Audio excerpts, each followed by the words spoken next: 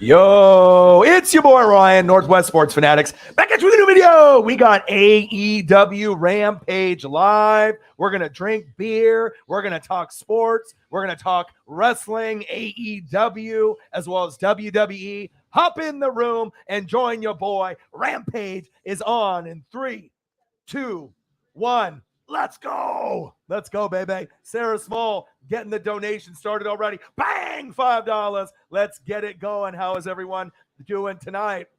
I'm ready. I'm ready, baby. Let's get it. Let's get it. Hope everyone's having a fantastic Friday. Friday, March 4th, 2022. Revolution is on Sunday. Oh, baby. I'm going to do it. I'm buying it, baby. I can't wait for Revolution. But we got Rampage on tonight, so we're going to end up watching this. This is going to be pretty exciting. I wish that Rampage was 2 hours long, I won't lie. But Sarah Small, thank you. I saw that you got your shirt, your Colts shirt.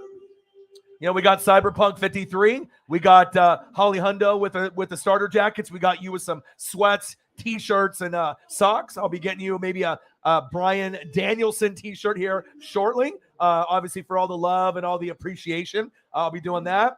Mr. Williams, going to get him maybe a Kobe and some Magic Johnson T-shirts. Shepard Williams, my boy Shep, is going to be in the stream today.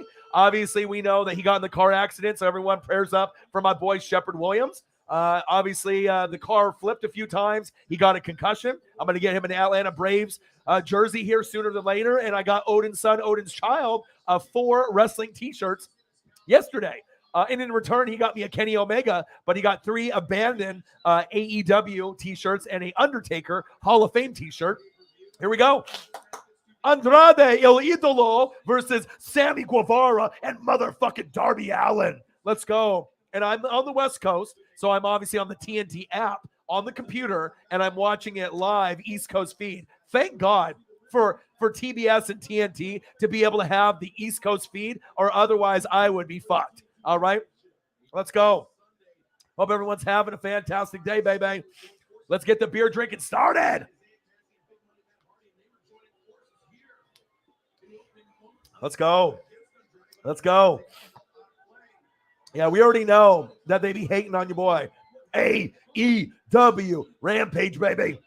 Kenny Omega, the Young Bucks. You know, they are my favorites, baby. We're here. We're here drinking beer, baby. Let's go. So I'm going to be watching this for an hour. Hell yeah, this triple threat is sick, dude. Sammy Guevara, love him.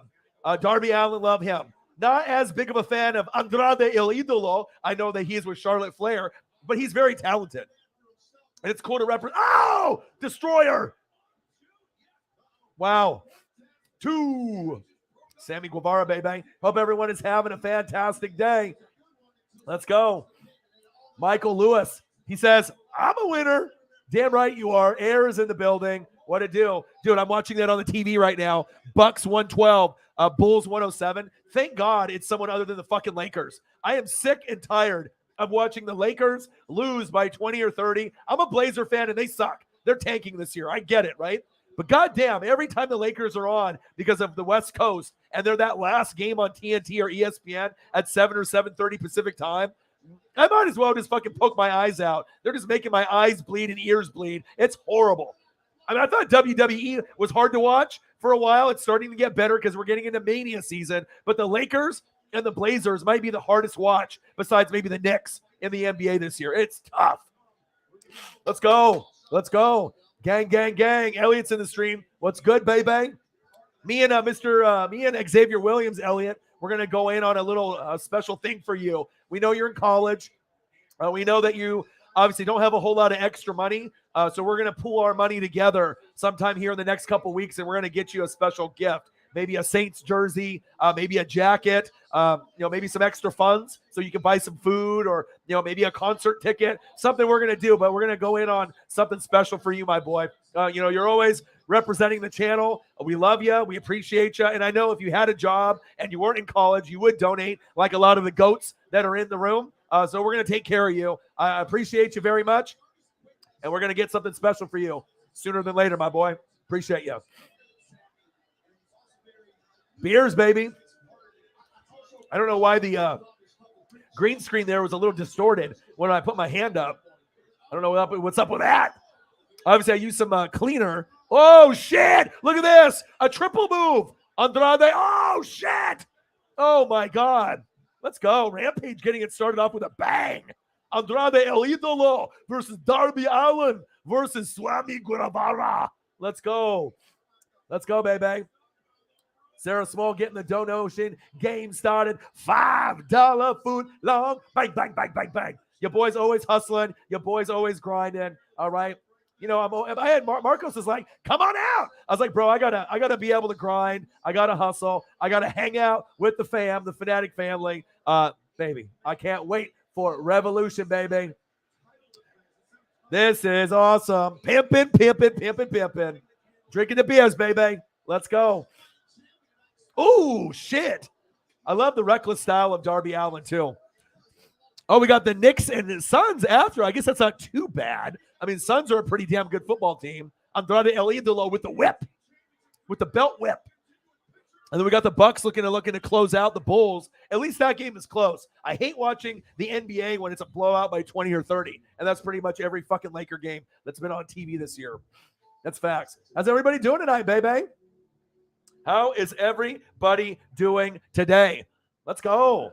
AEW Rampage Live with your boy Ryan and the Northwest Sports Fanatics. I drink beer. We talk AEW. We talk Rampage, Revolution. We talk WWE. We talk Mania. We talk Pat McAfee. We talk Vince McMahon. We talk NFL Combine. Anything that you guys want to talk about. The GOAT is in the room. Shepard Williams.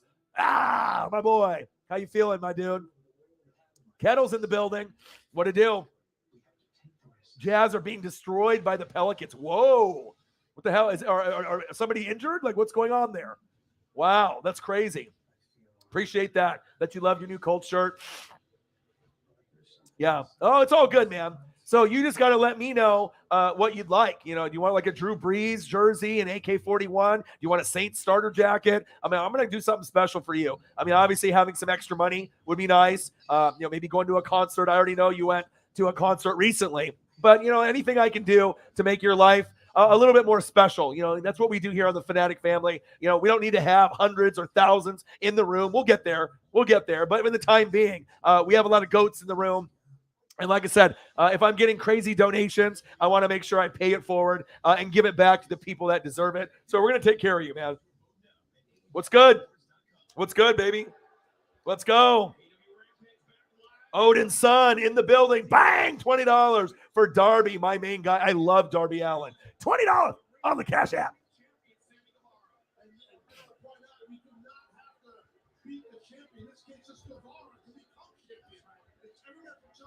I think your Undertaker shipped. Your Undertaker shirt shipped, Odin's son.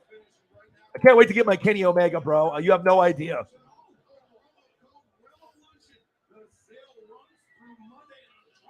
Let's go.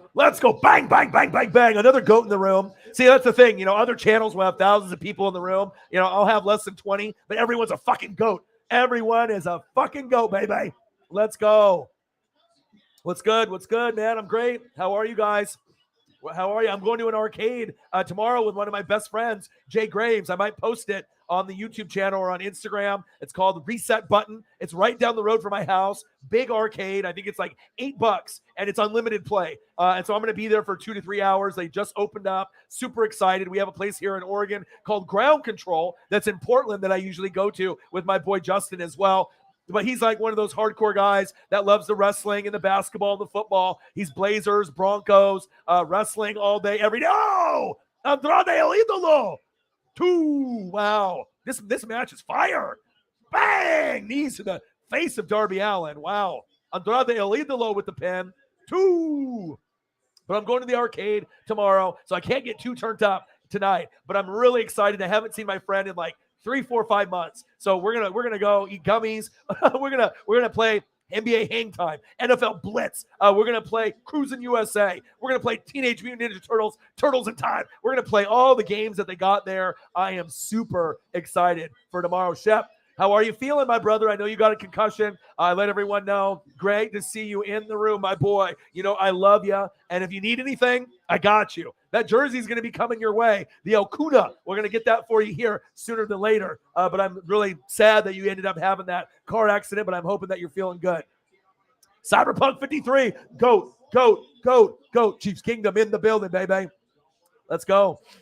You still got the headache? Yeah, I bet. Woo! Big slap by Andrade El Idolo. Woo! Big stomp. Darby with a slap. Slap his ass. Slap party. Yes. Dude, I love this. Slap him. Double slap. Double chop. Double chop. Ooh, shit. Dude, Rampage normally isn't lit like this. Like, normally it's like good, but not like this good for an opening match. That's why I have more love for AEW than WWE. I will start watching Raw, SmackDown, and NXT because we're in Mania mode, you know, a month in and a month out. But I was thinking, you know how they were talking about Austin Theory maybe going against Pat McAfee? What happens if it's Pat McAfee, not against Vince McMahon, but what if it's Pat McAfee versus Stone Cold? What happens if it's McAfee, he comes out, and we don't know who the opponent is, and they don't even tease it, and then all of a sudden you hear the glass break, and Stone Cold comes out. That's what they should do. If my ESP, I mean, you could have Cody Rhodes, you could end up having, you know, any other wrestler, Austin Theory, or anybody else, but imagine Stone Cold, Pat McAfee, you know, maybe like a 5 to 10 minute match. Nothing too crazy for Stone Cold because he's old with the knees, but that would be fucking electric. Me and my buddy Jay Graves were talking about that. What happens if it ends up being Stone Cold Steve Austin? Can't wait to see WrestleMania, baby. Andrade El Idolo going to the top rope. Tien Jose in the building. I'm good, baby. I'm good, baby. Cyberpunk in the building. I'm good, baby. How are you? I'm good. Let's go. Drink beer and chill with the motherfuckers. Woo! Let's go. Let's go. Kettle. No, you don't. You do? Colson's one of the most underrated wide receivers of all time. Oh, Van Terminator. Van Terminator. Remember when they used to do that with Van Dam, Rob Van Dam? Rob Van Dam. He used to do the Van Daminator and the Van Terminator. Let's go. Oh, baby. We do got cash apps. I just got to go through the comments. Bang, bang, bang, bang, bang. Odin Son, $20. We're already at 25. This is awesome. All right, let's check him out. Let's check him out. $5, Sarah Small. $20 by my boy Odin Son. $50 by my boy Cyberpunk 53. Chiefs Kingdom, always showing love. Fucking let's go. Let's go, baby. That's what happens. You know, if you take care of your fans will take care of you. I'm so happy to have goats like you guys in the room. It just makes me feel so good when I can do something nice for you guys. Oh, Darby! Suicide dive. Oh, my God.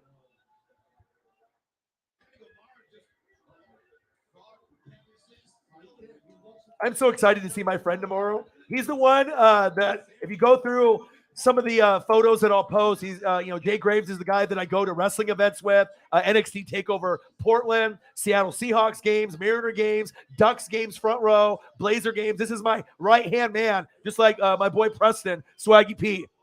Oh, shit. 2. 1 goat to another goat.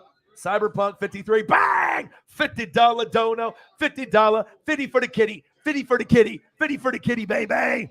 Let's go. Another dono. Oh, baby. Odin Son. Bang! $75. Chiefs Kingdom. I don't think anyone else can keep up with you guys. Obviously, we know Chiefs Kingdom is the #1 donator to the channel because you got people like Holly Hundo, Cyberpunk 53, and Odin Son, and I don't think anyone else can keep up except for maybe Eagles John and maybe Nate the Great, a Broncos fan. Wow. Let's go. Let's go. Woo! What a great start. Thank you guys so much. I love Darby too. He's one of my favorites out of any federation. Chiefs Kingdom in the building representing. Cyberpunk 53. Bang! Odin Son, $75. Bang! Cyberpunk. Bang! Odin Son. Bang! Let's go. Let's go, baby. Chiefs Kingdom. No one can touch you guys. Between Odin Son, between Cyberpunk 53 and Holly Hundo. You guys, I can't keep up with those guys. Goats. The fucking goats, baby. Thank you, guys. Darby, let's go. We're already at what, 150? Oh, coffin drop. Coffin drop. 1, 2. Oh, shit. Sammy off the top. 1, 2. Wow. Wow. I know, but I'm just saying, it feels good to be able to be loved and appreciated, baby. Thank you so much, man. You guys are the goats. Chiefs Kingdom in the building. Chiefs Kingdom in the building. Chiefs Kingdom in the building. And Holly Hundo's in Chicago right now. Obviously, she'll be probably not hopping in now, but we'll probably end up seeing her back when she comes back from her trip on Monday. So good and well wishes for Holly Hundo in Chicago visiting a friend. Hopefully everything goes good there. And we look forward to seeing her on the weekend or possibly on Monday. Oh, baby. I got so much Chiefs Kingdom on here. It is ridiculous. High five, Cyberpunk 53. High five, Odin Son. Let's go. Let's go. Appreciate you guys very, very much. Let's go. Let's get it. Pimpin', pimpin', pimpin', pimpin'. Woo! Let's go, baby. Oh, another Chiefs Kingdom member. Bang! We got all the goats in here. $50. Jake Paul gave me crabs. Bang, bang, bang, bang, bang. $200 already. Let's go. Wow. Shout out. Shout out. All right. And obviously we know Jake Paul gave me crabs. What he likes. Spurs. David Robinson, Admiral. Dunking and blocking on their asses. I love you, brother. Appreciate you. Tommy Want Wingy. Let's go. Appreciate you, brother. Chiefs Kingdom in the building, baby. You guys are representing so strongly, man. Appreciate all the love and the support. When the donos come in, that's what I look like. You know what I mean? Like I said, it's like, you got Cyberpunk 53. I'm like John C. Reilly at the bottom. You got Odin Son. That's me right there again. So many activities. Love you guys. Appreciate you guys. Did we just become best friends? Jake Paul gave me crabs. Bang! $50. Appreciate you guys. Gang. Wow. And then a little extra love for my boy, Odin Son. Jerome Bettis. Look at those shoulder pads, baby. Tim Brad. It's me, your favorite coach, Wuho, in the building. Martin Brodeur. Let's go. Shout out to the Kingdom.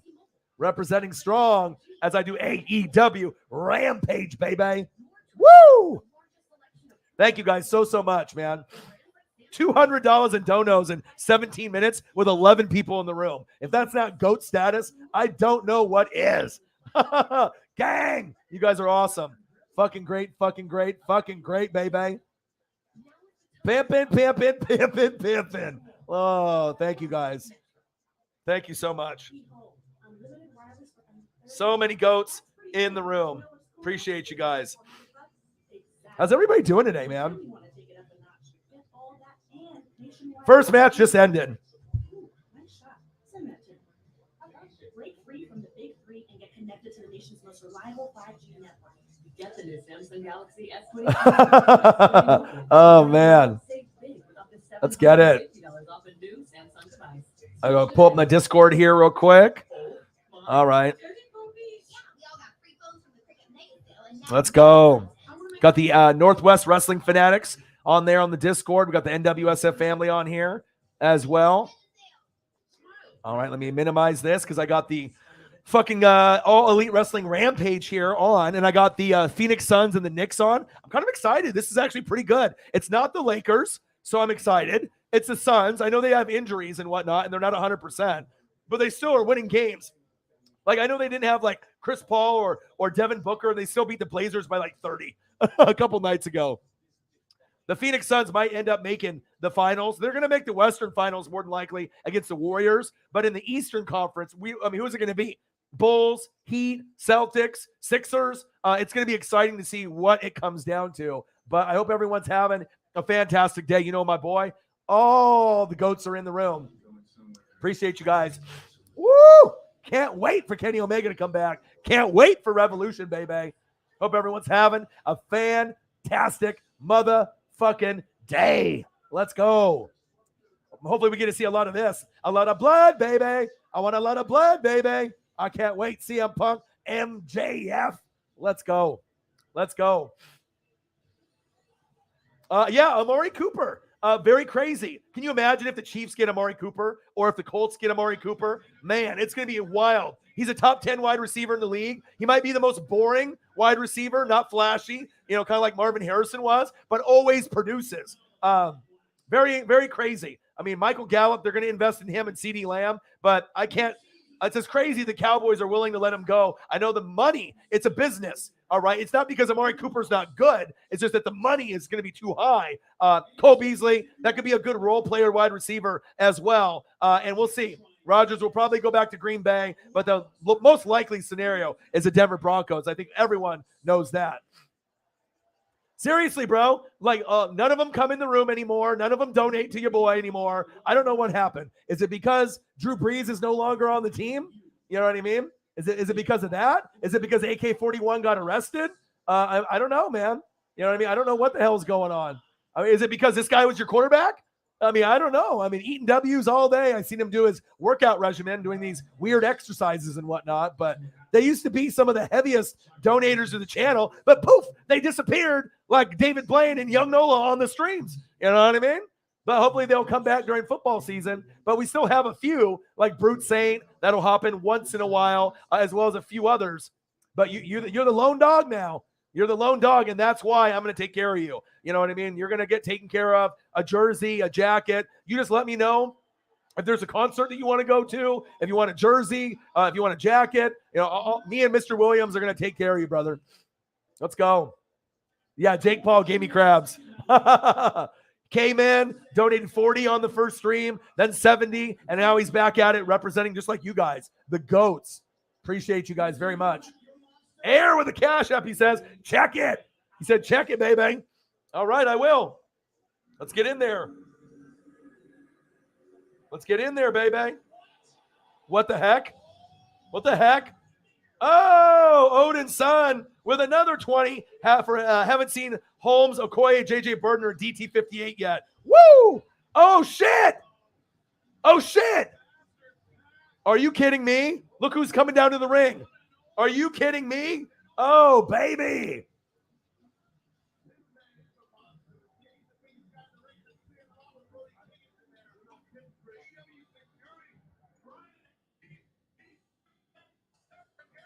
Redbeard, I love him. I love him. Obviously, everything that we used to see, in WWE, and obviously, Brody Lee is not alive anymore, which really fucking sucks, man. Bang! $20 on the cash app for my boy, Odin's son. Appreciate you, brother. Oh, bang! Another Chiefs Kingdom member. This is all Chiefs Kingdom, baby. All right, bang! Travis Cecil, drive-by dono later. Thank you so much, dude. Thank you so much. Are you all right, Sarah? You're going to have your night cut out for you with all these donos. All right, you're going to have to make sure you're adding them all up because I got 2 more that I have to go over here. Hold on. Air! Woo! Giannis' stat line. Giannis, his stat line 34, 16, and 5.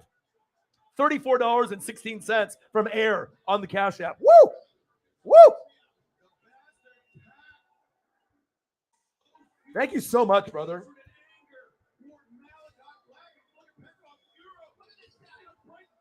Woo! Woo! Woo! Woo! Oh, yeah. Dude, AEW keeps getting better and better and better every fucking week, dude.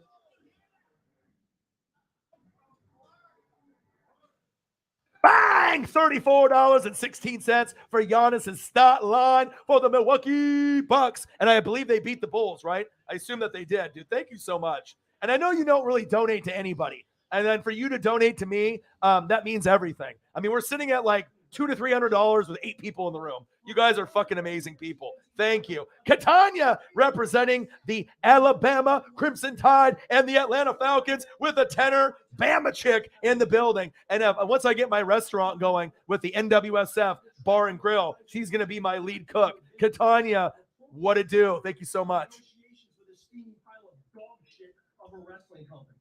I called Tony Khan up with an offer he couldn't refuse. Scorpio Sky versus Sammy next week on Dynamite. Thank you, Catania. And I agree to bring Paige Van Zant to the Revolution pay-per-view on Sunday to sign her AEW contract. So while you put your body through hell at the pay-per-view, Sammy, in that six-man tag match, we will be sipping water in a skybox. Catania, bang, bang, bang, bang, bang. Man, these are coming in fast and furious, aren't they? Thank you guys so much. And I promise you, he is not going to the back of the line. You guys are incredible people, man. 7 people in the room, almost at $300. Oh, you guys are great. You guys are fucking great. 214 on the Cash App already. And then 214 on the Cash App, and then what, 70? $20 from Travis C. So he just came in and this drive-by dono, like a drive-by shooting, like a gang member. Keith Lee, love him. Dude, all these wrestlers in AEW, I just love them all. Drive-by dono later. What a goat. Dude, what a goat. Brush his shoulders off. My God. My pimp, Travis. Thank you so much, dude. All the goats are in the fucking room. Jake Paul gave me crabs with a fitty for the kitty. A drive-by dono from Travis. Thank you so much, guys. Wow. Like that, huh? 70 right there. And 214. So we're at what, 274? We're almost at 325 minutes. How are you? Yeah, I love you too. You know what I mean? Like, obviously with the fallout with Marcus, and I don't really talk to Chris and Sam and a lot of those people anymore. I've always had love for you. We always got along, and we can talk football. We can talk Alabama. We can talk Ducks. We can talk Bucks and Falcons all day, every day. I hope everything is going great in your life. Can't wait to see you. We'll have to link up for a beer sometime sooner than later. And like I said, once I end up getting the YouTube studio up and running in maybe 5 to 10 years, and once we get the restaurant going, maybe in 5 to 10 years, I'm going to give you a call, and I definitely want you to work for me. And like I said, it's going to be a fun time. I hope everything is going great in your life. Love you, and I appreciate you. Gang, gang, gang. Let's go. Woo! Let's go. Let's go. So we got, what do we get here? What do we get here? I know the donos have been wild, huh? Crazy. I'm doing a drive-by too. My kid is asleep, so okay, no problem. Well, I hope you and your kid are great. Obviously, I haven't got a chance to meet them, but hopefully one day. And like I said, I know you're kind of going back and forth typically from like the South Alabama, area to Oregon. So I'm not sure, when the next time you're going to be around, but hit me up. But thank you so much for all the love and support, gang. And hopefully things turn around for your Falcons. But Bama will be right back in the natty as usual. Love you. Appreciate you. I got him to make it last night. I had a hard time. He's been having a rough couple days, my boy Johnny Thumbnails, but he made me the thumbnail, but we're perfecting the font for the live reactions part. So I have red on white, black on black, black on red. So he's going to, I think, finish it off for me tonight and send it to me. So, oh, there we go. Air with $16. We just hit $300. Thank you, brother. Thank you, brother. $300 in donations in 28 minutes with 13 people in the room. GOAT status.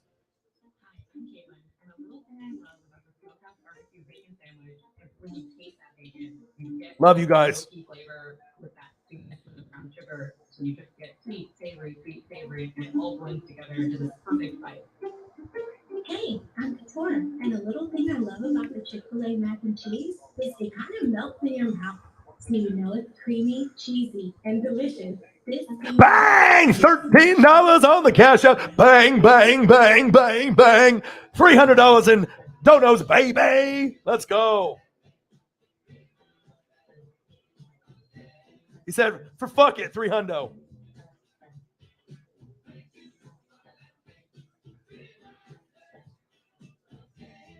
$230 on the Cash App already. You guys are amazing.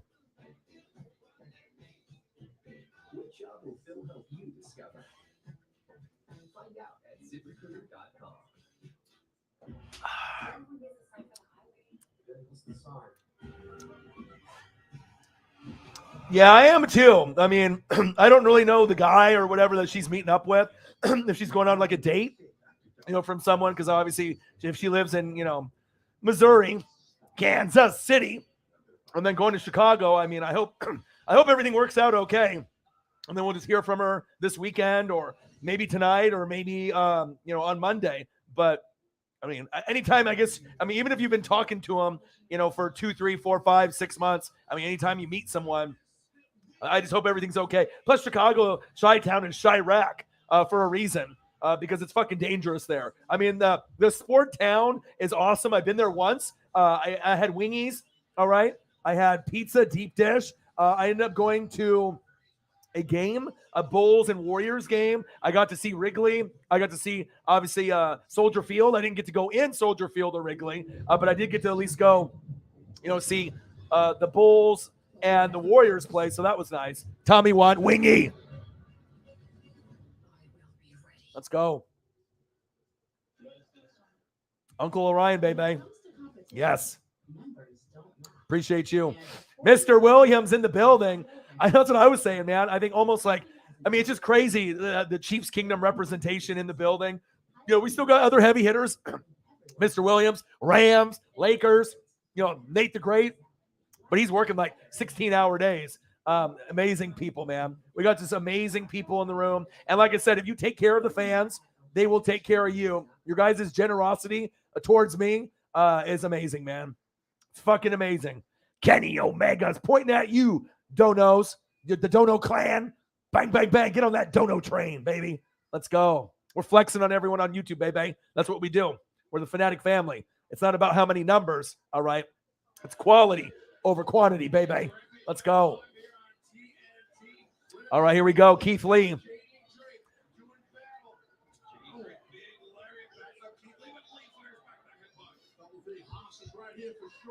Oh, man. You guys got me pumped, man. How's it going, Mr. Williams? Yeah, anytime I end up going to California, I'm hitting you up, brother. We'll link, man. I do want to go to AEW. That's going to come in June. I want to go to the, I want to go to the pay-per-view. I want to go to, Dynamite. I want to go to Rampage. I know Dynamite, Rampage, and a pay-per-view are going to Vegas. And then they're going to be going there for Dynamite and Rampage in June in LA, or one's in LA and one's in Ontario, California for the Rampage, which I don't know where Ontario, California is. Is that near LA? Is that Northern California? Southern? Mr. Williams, you would know. Where is Ontario, California on the map? I should know this, but it's kind of one of those obscure places. It's not like San Francisco or San Diego or LA or Anaheim. I don't know. We went wild on the cash apps there for a minute, didn't we? I think we've calmed down for just a moment until we decide to get more. Sarah Small with a 5er, Odin Sun with a 20, Cyberpunk 53 with a 50, Odin Sun with a 75er, Odin Sun with a 20, Air with 34.16, Catania with a 10er, and Air with a 16. And that's just on the cash app. Man. And then Travis with the drive-by dono with a 20. And then Jake Paul gave me Krabs with a 50. Let's go. Bang! Keith Lee. 1, 2, 3. See you later. And then, like I said, meeting Keith Lee was awesome. Oh, now they're trying to beat on him. When I met Keith Lee when they wrestled Dijakovic on NXT TakeOver Portland, it was amazing. He's a really cool guy. I got daps from him too because I was right in the front row on the side. Super nice guy. He will always be one of my favorites. Just like Darby Allin, like you get these guys that you just fall in love with, whether you meet them or not. Oh, here we go. Ricky Starks and Hobbs. Powerhouse. Hobbs. Oh, shit. Wow. You're in Bama. That's what I figured, that you were in Bama now.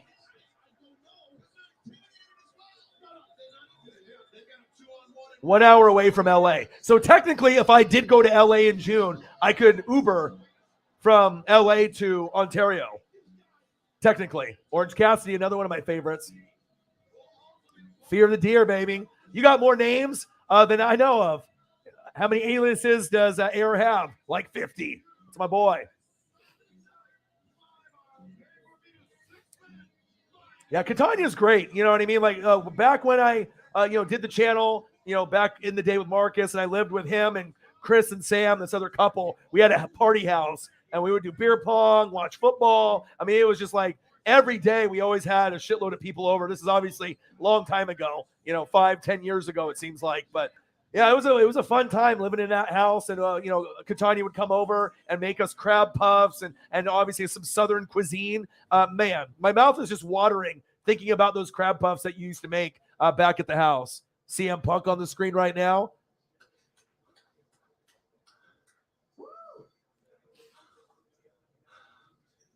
All right, CM Punk. People are going to understand that Dude, he's all cutting a promo while bloody. Let's go. This is why AEW is ahead of WWE. I mean, Vince did that, interview with Pat McAfee, okay? But there's a difference between fans of AEW and WWE. WWE caters to the kids. Vince is delusional, and the endings of the matches haven't been great, and they have been getting their ass kicked for the last 2 years, whether he wants to admit it or not. But the people that you got in AEW by the fans are loved. Every single talent is loved, from CM Punk to Ruby Soho, okay? In WWE, not everyone is loved, all right? They definitely have their favorites, Brock, Roman, Randy Orton, Seth, whoever it may be, Finn Balor. But a lot of the mid-card and lower people don't give a shit about them. Let's be honest. So when they come to AEW, you can kind of, revamp your career and actually feel loved for once if you're a mid or lower card talent, and then you can work your way up. And the two guys actually that I'm the most excited about are actually wrestling against each other. All right, Dean Ambrose, a.k.a. John Moxley, and Brian motherfucking Danielson. I love those guys. I've always loved those guys, and it's exciting to see them wrestle against each other, hopefully be a tag team after. And when they made the move, all right, you already knew, okay, you got two guys in their prime that could definitely have stayed, and they're going to make this brand.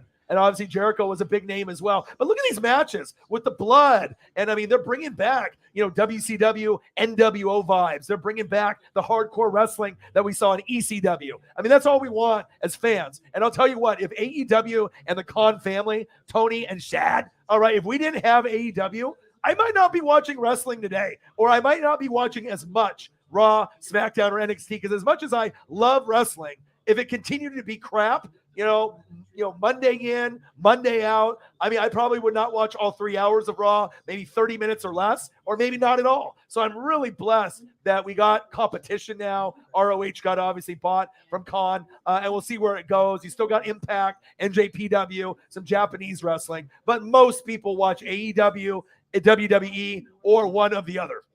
That's facts. But I'm always going to be an AEW guy. I just like the talent, the wrestling, the announcers.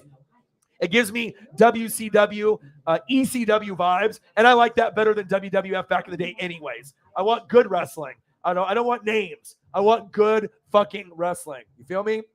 The best wrestler in the business right now. I love MJF. I love John Moxley. I love a lot of these guys like Darby Allin, but this is the best. Better than Brock Lesnar, better than Roman, better than anyone that's got a belt out there or doesn't have a belt. Randy Orton, Finn Balor, Seth Rollins. I mean, you want to put KO, anybody. This is the best by far.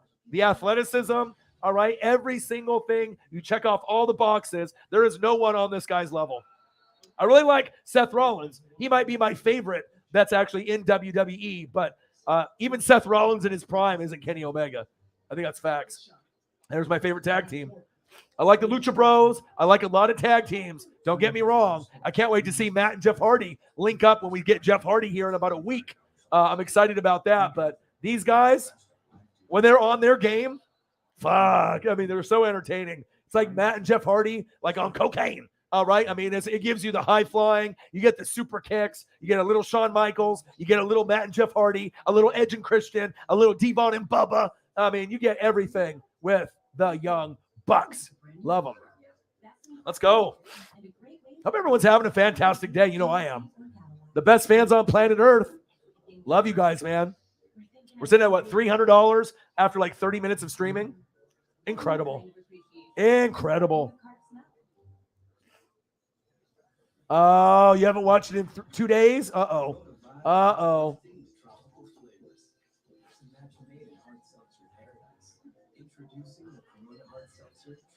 Yeah, Catania is one of those people that's in Alabama, like lives there. So it's not like, oh, you're just a Bama bandwagon. Like, no, she actually is hardcore. And I love that. You know what I mean? Someone that actually is from the area, and you got to be proud to be like, you got Saban. I mean, you're going to be competing every year. You're not going to win it every year. And losing to Georgia probably fucking hurt bad. But you already know. I mean, you're going to win like 3 out of every 4 years. You're winning a natty. So, and I always like the talent that comes out of Alabama. So they kind of give you those Patriot vibes where if you're another college football team, you're like, God damn it, fucking Bama again. You know what I mean? But I still like watching them play.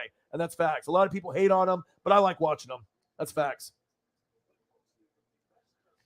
Said, no, Vince clearly admitted it's the Crybaby networks that killed the attitude. Yeah.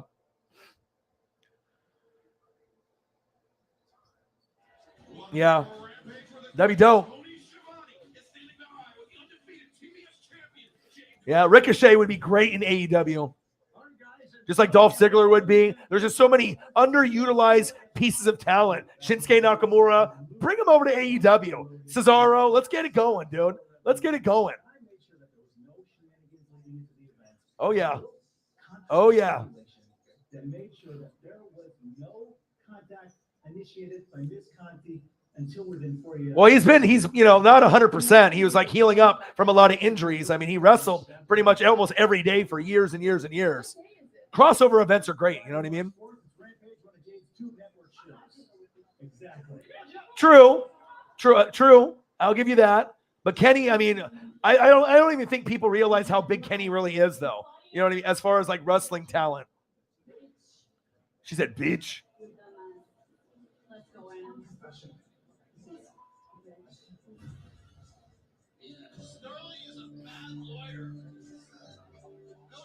Appreciate you.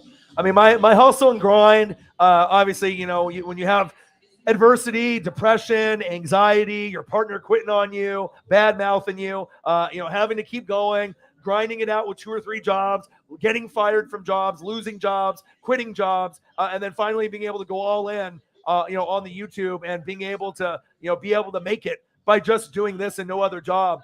It feels really good. 10 years in the making. And I did predict that it was going to take me 10 before I got to this point. So that ESP came true again. So it feels really good. Right here's an underrated talent, Serena Deeb. She is like a Dean Malenko, a woman of 1,001 holds. She's very entertaining.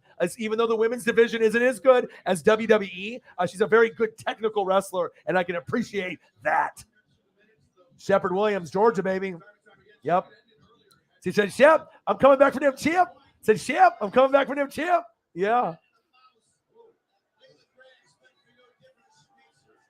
Crossover event, baby. Yep.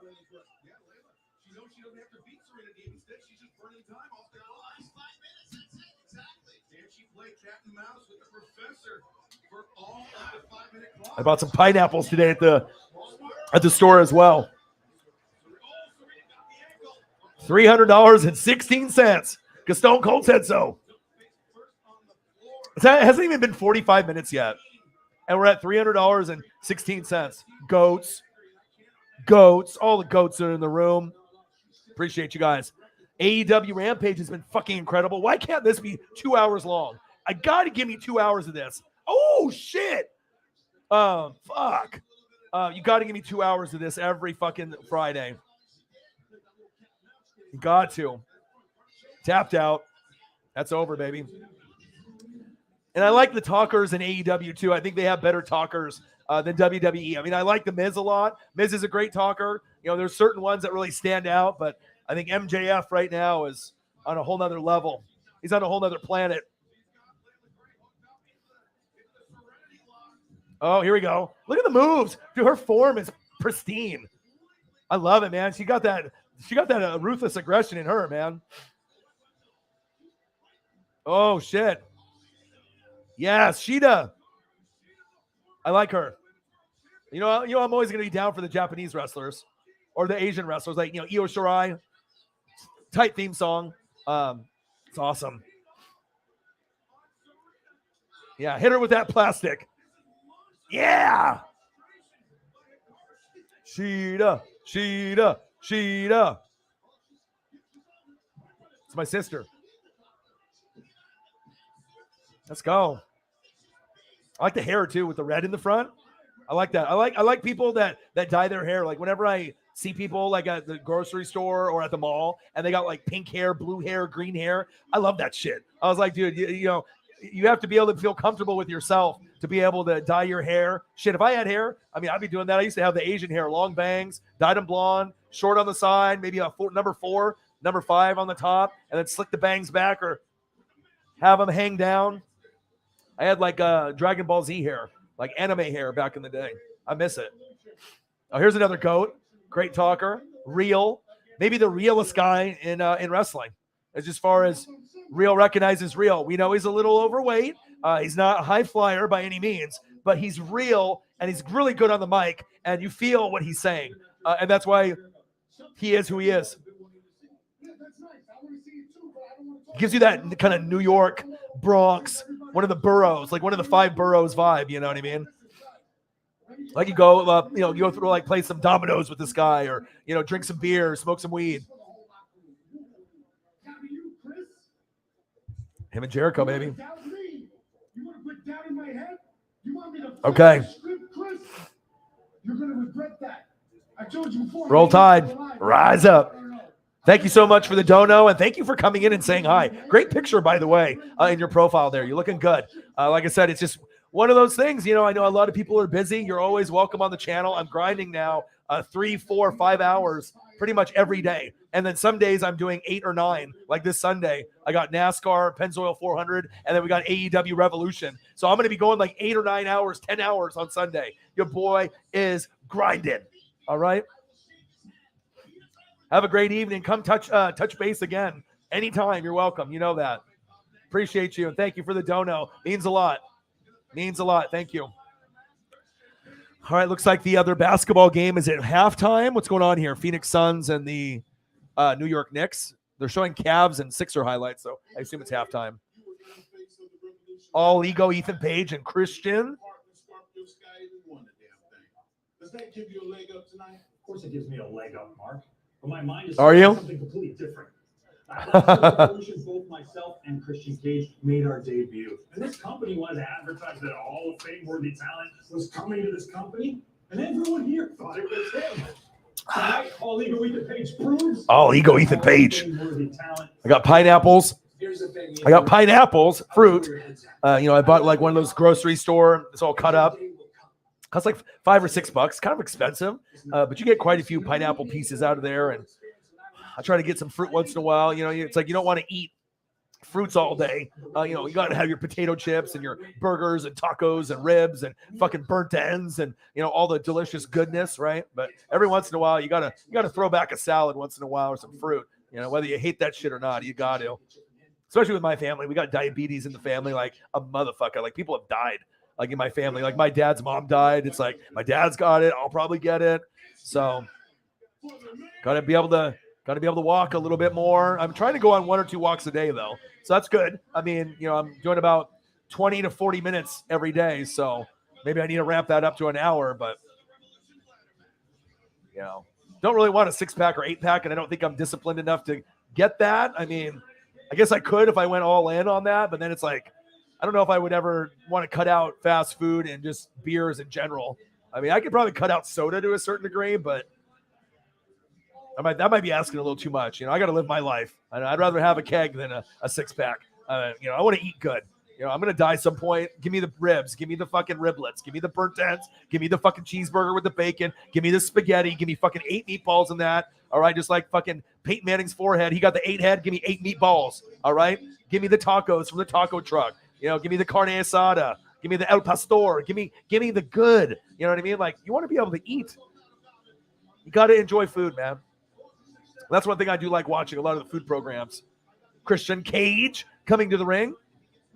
What if Edge comes over before he's done wrestling and we can get an Edge and Christian versus the Matt and Jeff Hardy? Even though they're old, I get it, but the nostalgia factor would just be crazy. And then all of a sudden Bubba and Devon just show up out of the blue and we get a fucking TLC 2023 or something. Imagine that. I'll pay money for that. If I get a TLC match with all these old fuckers trying to attempt to do what they did back in the day, yeah, take my money. I'll pay $50 for that any day. I don't give a shit if they're like 60 years old. Get out there.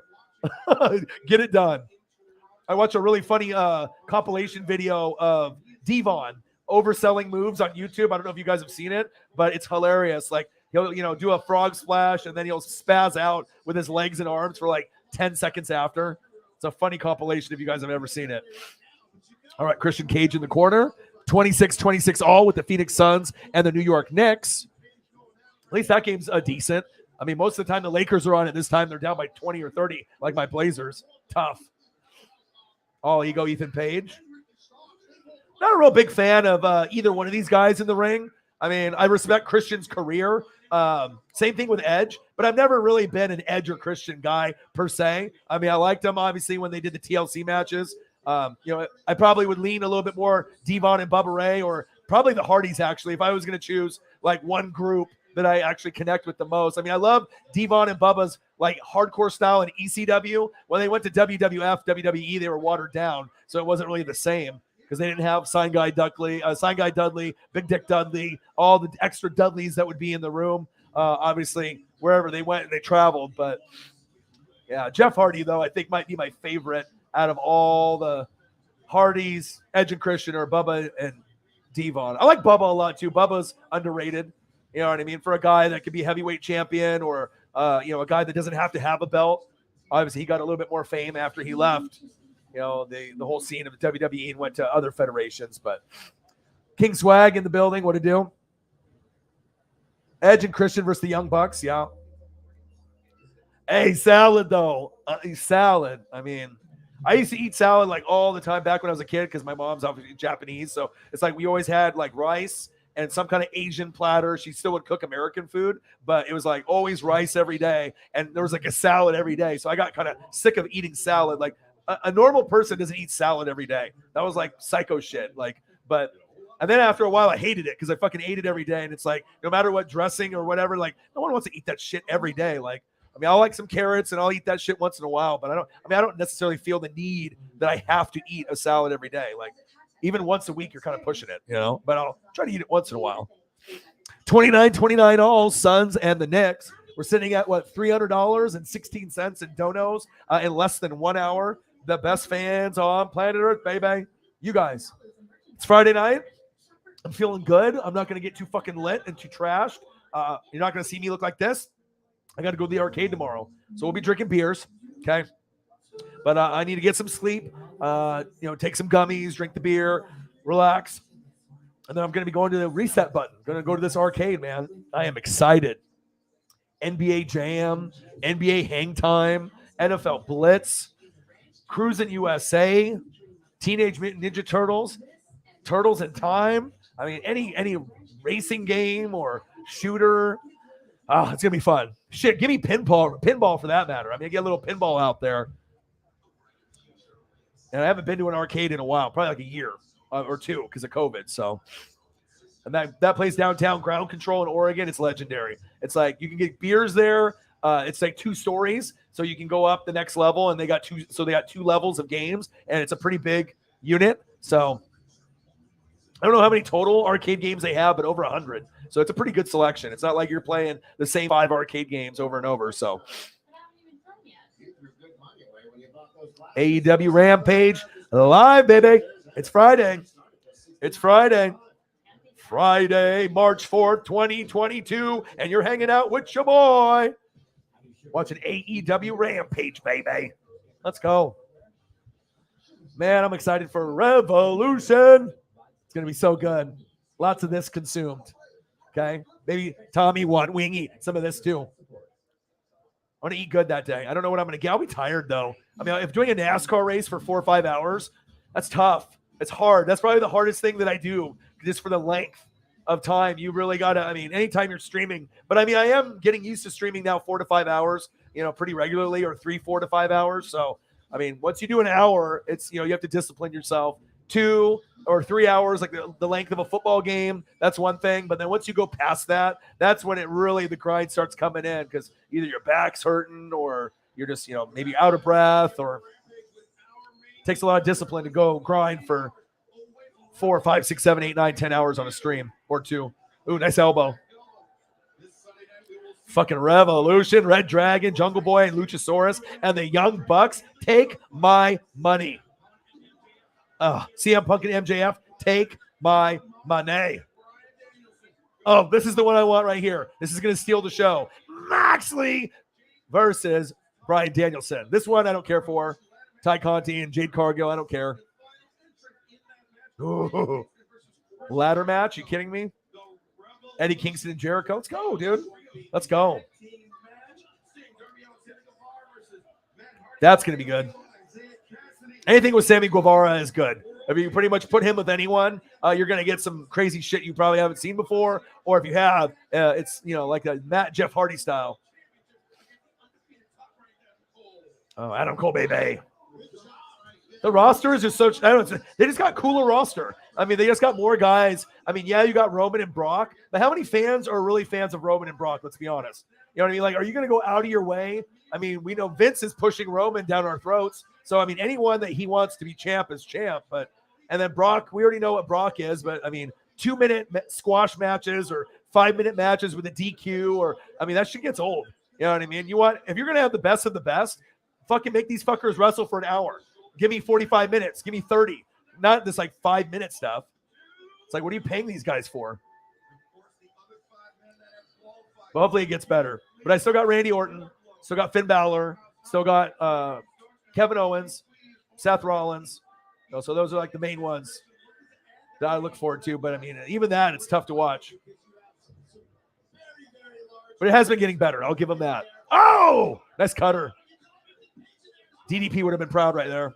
2 DDP and Kimberly. God, I miss WCW. I miss ECW too, man.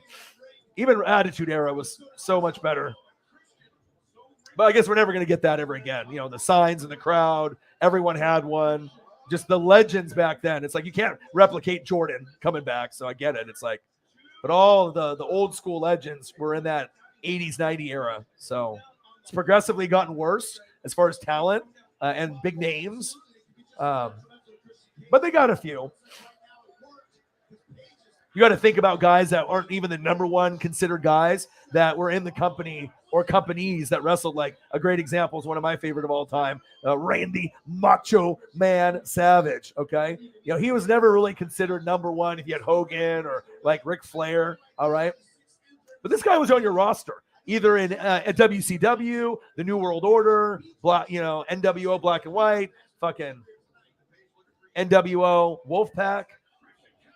And then you had this kind of talent. I mean, you can look at this roster up and down on AEW or WWE. Do you think that there's someone as talented as Macho Man on the mic? All right, which is probably bar none, maybe the best because he was just fucking high all the time. Okay, crazy, right? And in the ring, one of the best ever. That's facts. That's why I've always liked him a little more than Hogan and Flair and a lot of the other guys. I like the whole, outfits and his craziness on the microphone. There's nobody that cut promos better than Macho Man. Oh, yeah. Go back and watch any promo on YouTube, and even MJF's they're great. And The Miz is great, but if you want to cut a promo, watch Macho Man. Nobody cut a promo better. That's what drugs will do for you, I guess. Macho Man. Love him. Great in-ring performer, technical, high-flying, the elbow. Ooh. With the mic skills. Oh! Pin him. 1, 2. It's over. That was a good Rampage before the pay-per-view for Revolution. Wow. Yeah, baby.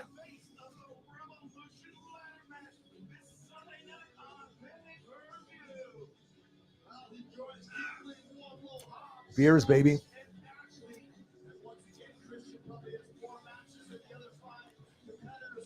$38-36. Phoenix Suns up on the Knicks. 6:15 left. Oh, shit. Oh.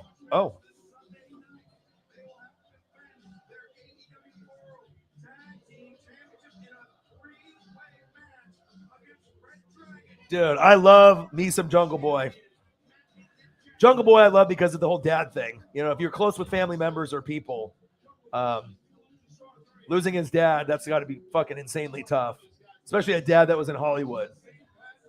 Root for Jungle Boy. I think he might be the one I root for the most out of anyone in any federation.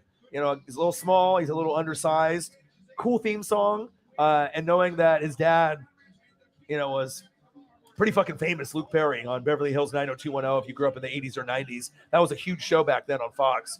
And then having the dad pass away, I mean, it would have been really cool to see like the dad in the crowd, especially a Hollywood dad. You know what I mean? Someone that was like big, and then. But I root for the guy a lot. Fans love him, as you can tell. Like the theme song gives me chills, kind of like Jericho with Judas. There's just a couple of them that really stand out to me that kind of move me in a way where I'm like, yeah, this guy I'm rooting for. Like I know the odds are stacked a little against you're short, you know, Jungle Boy, but it's like the story alone deserves for him to have some gold around his waist at some point. And he's pretty fucking talented too. I mean, he can do Hurricane Ranas. He kind of gives you a Jeff Hardy vibe, like kind of a Jeff Hardy vibe.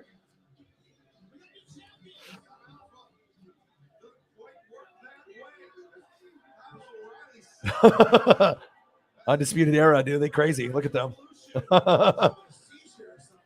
Red Dragon. Young Bucks, baby.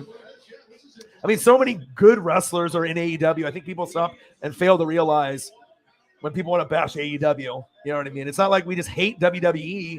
It's we want wrestling. Let's go. Jungle Boy over the top, baby. Yes, sir.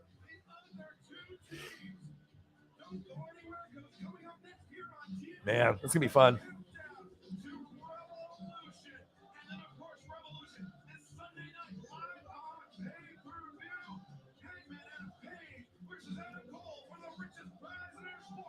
Oh, man, I love him, dude.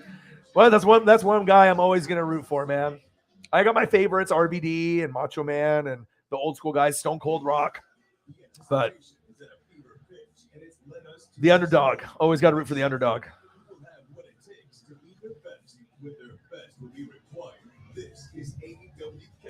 Oh, we got a countdown show? What's going on here? All right. I don't know what this is really, but guess I'll keep watching it. Excalibur. They got some behind the scenes shit. For everybody that has watched AEW, both from a fan's perspective and internally. Physically, I was a wreck. But emotionally on cloud nine. It's the biggest accomplishment in my professional Oh, cheers from Germany. Yes, I need to crack open a beer here like now. Absolutely. What the heck, this guy?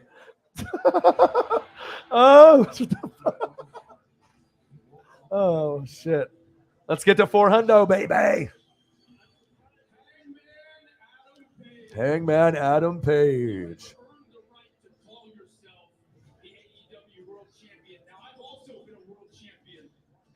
Yeah, the thing is with Stone Cold, you know, obviously, I remember when stunning, you know, Steve Austin when he had hair. So it's like I saw him in ECW and then WCW. They said he couldn't make it. And then obviously the character was born in WWF, WWE, and it was perfect angle, you know. Always, you know, the middle finger to the boss, Vince. I mean, you knew that was going to work. And if the guy, you know, has the swag and middle fingers it up and drinks the beer, yeah, we're going to love that. We're going to love that, of course. Let me check.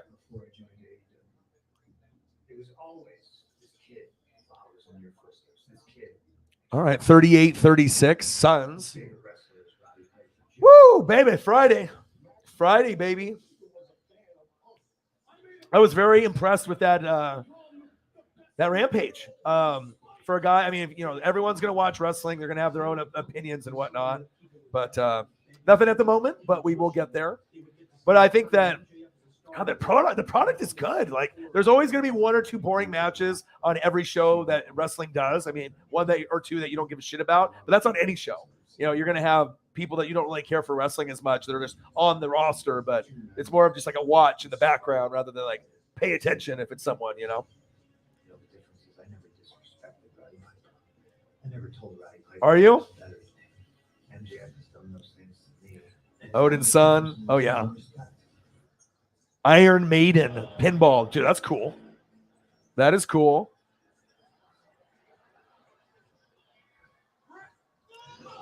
Oh, Shep. Yeah, I'm glad that you're okay, dude. So I didn't even know that you guys flipped. I just thought the car went over it on its side, but it sounds like you said the car in the accident flipped like 2 or 3 times. Jesus, dude. You guys are lucky to be fucking alive, dude. Fucking 2 or 3 times. Like, they motherfucking hate you guys. Like, for a car to flip a couple times, I mean, they must have been going pretty fucking fast, dude.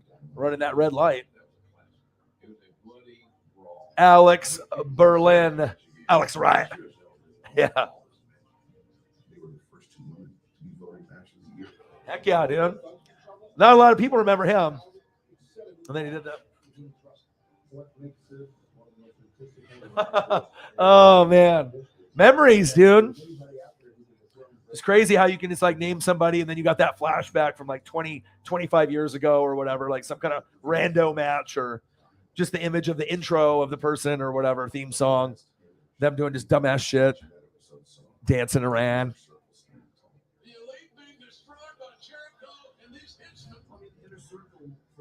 Hook is in the building. You never know what celebrity will hop in. Sometimes Skip Bayless. I mean, we already know Peter Schrager is stealing my material on Good Morning Football. So, how do I feel about the band? Honestly, I don't listen to them. I don't know enough to make an opinion that, you know, good or bad. Just being honest, I can't be like, oh yeah, I know who they are, or I listen to all their shit. No, I have no idea who they are. I've heard of the name. Usually I listen to rock or like mostly hip hop though, like rap, hip hop. But I mean, I'll do a little rock and stuff. I mean, I like Ozzy a lot, Black Sabbath, but I don't do like Metallica or Guns N' Roses. I can listen to that or Green Day. There's you know certain ones, Aerosmith, but yeah, I don't know. I don't really listen to music enough probably because I'm grinding so much on this fucking channel. But Look at what we have here. This is most interesting. favorite old school truck: Chevrolet, Ford, or Dodge? Oh, that'd be tough. That'd be tough. It'd probably be Chevy, Ford, Dodge would be out of the question. So yeah, that'd be tough. I mean, they had Ford Broncos and then like 250s, 350s. I mean, there's power in all three of those manufacturers, but yeah, I don't know. I kind of like Chevy cars more, but if it's a truck, probably Ford. If I was going to go just based on the history and what I've seen or whatever, but Chevy always makes great products overall. Like they don't really put out shit. So normally it's Chevy all the way, but maybe in a truck, maybe consider Ford, but probably Chevy or Ford.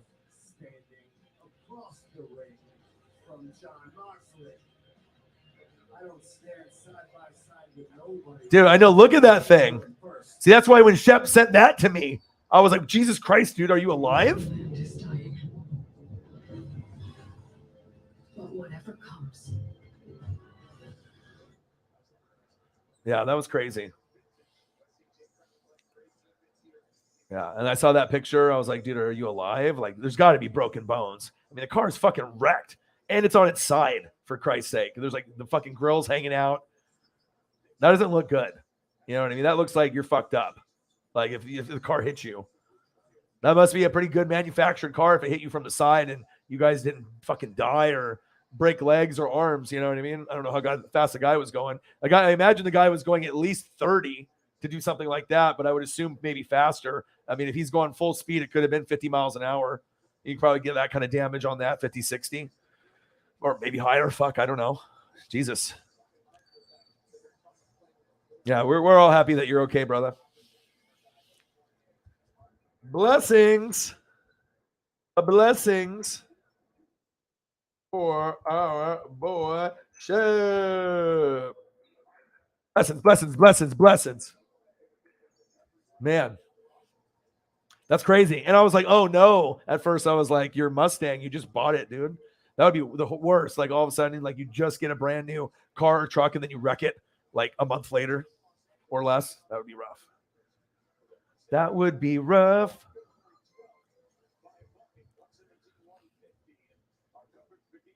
Corvette or Mustang? Shit. And then you got Camaros too on the Chevy side. That's tough. But if I had to choose one for me and my swag and my style might be different. I mean, Mustangs are really fucking cool, but I would definitely do Corvette. Corvette would be more my style. That's more like Grand Theft Auto 3, You know what I mean? Grand Theft Auto 4, 5. Yeah. Give me the Corvette. Oh, what a throwdown by the Suns. 52-46. Wow. What a throwdown. See, at least this game's close. It's not like those Laker games I was watching when you're down by 20 or 30. But yeah, Corvette. Look at it. Hook is trying to get the questions out. Like, what kind of guy is Orion? You know, is he a Mustang guy? Is he a Corvette guy? You know? And the thing is I'm not really a car guy, but I read a lot and I'm in tune with pop culture and what's going on and I'm around my surroundings and, you know, what's hot and what's, you know, what's good and what's not good. So it's like, even though I might not ever buy one, you know, it's like I watch videos or I read, you know, I see stuff. You rolled a couple of times. That's not good. So that means 2 to 4 because you don't remember. Fucking hit you and fucking bounced around, did a couple 360s. Yeah, that's crazy.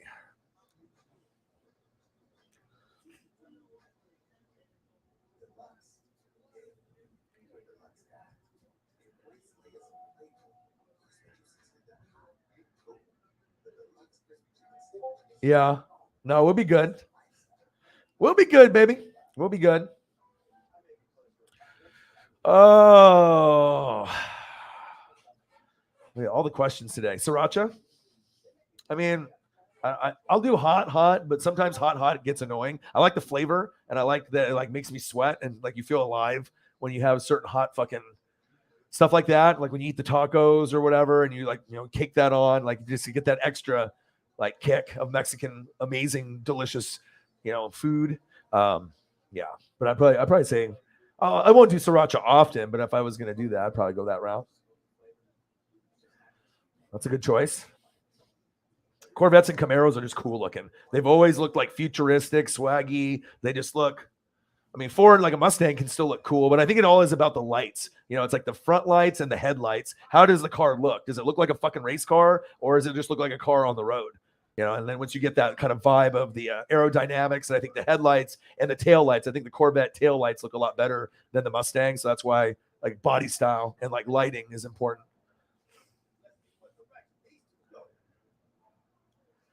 This is how you fix a Ford, buy a Chevy. But the Ford's got a lot of loyal people. I mean, that's just like, you know, just like any other two brands that are competing, Nike and Adidas. Like, you're still going to get people that buy both shoes, or some are exclusive to one brand and they won't buy the other. But I mean, they both make good stuff, but I think Chevy's a little bit better. But you know how everyone's going to have their favorites, and they're going to stick with them. Because if you notice someone that's like a Chevy or Ford guy, they don't bounce back and forth. It's like, oh, I have a Chevy truck, now I'm going to buy a Ford, you know, 350. You know, it's like if you buy a Chevy, you're buying Chevys your whole life. If you buy a Ford, you're Ford for life. It's kind of weird how that happens, right? It's like you're on a team, like a football team, and your team this, and then that you stick with that. That's how, at least that's how I've seen car people and truck people specifically.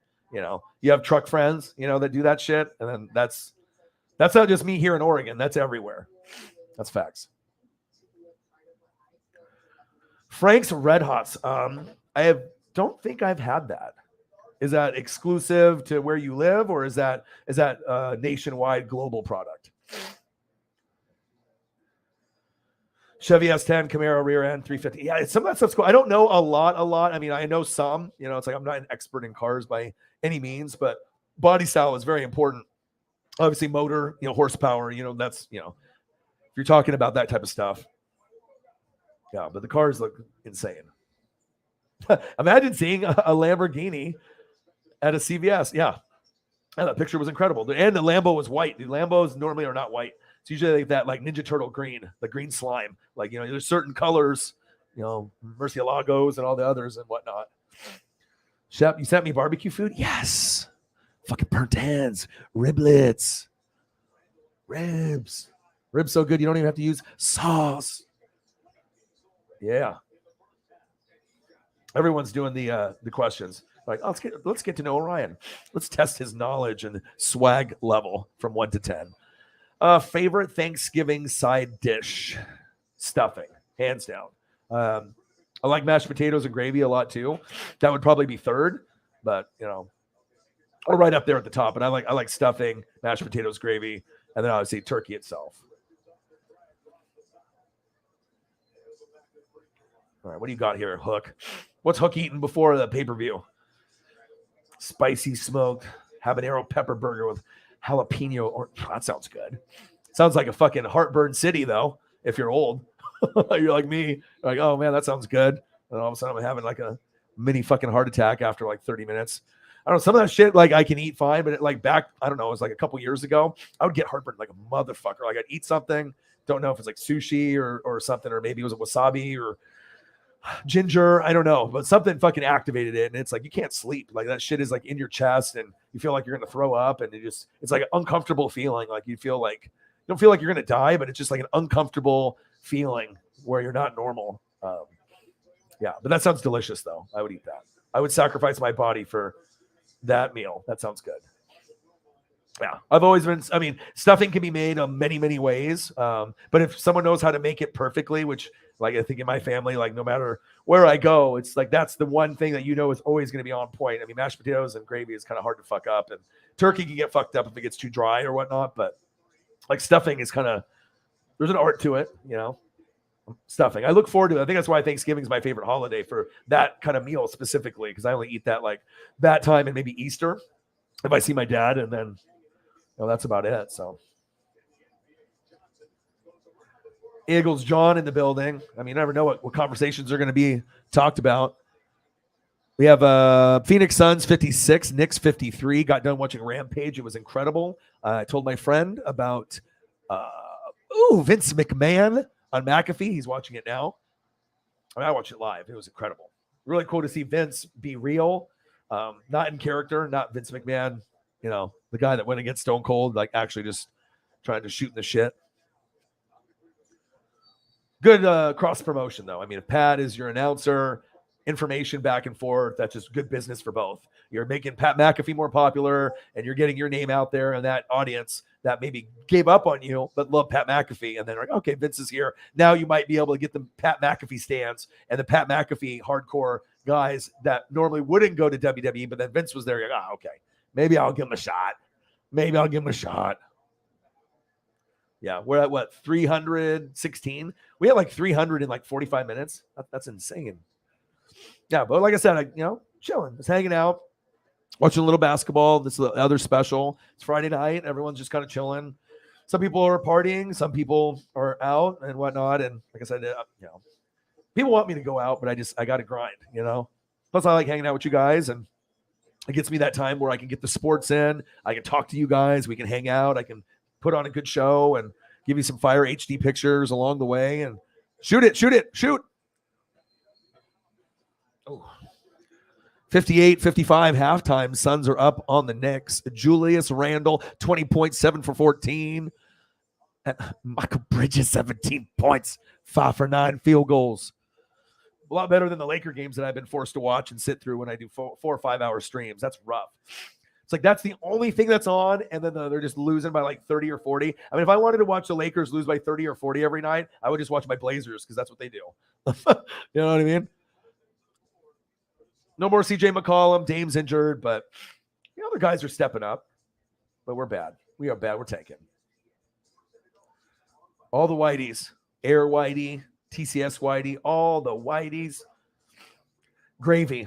You need it for turkey? Well, check it out. That you might have won there because you need it for gravy. You need it for gravy mashed potatoes, gravy on the turkey. And sometimes people put gravy on the stuffing.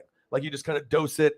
Everyone's got their little method where they put, but normally it goes in the mashed potatoes. But I mean, sometimes you're generous and you just hear gravy everywhere, right? There's gravy on the plate. So you might have won that.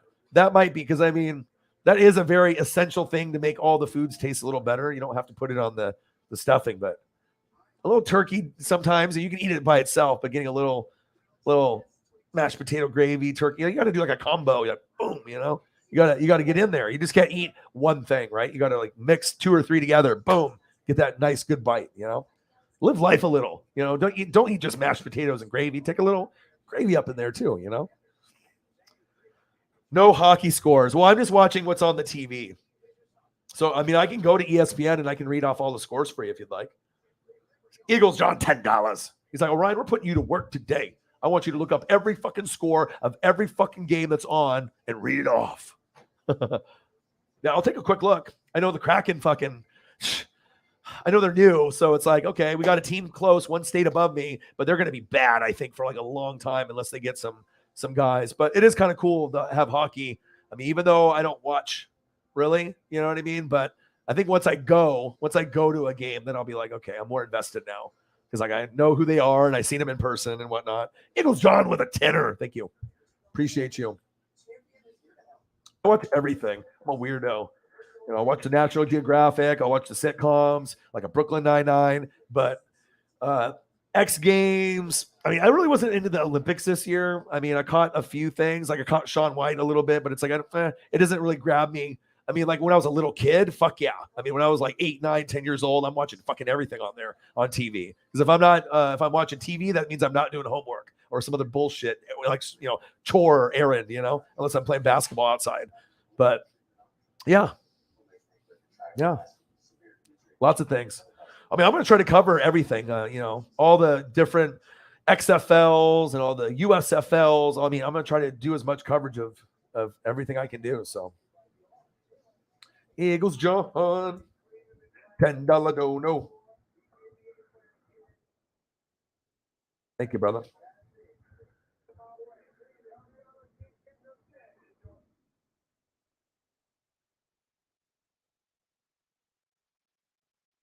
Boom. See, I don't know why see on that one side.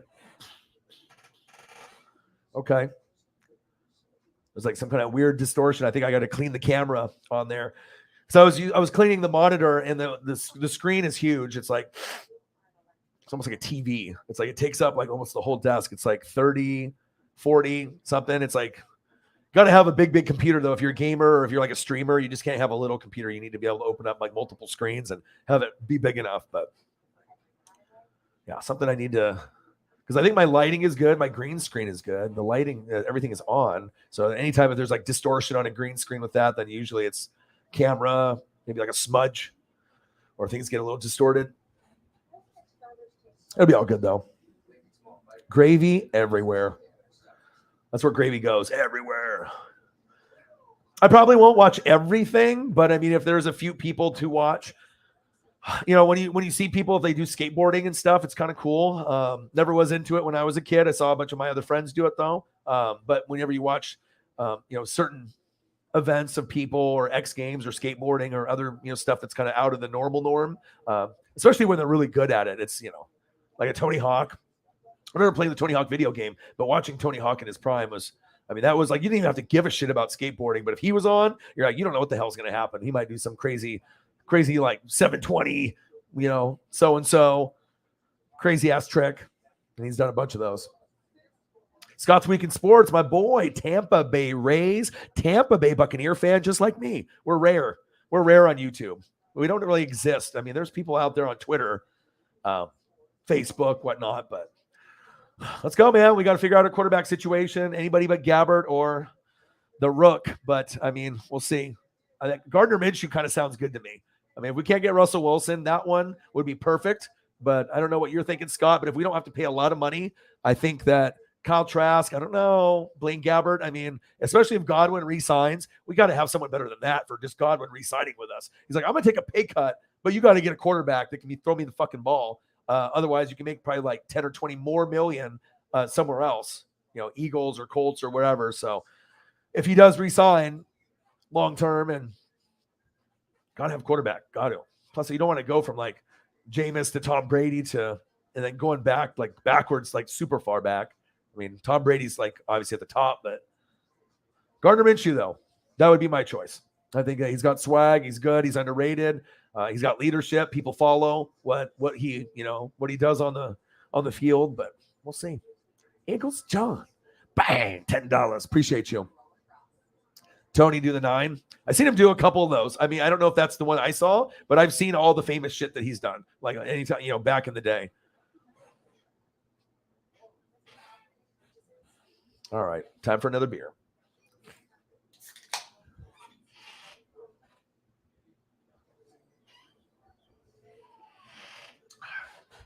Oh, that's good. That's good. Pineapple or mango? I like it too because it doesn't taste like a seltzer. It doesn't taste necessarily like a beer. It's like juice. Drinking juice can get you in trouble. sipping on the gin and juice, laid back.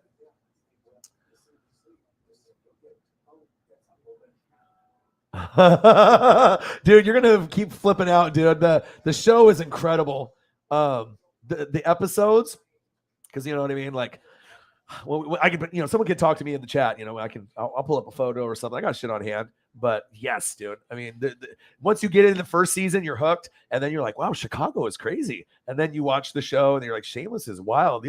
But the thing is, when you look at all of them are crazy. All of them are, doing a lot of shady shit, right? But the one thing that brings them, they're a family though. Gallagher's are crazy and shit, but like, if you can help the family, you're gonna do whatever it takes, even breaking the law. You know what I mean? You're gonna do whatever it takes. It is wild, bro. You got to go watch it all the way through. By the time it's over, you're gonna be a different man. You will look at life differently. You'll be like, oh shit. Yeah, it's good though.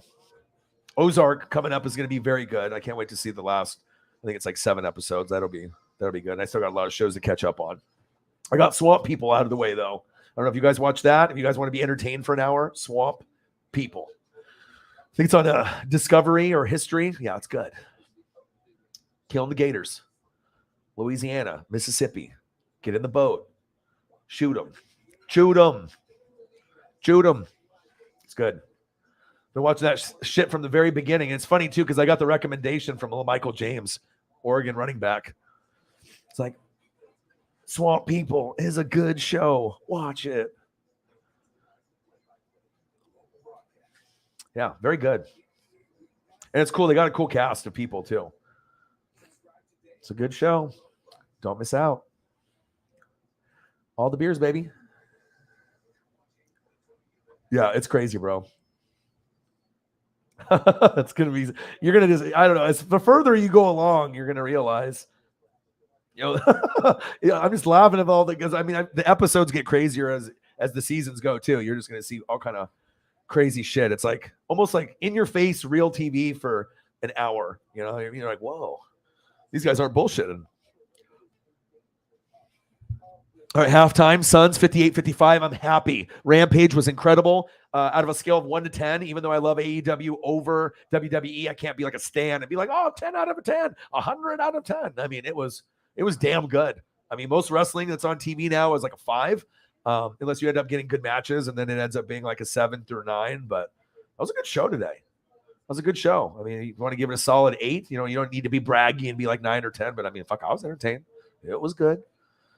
Fucking match in the very beginning, though. I mean, you got to be a tone starter. That's why the best matches and pay-per-views are always the first one and supposedly the last one. But you want to show, you want to have a top 2 show, top 2 match early, the very first match, because you want to set the tone that this pay-per-view is going to be good. All right. And if the first match blows, then the rest is going to fucking blow too.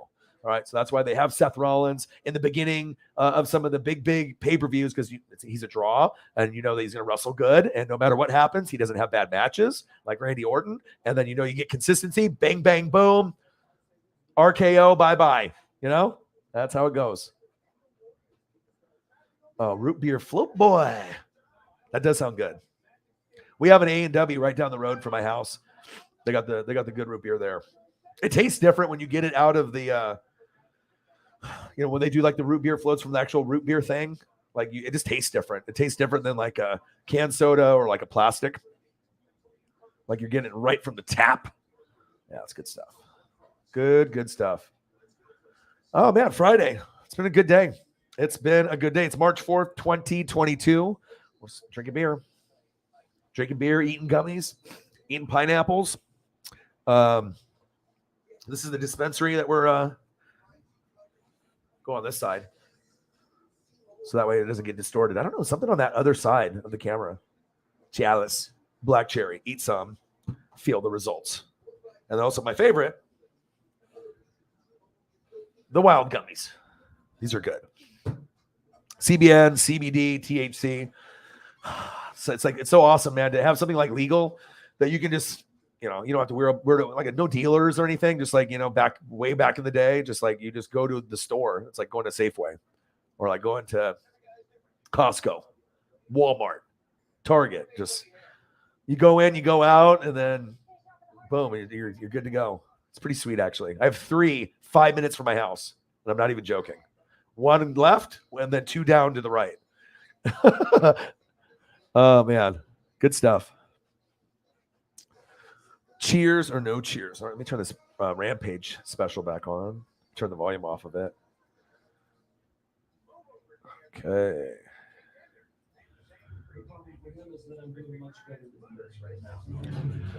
All right.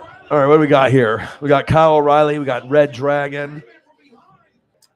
Undisputed Era was one of my favorite factions. I think that was my last favorite faction. I was like, this is good. I like all the members. They got the swag. They got cool T-shirts. They got cool poses. You know, throwing up the gang signs. Undisputed Era was just like cool. It was just cool. Like I have a photo when I went to NXT Takeover Portland when I'm front row and on the side aisle in the entryway, and I got some amazing photos of the 4 of them. Yeah, I hate it when they break factions up. It sucks. Good old JR. So I'm still watching TNT Countdown to Revolution. Adam Cole, baby.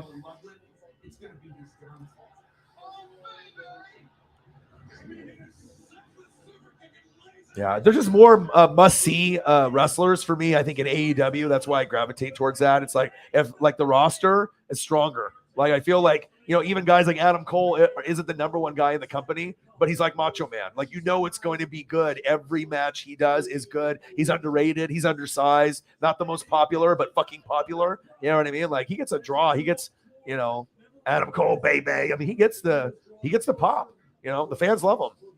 Good heel. He's smart, dude. He's with Dr. Britt Baker. Sign me up. Sign me up. I'll be Adam Cole for a day. Sign me up. Yeah, pretty cool.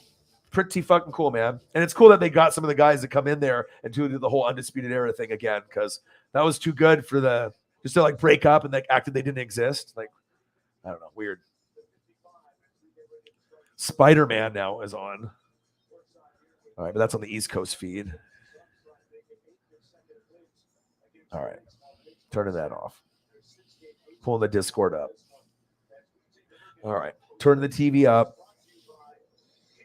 KFC making buckets.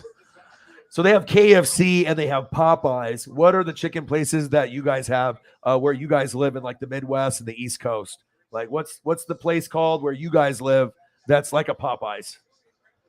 Like that's like the good, better than just a traditional like grocery store fried chicken or a KFC, like that spot. I got a spot in Seattle that me and my buddy go to, the Brothers and Sisters. Sisters and brothers and sisters. It's really good. It's really good. Sisters and Brothers chicken joint in Seattle. Nashville, hot chicken, all the sides. It's incredible. You can do the chicken and waffles. You can do the chicken sandwich. But if you get like the tenders, telling you the chicken is incredible. Like the crispiness, and then when you bite in with all the flavor. I think I had like the one that didn't really have a lot of spice, and I was sweating. And they give you like a Rainier local beer, tall boy, can to drink with it. And like mac and cheese homemade with bacon. Like top of the end products though. Like imagine the best bacon you've ever had and the best mac and cheese you've ever had with the cheesiness, and then you put those together and then you eat something. That's what you get there with that. Yeah, incredible. Yeah, Nashville hot chicken is fire. If you go to a spot that knows how to do that style, that's like very good. A&W, yeah.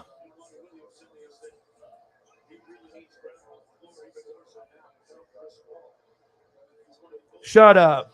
RJ and J. Paul, those guys are dope, dude. Yeah. Those were like, it's like the father and son. They were cool, man. You can tell the bond that they had too. Like, that's like not just getting out there and, trying to show off or anything. It's like, it's in their bloodline and, through their family history and everything. And they would go after it, man. I actually miss watching them. They were probably the most entertaining, actually, that duo, those two. Troy was obviously pretty good too. Dude, I love Troy Landry. I watch him fucking every week, dude, when the season's going on. Because like my first job, I did crawdadding, crayfishing. That was my first job. So I was on the water for my very first job when I was like 12. So I mean, if you're 12 years old making $20 an hour, buying your own school clothes, I mean, work ethic is learned early. But yeah, it was tough work. So being out on like the different rivers and whatnot, and they sold them to like Pacific Seafood, like a main distributor. So it wasn't just like we're going out there for fun to catch a couple and eat some on the fire, or it's like you're trying to get it to like sell, make money.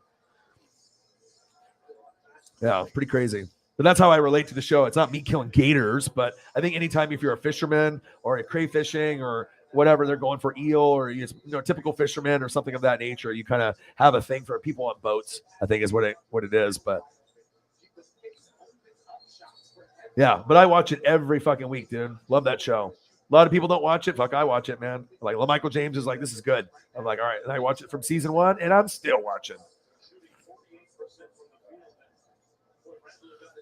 He said, I'll shave my head if you invite me on stream. Funny thing is, I think I believe him. We have Popeyes, Chick-fil-A, Culver's. See, I've heard of Culver's. Like, give me a comparison of what that tastes like. Chick-fil-A is pretty good. I like their Chick-fil-A sandwich or their chicken sandwich. Some people hate on it or whatever. Like, it's not a good place to eat. You're crazy. I mean, it's like if you want to go eat something, it's like better than McDonald's or Burger King. Definitely go to a Chick-fil-A. It's gonna be expensive, but like it's good.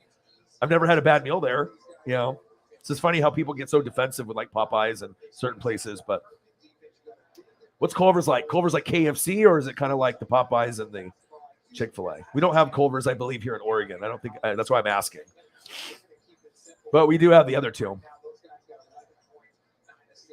No more yucky Walmart fried chicken. Gas station fried chicken is the best fried chicken to have. If you're hungry and you want a Class A meal, that's where you go. Fried chicken from the gas station, the best. Didn't Elliot tell a story like that? He's like, man, I had the greatest chicken. It's so good. Then something with like urine or tasted bad. And oh, man. Walmart fried chicken. Yeah, I don't think that would be on my list. Anywhere that doesn't sell fried chicken as the main item, that's sus. Very suspect. JT in the building. What to do? Holly in the building. Hello. Tommy want wingy. Tommy want wingy. Hope you're having a great time in Chicago. Great room. What, 23rd floor in the picture? Pretty sweet. Anytime you go to a big place like that, it's cool to be up like really high. You get like cool views and makes you feel like you're up there like a bird and whatnot. But have a great time. Then you'll probably be back like on Monday or whatnot. So Chicago, huh? Watch out for Chirac, though. I know you've been there a lot. I get scared there, man. I've only been there once, but it was scary. People do, bro. I do, seriously, and it's not just like trolls on the internet. I mean, people do.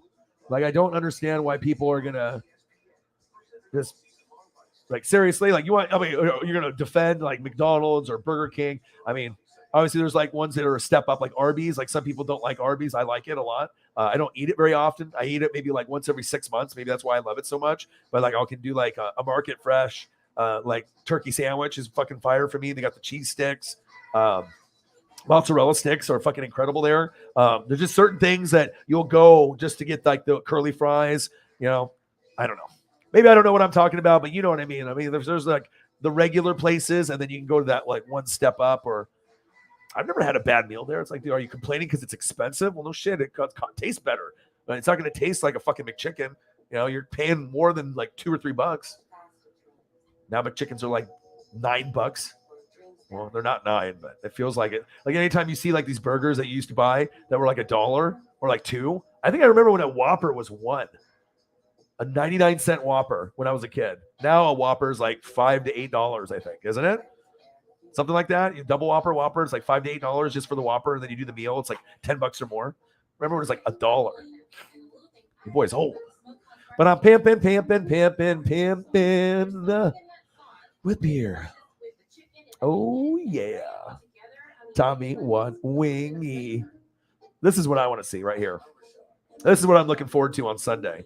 The NASCAR race. Oh God, it's gonna be a long, long day. But this will get me rejuvenated. I gotta save like a Monster, some beers. I gotta be able to get ramped up.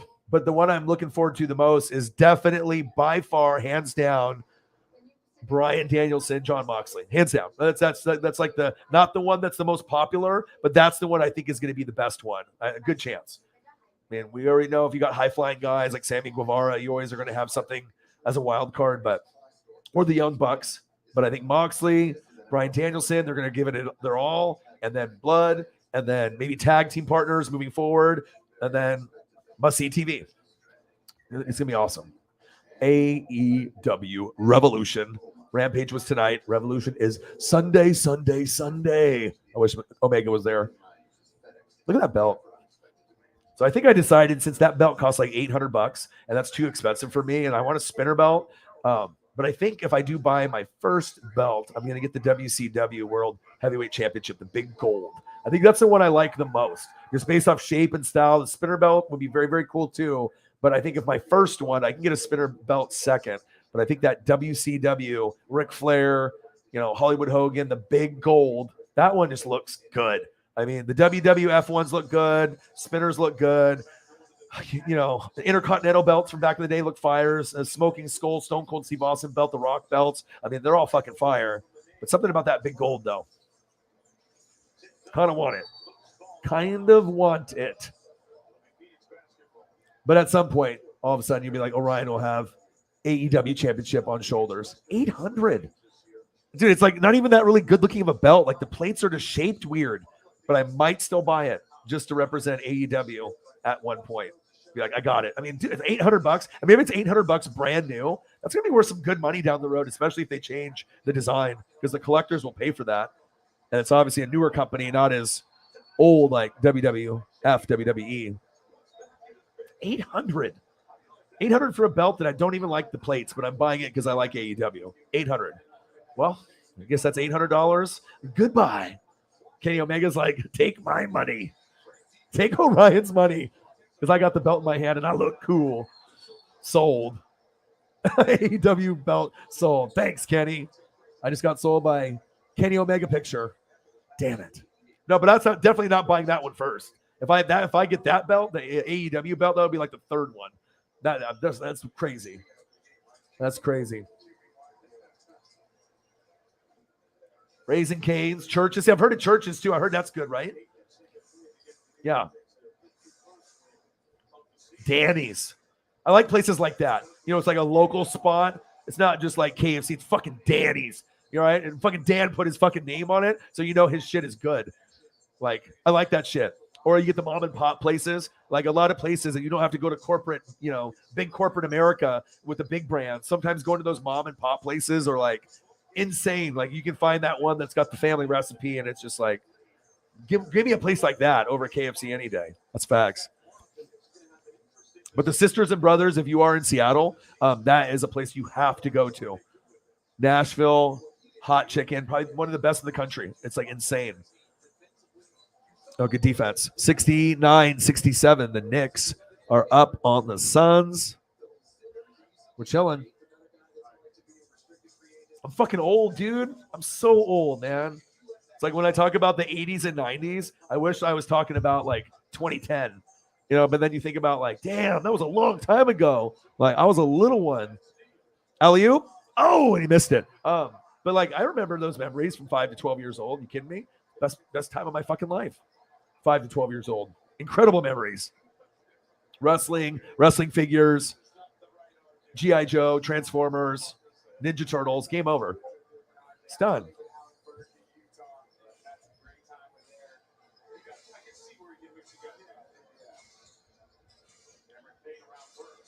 No, I still think we're at 300 something. I mean, that 300 kind of came out of like a fucking, like a rocket. It's like bang, bang, bang, dono.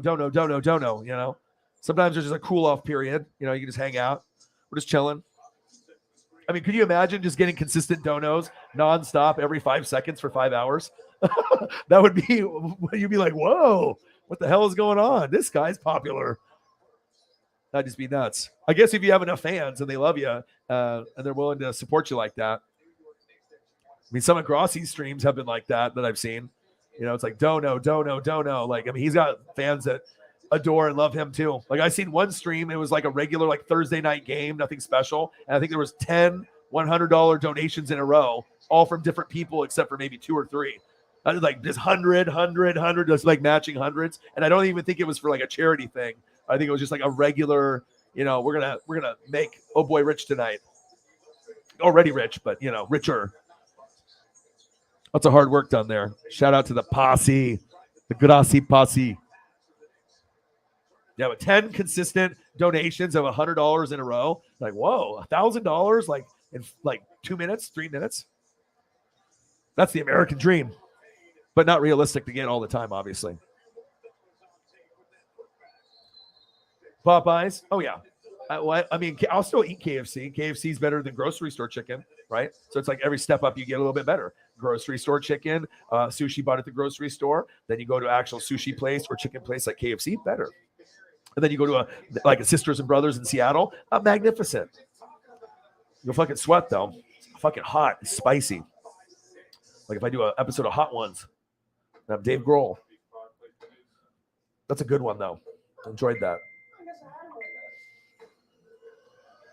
Brian Danielson versus Jan Moxley, my favorite, because those are two of my favorite guys that are in the business, and they have been for a long time too. Hate that the Shield broke up, stupid. But yeah, huge to get those two big names to come over. That's like bringing two Macho Mans over. Like you're getting quality matches out of either guy every night. It's like for someone to be consistently good all the time as a wrestler, as you guys know, there's not a lot. There's like Randy Orton, AJ Styles, like my favorites, right? Kevin Owens, Seth Rollins. There's like a few select guys. Finn Balor. There's not guys that you can just look up and down the roster that are going to be like amazingly good like all the time. That's why we like them, right? Top of the top. All right, Holly Hundo. Have a great night. Good night. And Tommy want wingy. I need the wingy. Have a good weekend. Enjoy yourself. Treat yourself. Enjoy yourself. I got food there though. I mean, there's a lot of overweight people in Chicago for a reason, because the food is so good. You can be skinny and you can come out overweight, like eating a couple meals. Like it's insane. Like you eat one piece of deep dish pizza out there and it's like the thickness is like 4 or 5 pieces of pizza. And I'm not even lying. Anyone that's been to Chicago will tell you, depending on the place that you go to, like when you finish one deep dish pizza slice from Chicago, it's like you ate 3 to 5 pieces somewhere else, depending on the size of the, Domino's fucking regular pizza you get like at a pizza place out wherever you live, Pizza Hut. Oh, that's the best right there. Walmart mac and cheese. The mac and chisel. Mac and cheese. The mac and cheese. Damn, Walmart mac and cheese. Damn. Like, you can't even get the Kraft kind. You have to go to Walmart and get it. Gotta make your own, right? Not that hard to make mac and cheese.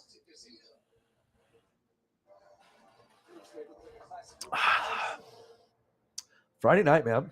Feels good. And I'm not going to get too crazy. Just chill.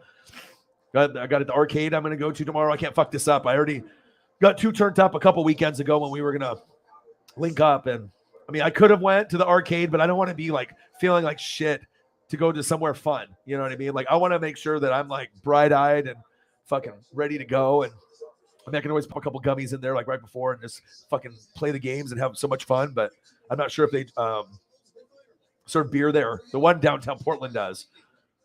The Ground Control. It's a great place. If you come to Portland, that's where you go. Ground Control. Fun time every time. Yeah, so I don't know. I guess I'll be finding out tomorrow. Baby. Tomorrow, baby. Going to the arcade, baby. First time in 2 years. That's a long time. You're depriving me of arcade fun. Thank you, COVID.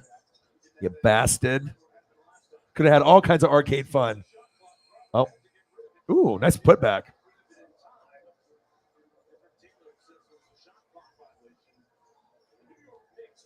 Ooh. Redbeard. Redbeard is awesome. Brody Lee is awesome. Rest in peace. I like the Dark Order. I like John Silver. John Silver's like that little midget guy with the huge arms, like Popeye. It's like athletic as hell, too. He just doesn't look like a guy that could be like, I mean, he's got the wrestler, like college wrestler, high school wrestler look, but pretty good on the mic, and he's funny, and yeah. He's got the arms for sure. Shep says, church not good anymore. So what happened? Did they change ownership? Did the chicken pieces get smaller? Did the spice change? Price go up? Chicken got like less amounts? Like I hate when they do that shit. Like when you go to get a burger and then all of a sudden you get the same burger like 5 years later and it's like half the size. Like they did that with Whoppers here in Oregon where they used to be like 99 cents and they were huge. Right? And then now it's like $5 to $8 and they're not as big as they used to be as far as like hamburger size. Like you're getting a hamburger, you're getting a Whopper or a double. It's fucking big. It's a big burger. You're going to be full after eating it with the fries or the onion rings. Strawberry shake.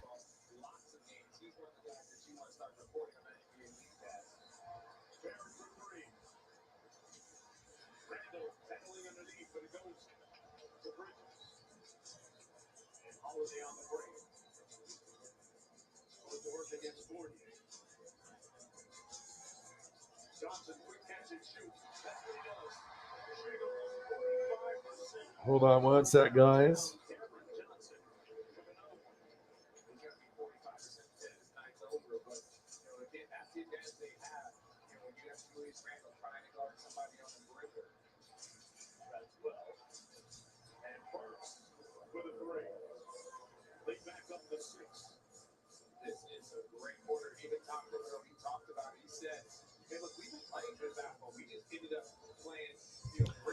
People in tough times, man. People in tough times.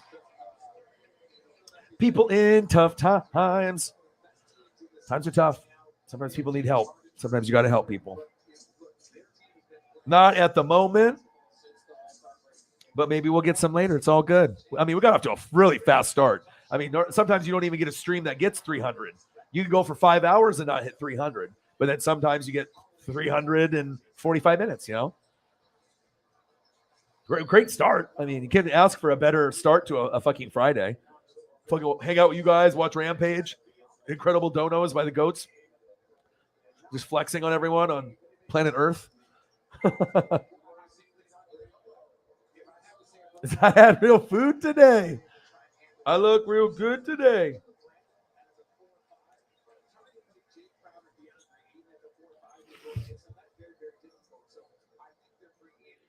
Pork, steak, and fries. That's a lot better than gas station chicken that you've been eating for the last 3 weeks watching Shameless. Got to change it up, man. Can't be just be eating that grocery store gas station chicken, the pepperoni pizza with nothing else on it. You gotta branch out. That sounds good though. Pork, steak, and fries. So what was it? Was it chicken from Walmart or was it chicken from a gas station? That was nasty. I assume they're nasty both, but what was the nasty? I would assume a gas station chicken would be the worst. Unless it's actually a clean, like, I don't know. Some gas stations actually have restaurants in them. So you can't say that gas station chicken's bad because depending on what they have inside the gas station, they have places I've seen on like Food Network that are like in Dallas in the Midwest. And they have some of the best chicken in that area. And it's like a gas station / chicken joint for the truckers, which makes sense. You got to feed them good, right? Woo, nice 3. $1. Whopper was $1. It was though. Like in the early 90s, maybe even the mid 90s, like 80s and 90s. That's back in the day because they did commercial 99-cent Whopper. But I don't know, obviously the food shortage and the animals or they just want to make money off everybody. They're like, fuck it, everyone's getting paid more money now, so we're not going to give them a deal. We need money. Plus, I don't even think you can really make a Whopper for $1. Like the ingredients alone, you got the bun. The bun itself is more than $1, right? Even if you buy mass produce and you get like a shitload, you're still the meat and then tomato and lettuce and onion and can't get that for $1. So Wendy's and Mickey D's got rid of the kids club Grimace shit. The toys, I used to collect them and I still have some. Like still in the plastic. Like a lot of times the kids, like they don't realize if you hang on to that stuff, it's like you don't think it'd be worth like a lot of money. But I got like Space Jam shit with Jordan's face on it. Like I got some really cool McDonald's toys. I don't have a bunch, but there's a few. And some of them are like really cool. Like obviously if it's like, okay, Michael Jordan, Space Jam, McDonald product. Yeah, I want that. So I got a couple of little cool things like a mini Frisbee with Jordan's face on it, Space Jam stuff. And then like a stopwatch, like that's more like kind of more of like a plasticky, more of like just kind of a showy design, not like to be meant to be used, but kind of just to show off Michael Jordan's face and the merch. Oh, almost a fight. Oh, Julius Randle. Oh, he punched him. Punched the back of the ref, and then he punched the player, Julius Randle. There's a fight right now on the basketball right now, NBA, on ESPN. Knicks and Suns. Julius Randle stepped up, and they pushed each other. Then he punched the ref in the back, and then punched the player on Phoenix. I don't know if he really connected that hard, but it was a nice jab, a nice left jab by Julius Randle. So this is my good impression of WWE. Pa. He said, "Yeah, I'm gonna fuck him up." He says, "Yeah, I'll fuck you up. I'll fuck him up." His face. He's mad. All right, so they're down low. Oh, he got pushed in the back. Okay, so he got pushed in the back by the Suns player. Then he chest bump. Then he punches the ref in the back, or tries to like push him, but punches him in the kidneys, and then he throws a punch. Words were exchanged. Push. Oh. It's not like these guys are going to be able to like punch each other in the face 4 to 5 times. I know the fans want to see that. You know, you just one guy get knocked out, or like a guy getting a couple chin shots or whatever. Chirping, chirping, chirping.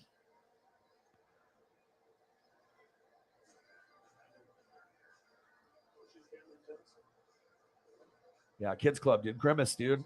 Grimace, dude, and Ronald McDonald, they don't even have it because it's like too scary. Just because you young bucks watch it and you like pissed yourselves, you ruined it for everyone else. No more Ronald McDonald, no more Grimace. You guys are just ruining me and Odin's sons' lives across the country, from Oregon to New York. Just take away our childhood. I mean, you already took away Toys R Us from me. I mean, what else do I have to live for? You took away my favorite place to go to. Thanks. Bankruptcy. Mick is Moot in the building. Gang. Yeah, Breaking Bad pizza for everyone, but it's not cut and sliced, just the whole pizzas.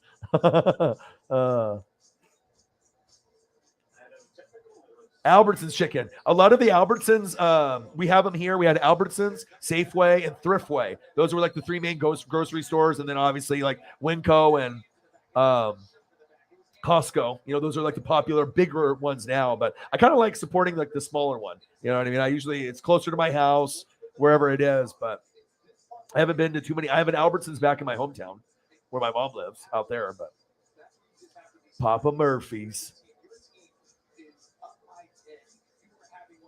Papa Murphy's Balla. It's good. It's good. I like it. It tastes good. It's better. I mean, I'd rather eat that and get like a nice pizza with a little bit of everything on it than going to like necessarily like Domino's or Pizza Hut. I don't mind if I have to throw it in the oven. Fuck it. As long as it tastes good and it doesn't get burnt. What at 310? Some nights we don't even hit 3. Some nights we hit 2. So, 200 to 1,000, 52.20. Okay. The recipe's changed. Yeah, chicken is one of those things, man. Like, some people are like enthusiastic chicken people. I'm one of those. If I could eat it every day, I think I would, because you can eat it a lot of different ways. Crispy, or you can, grill it, and you get kind of a different taste, and if you choose to dip sauces and whatnot. But Culver's is goated. Is it that good? Damn, I might have to eat some Culver's. I just don't travel the country yet, so. I like cheese curds. We're talking about food, so shit's just popping up,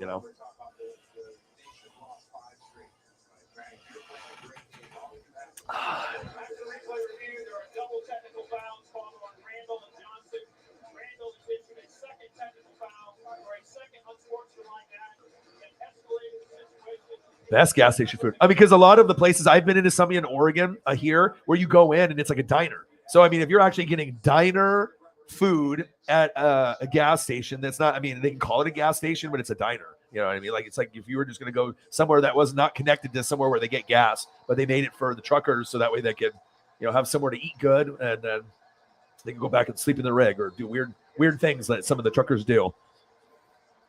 Julius Randle ejected. Boo, boo, boo. The crowd is boo, boo, boo. They were both going after it, but it looked like the Phoenix Suns player instigated it, though. That he pushed him in the back first and then shit talked him, and then Julius Randle's hood side, his hood side came out. Yeah, I got pushed twice. Pushed once on the rebound, once in the back, and then a push back because Julius Randle's not going to take no shit, right? And then the inner gangsta just came out in him, like one of the boroughs in New York. Just, I'm gonna get this guy. Sometimes it's hard for those guys to calm down, or anyone. I mean, once you get like to a point where you want to fight, sometimes it takes a while to like, not be in fight mode anymore. $20 donation by my boy, Mr. Williams. Birdman. I'm a trucker and I'm not that weird. No, I saw your Instagram. I saw your Instagram today too. Driving, unloading. I used to do that. That was the last job I did, bro. And anyone that works in that business, you did the Amazon thing. This was for a saw company. When you're unloading or loading or driving, the shit is like not easy. You have to really know what you're doing, especially with those big rigs. You gave it the kiss, like when you were just like right next to the other, but it wasn't like if you scrape enough where you're going to stop momentum. If you like, whip it around and back it in, get it so the product can be put on. Yeah, I saw your post, man. Very cool.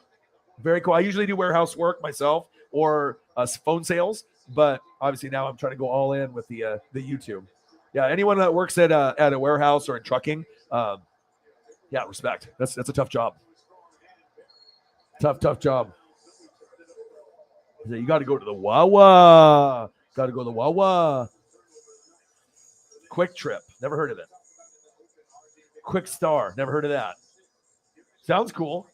I'm gonna go to the fucking Quick Trip. It's like, what's up, Bobby? What's up, dog? We're going to the fucking Quick Star. All right. Sounds amazing. What does it taste like? Any place that's got a weird name or it's got a person's name in it, it's gonna be good.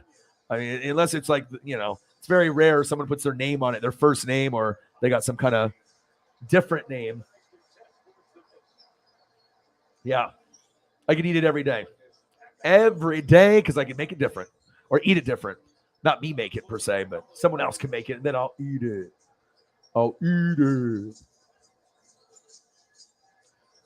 Buffalo chicken. We're at Papa's. Yeah, let me know if you guys are starting to come out with some like new sauces or new fucking pizzas. You got to let your boy know. I got to have the inside track on the new Papa Murphy's fucking menu before anyone else. I got to have those secrets. I need to know when the good's coming out. Oop. Johnson with the brick, 88.79. I wonder how Phoenix is going to play now. So one guy got ejected, and then Julius Randle was the only one that got ejected. The other guy didn't. What the hell's going on here? Giannis. I'm going to watch. I'm playing it now. Yeah. Giannis. Giannis is nice. Even if you're not a Bucks fan, still one of the most entertaining, like top 2 entertaining in the league. You got Steph for the threes, and then you got Giannis for everything else. And Luka. And John Morant. And a bunch of others. Dame Dollar. God, bully ball. Bang! $20, Mr. Williams. Thank you so much, brother.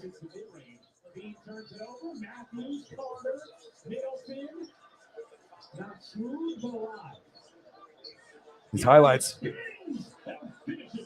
Wow. He's so money inside. All right. Oh, shit. What a throwdown. No, and it's the explosion, the speed. I mean, again, that's 2 guys. It's hard to stop. Here comes Giannis traversing to the rim. More a 2-for-1 opportunity for Milwaukee. Giannis gives Oh, nice pass. in the corner. Carter Frizzle. Oh, money in the bag. He did a fucking dream shake on his ass. gets it back, and Giannis stuffs it down. Middleton gallops. Oh, too easy. Bully ball, dude. For real. Jesus, dude. He is a bully out there. Mr. Williams, thank you so much, brother. Thank you so much. Elliot Evans. Strong arm emojis. Not one, not two, but three. Thank you, Mr. Williams. So gotta be looking at more Kobe and Magic Johnson. I'm gonna try to find like the coolest Kobe Bryant shirt I can find. Like I'm gonna try to find the rarest, coolest shit. All right, I'm gonna try to find that, and I'm gonna find something Magic, dude. Something that you will wear. You know, I'll make sure it's the right size and something that you can actually wear with like pride. You know what I mean? Fuck, if you're in California and you got some old school rare Magic Johnson shirt or Kobe, yeah, sign me up, dude. Sign me up. Let me see. Probably not, but maybe, yeah, you know he did. Mr. Williams, the only man on the channel that donates 2 times instead of once. It's always 2 at the same time. He's like, I'm going to give you some money for rent for next month or later, but then I'm going to give you some money and a donation right now. Thank you, brother. $37 on the Cash App, $20 on the YouTube Super Chat. A total of $57. He's like, everyone's like, weird random numbers. You know what? It doesn't matter what the hell the number is. If you're willing to show love like that, it could be 51, 57, 59. It doesn't matter. That's just love. That's just love. Shout out, Mr. Williams. Appreciate you.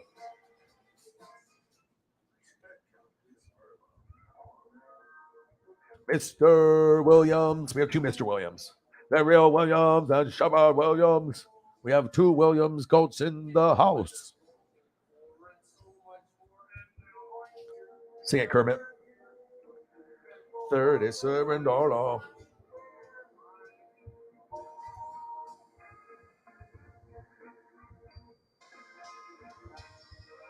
Thank you, man. Your generosity is unmatched. It's just awesome. You know, it's like, what's better than donating once? I'll donate twice at the same time. Baller. You're like Jim Jones, ballin'. $20 and a $37. Boom. Boom. Thank you, brother. Huge. Not just 20, but let's just throw another 37 on there. Goated. I want to see this fight right here. Covington versus Masvidal. That looks good. That looks like money well spent if you watch that fight. I hope it doesn't just end in some bullshit, but that one actually looks good. Oh, DeMarcus Cousins. Wow, he had 31. Are you kidding me? 31-9. He's back. Oh my. Oh my. He's back. All right, Shep. Get that medicine, dude. Just the fact that you have a concussion and we're hanging out, dude. I'm glad you know who you are. I'm glad you're alive. I'm glad you didn't die. I'm glad you didn't break any fucking bones. I mean, a concussion is bad, but you're still here with us, so thank God, man. And I'm glad that your friend, too, is okay. Because I'm not going to just be like, I hope you're okay, but I don't care about the other guy. Yeah, I'm glad that he's doing good, too, man. That makes me feel good.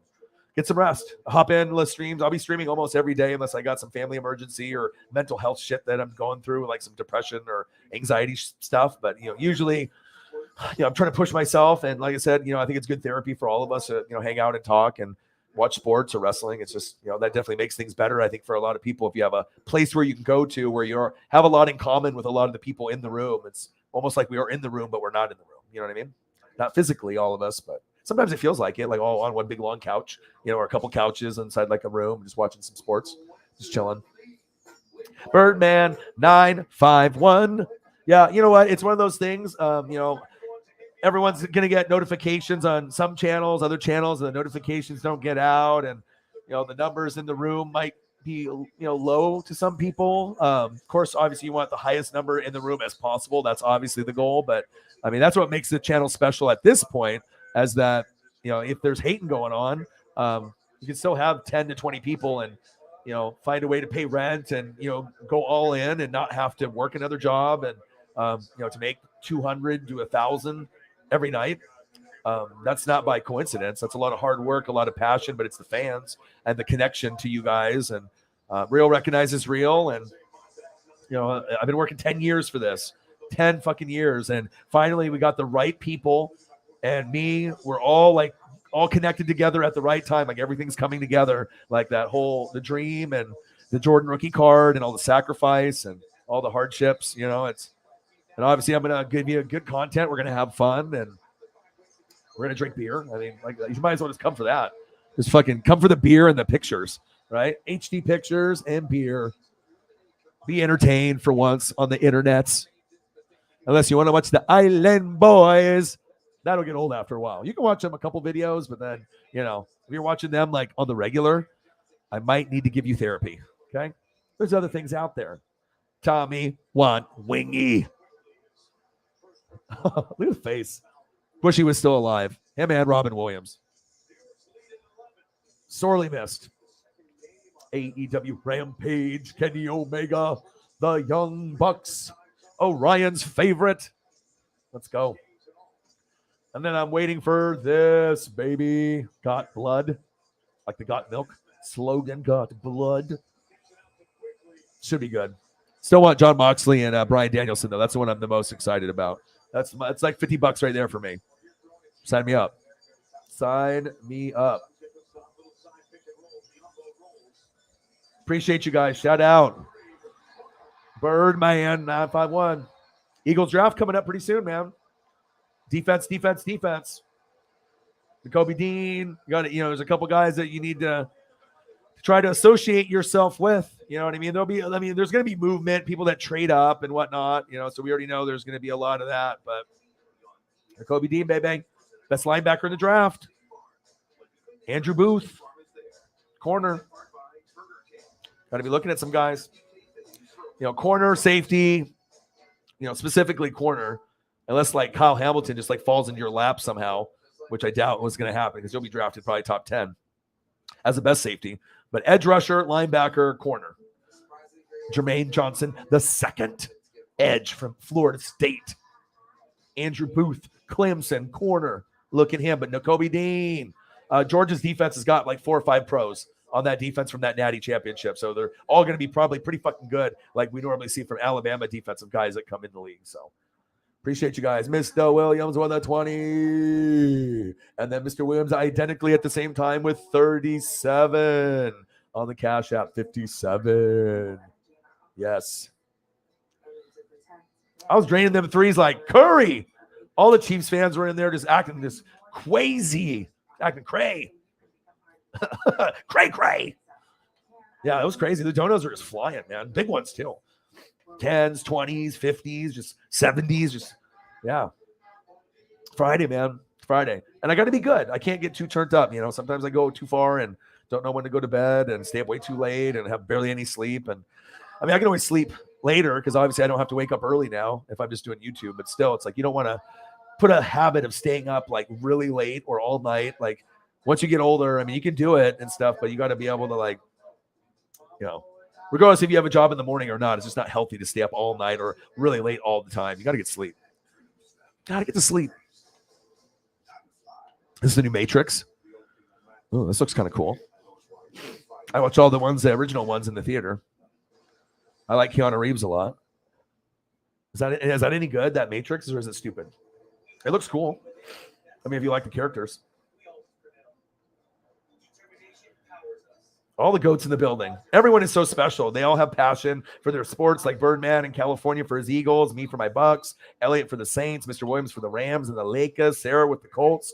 We all have, our teams and all the other goats, Cyberpunk 53 with the Chiefs and Odin's son, Odin's child with the Chiefs and Chief Gone Chief with the Chiefs and Holly Hundo with the Chiefs and Travis Cecil with the Chiefs. I mean, there's all kinds of Chiefs representation. That's facts.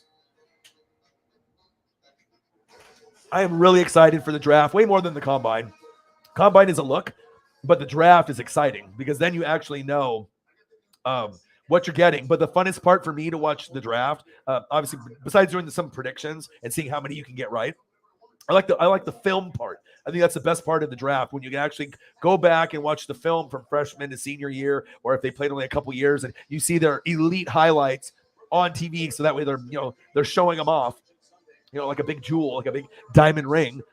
Let's say is extreme talent, blah, blah, blah, against, Clemson, blah, blah. And you get to see just an amazing technique or just cool touchdowns. I like that. That's why I watch. So I can get some more film study in. And just the whole presentation of it all is exciting. Especially if the guy ends up turning into a Hall of Famer for your team. And you're like, oh, shit, I remember that. Not everyone can be Mike Allstott. Not everyone can be Derek Brooks. like my favorites. I do like Devin White a lot, and I think he compares to Derek Brooks and Warren Sapp and Lynch and Barber and Allstott. I think that Devin White is like freak athlete. Like I think he's going to go down in history as popular as those guys, and that's got I think Levante is going to get some of that love, but Devin is a lot better of a player. I mean, Devin is like Hall of Fame, like a very generational top 5 talent at his position. Like if you ask me, I think he's top 3. I mean, the only one that you can maybe say that's better than him is Darius Leonard to me.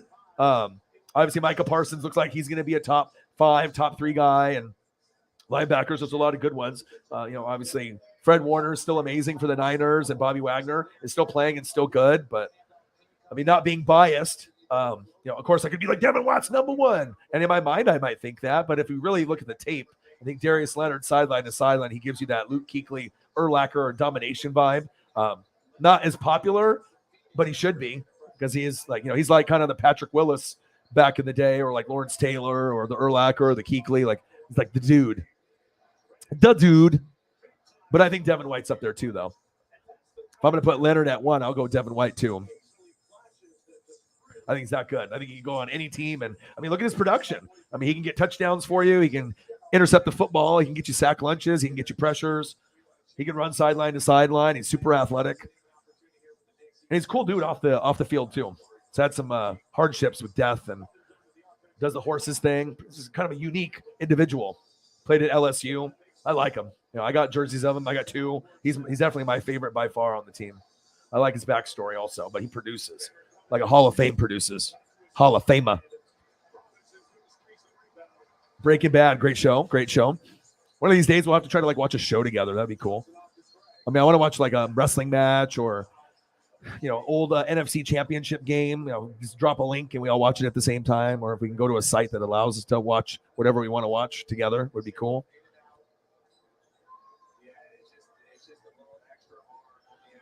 Yeah, good show. Yeah, draft is going to be incredible. What are you going to be doing for the draft? Are you going to be at your house? You can hop on. You can hop on with me for a little bit if you you got your setup and you're in your little studio and you're not doing the trucker thing. Birdman. I don't know, because I imagine you'll probably do some kind of like custom upload. Based off your reaction of who you got, or some kind of like package video that you do after you get like your picks and who they are and whatnot. But I mean, I'll be probably live streaming at least the first round.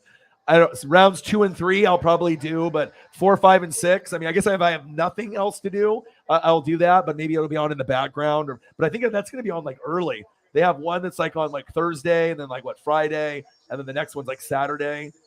So, and the picks go quicker, but the most impressive ones is obviously round 1, and then day 2, rounds 2 and 3. Those are starters, and they might end up Hall of Famers. 4 through 7. I mean, you're going to get maybe a starter, a backup, maybe someone that gets cut, but sometimes you get late guys that blossom like Brady. Birdman. What happened to that boy? What happened to that boy? The Birdman. Manny Fresh, Birdman. No Limit. Cash Money. Man, old school stuff. Michael in the building. What do you do? Eagles John. While in Delaware visiting mom. Wow. 2 to 3 times a day. Miss it so much. Boston. Sucks. Yeah. I've never been to Boston or New York. Boston. Seems like it'd be a really cool place to like watch sports though. Like the history of like Bird and all the greats before, Kusi, and you're going to go to the Celtics and watching the Celtics play, and they got Tatum now, who's a superstar. Obviously, the one that I like that a lot of people forget about is Reggie Lewis. That was kind of a guy that when he died early, you thought he could be like all-star. Like he had a lot of skills. Your boy knows. I watched basketball back then, right? But like just the city itself with all the teams, the Red Sox and everything, like probably pretty good food and probably pretty good environment, but probably a lot of people. I don't know. I did this phone sales thing for Boston and New York people, and they're rude as shit. You know what I mean? You got to be fast talking, you know what I mean? And you just got to go bam, bam, bam, business, money, time is money. Like, you know what I mean? Like they just have to like you. And if they don't like you, they're not buying from you. They'll wait for someone else to call to sell them the cable, internet, and phone for their business or whatever. So some of them were cool, the New York and the Boston people, but it's a different type of person. especially if they're like a businessman. You know what I mean? They don't have time to fuck around. So that's a good question. I will check. We just got a 57 from a goat, 37 and a 20. Now, 277 on the Cash App, and then whatever we're at on the other number. What's the number at? Something crazy. It's like almost 400 or something wild. 8 people in the room, and there's $4,000 in donations. What the hell is going on in here? Can you imagine the reaction? People come in, there's like $4,000 to $5,000. How many people were in the room? Like 7,000? 7. Oh,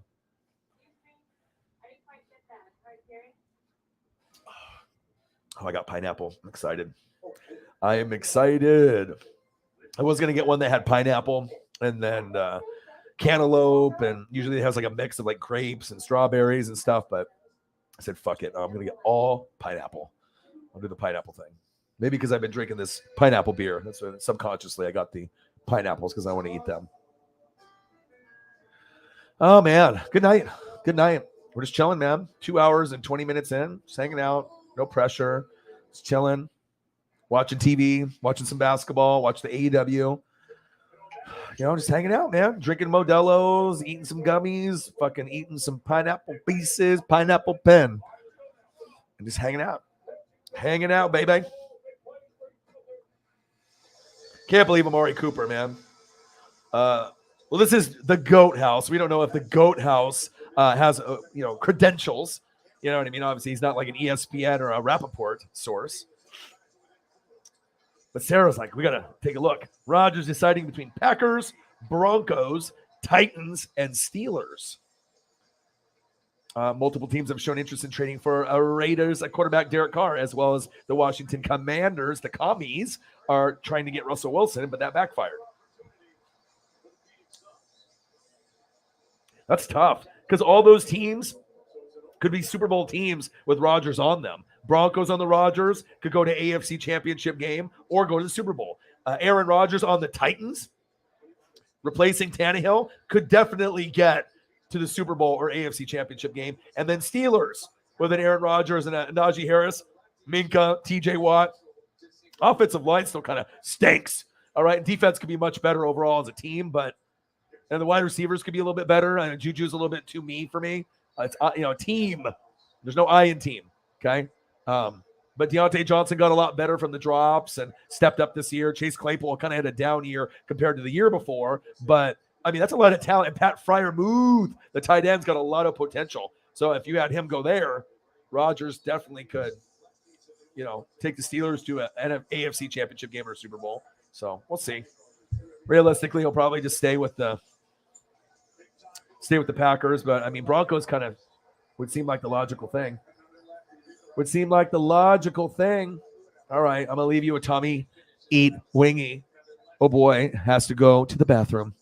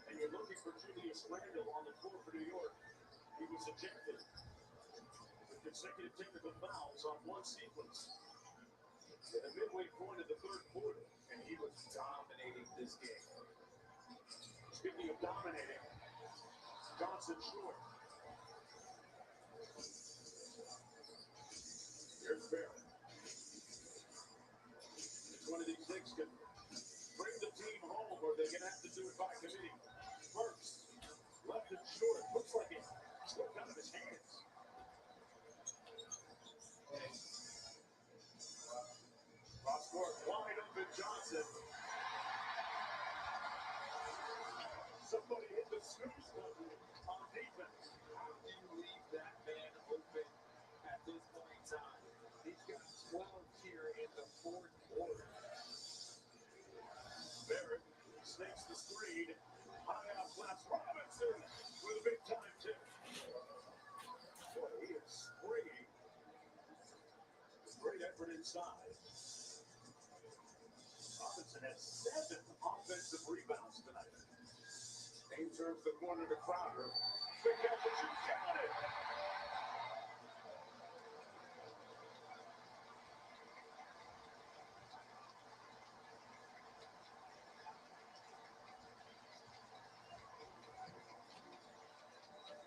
Yeah, the Phoenix Suns, you just can't get caught there. You're RJ Barrett.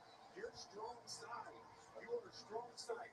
You want to be able to show the defense, but you can't give up a shot in the corner. We know that. That is the best shot in basketball. You get the most points for the closest 3-point shot that is possibly available.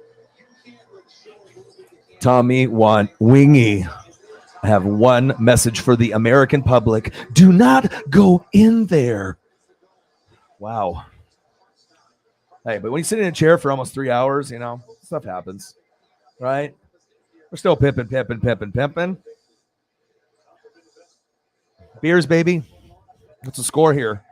102.99, 104.99. Hi, 440.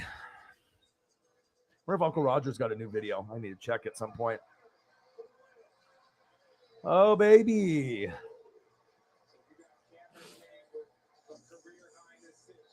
Have a good night, brother. It's grinding it out, man. 104, 101. The Knicks are up on the Suns. At least it's close. I mean, damn, I've been wanting to watch like a basketball game and to actually be like somewhat entertained in the background while streaming. Like, you know how horrible it is when you have to watch the Lakers lose by 30 to 40 or 20 or 15. Like, it's just having them on in the evening, every fucking TNT or ESPN evening game at like 7. It's just, that's when I stream. I'm like, damn. I mean, when AEW's on, or I guess wrestling, then we can counteract that. And I don't have to watch that. Or if there was like an NFL game that was on from last season, let me put that on. But I'm trying to make sure I brush up enough. So once we go to the playoffs and the NBA finals, Western Conference finals, Eastern, I'm brushed up on. I mean, I still read and I can see the highlights, but when you watch stuff in person, you get a little bit different perspective and whatnot. So shout out to the goats in the room. Appreciate you guys. And it's kind of nice. You know what I mean? Like, we do streams where it's just like, we'll do a game and it's super intense. And I'm calling the game, live play-by-play and reaction, you know? And so this is like almost like the complete like opposite, you know? It's like drink a bunch of beer, take some gummies, fucking talk sports or wrestling, watch TV together, scroll on your phone, fucking play Wordle. Girlfriend played Wordle. I told her to download it or whatever and play it. She actually got it correct before 6 tries the first time, like the 4th time. I was like, you'd be good at this. You're good at puzzle type shit. The Wordle. I don't play it, but I might download it. It's like you have 6 tries to get a 5-letter word. A little teaser. And then if you don't do it in the 6th, then the game's over. You can't play again. So that way you got to wait till the next day and it's a new word. It's kind of interesting. You know what I mean? It teases your brain a little bit to think of like, letter placement. And it's only 5-letter words. So it's not like 5 1 week and 7 and like 13. Like, keep it consistent. And there's a lot of 5-letter words. So, okay, whoever created that might be rich. You might be rich if you created that. 29 points for Cam Johnson. That is impressive for the young fella. At a timeout is Payne. Marcos just sent me a message. Hilario. Man, oh man, it's gonna be a long weekend. You know what I mean? I'm gonna have basketball or wrestling on almost every day. Football's over, I miss it, but I mean NASCAR on the weekend. At least I get to go to the arcade tomorrow, so that's cool. I can do that. I get to play some, hopefully Cruising USA and NBA Hang Time and NFL Blitz. Like, if I want to play games like that, I got to get the NBA Jam, but I like NBA Hang Time because that's the newer one. It's amazing. I can play that all day. And the NFL Blitz I can play all day too. especially it's the newer one, like the 99 one, like the playoff edition or whatever it was. That dual machine is a machine I would buy if I got an arcade machine. The NFL Blitz combo with the NBA Hang Time, which is the upgraded version of NBA Jam. Incredible. Ooh, nice three.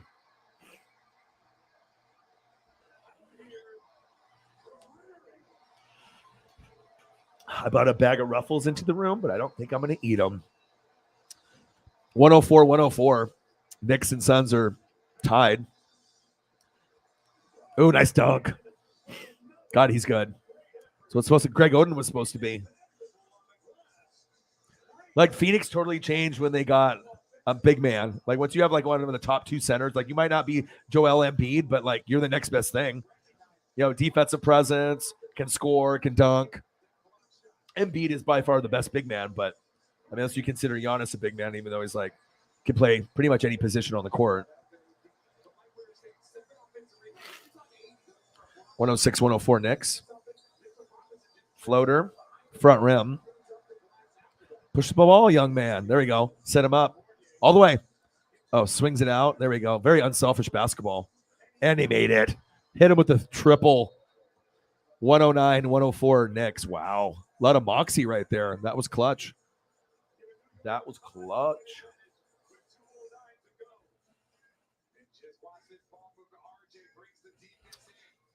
Yeah, it's all streamed tomorrow, probably around, I don't know, probably stream around 7, I would assume, something like that, 6 or 7.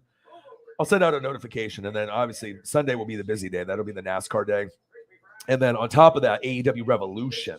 I'm really excited about that. How's your money situation looking, Sarah, for Revolution? Do you have money to buy Revolution or no? So I was thinking I would try to help spot a couple people. You know, if I knew you're a true fan of AEW like me, and it's just the matter of fact that you just never have ordered a pay-per-view before, or because it's $50, and obviously, you know, Peacock for WWE's 5 or 10. I get it. You know, it's like we used to have to pay unless you had like the black box, or like the converter thing, or somebody you knew had one where you could get all the pay-per-views back in the day free. Like when NWO was going on and WCW with DDP and Goldberg were at their prime, the good old days.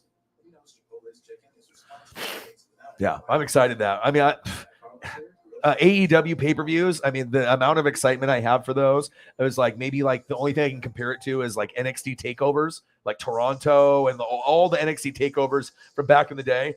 The energy, you felt it in the crowd. Like it was just a different type of vibe than Raw and SmackDown. And if you get it, and it's not even just NXT and the people they had in it, the takeovers, they treated it as like WrestleMania on crack or coke. Like they just fucking like crazy action all the way through. And I don't ever remember them ever making an NXT takeover anywhere and it being a shitty show. Let alone I went to one in Portland, but the Toronto one, I think that one really stands out for me. There's a few others that are amazing, but that's one thing WWE, I can't really get it. Vince, it's more like Triple H, like Shawn Michaels that, you know, made that as cool as it was. It's like, I would hope Triple H gets to run the company next, you know, or at least give a show.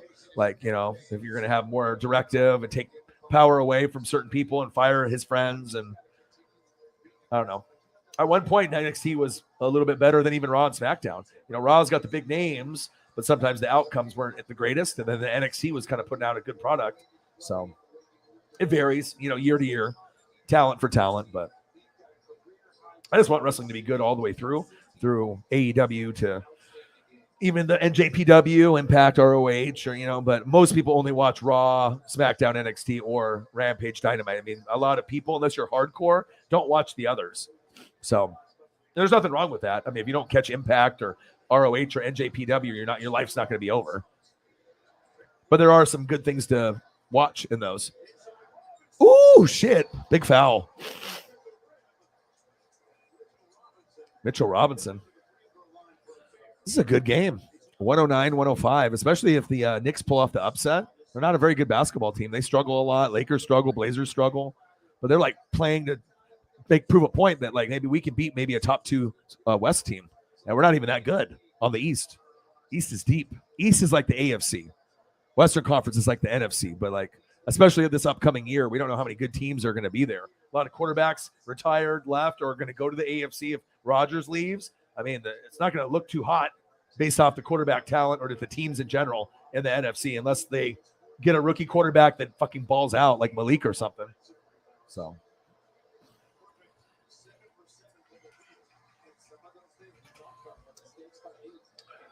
do you have money to buy it? The $50? Because I'll buy it for you if you don't have the money to pay for it. $50 sometimes is hard to have unless you have a lot of money saved up. Sometimes people go paycheck to paycheck and you get fucking broke, or you buy too much weed or beer or whatever, party stuff, food.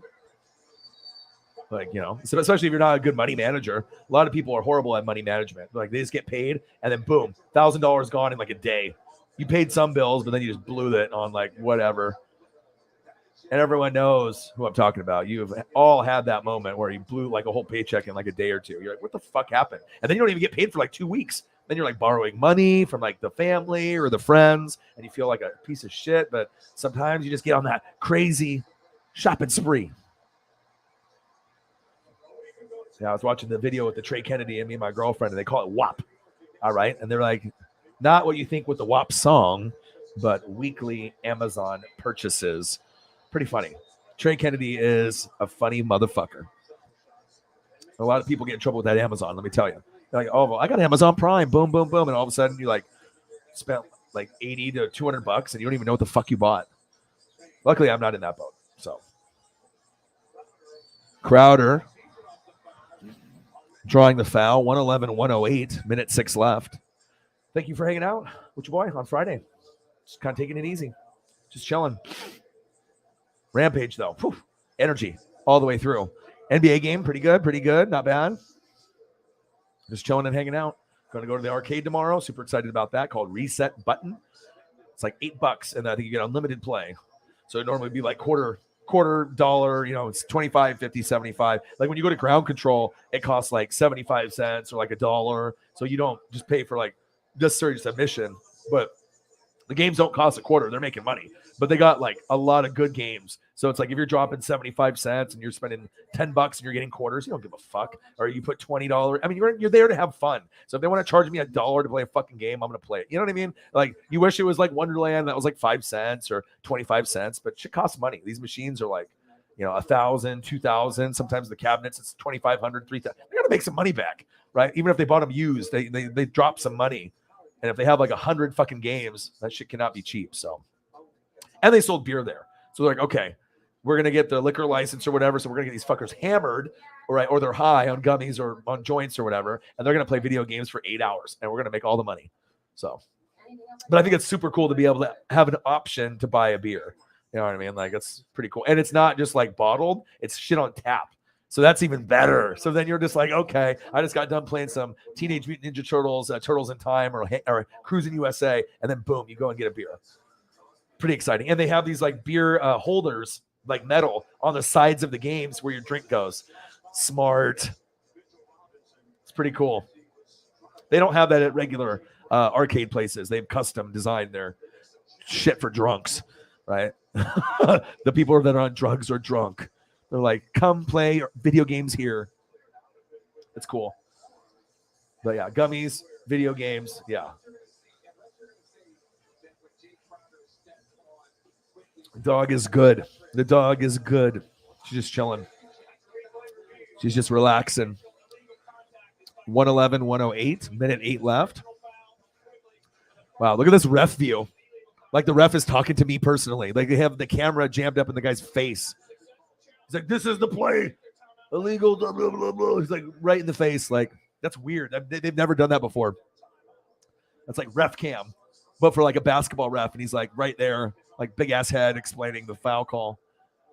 They're like, this would be good for ratings. Which is weird. Oh, man.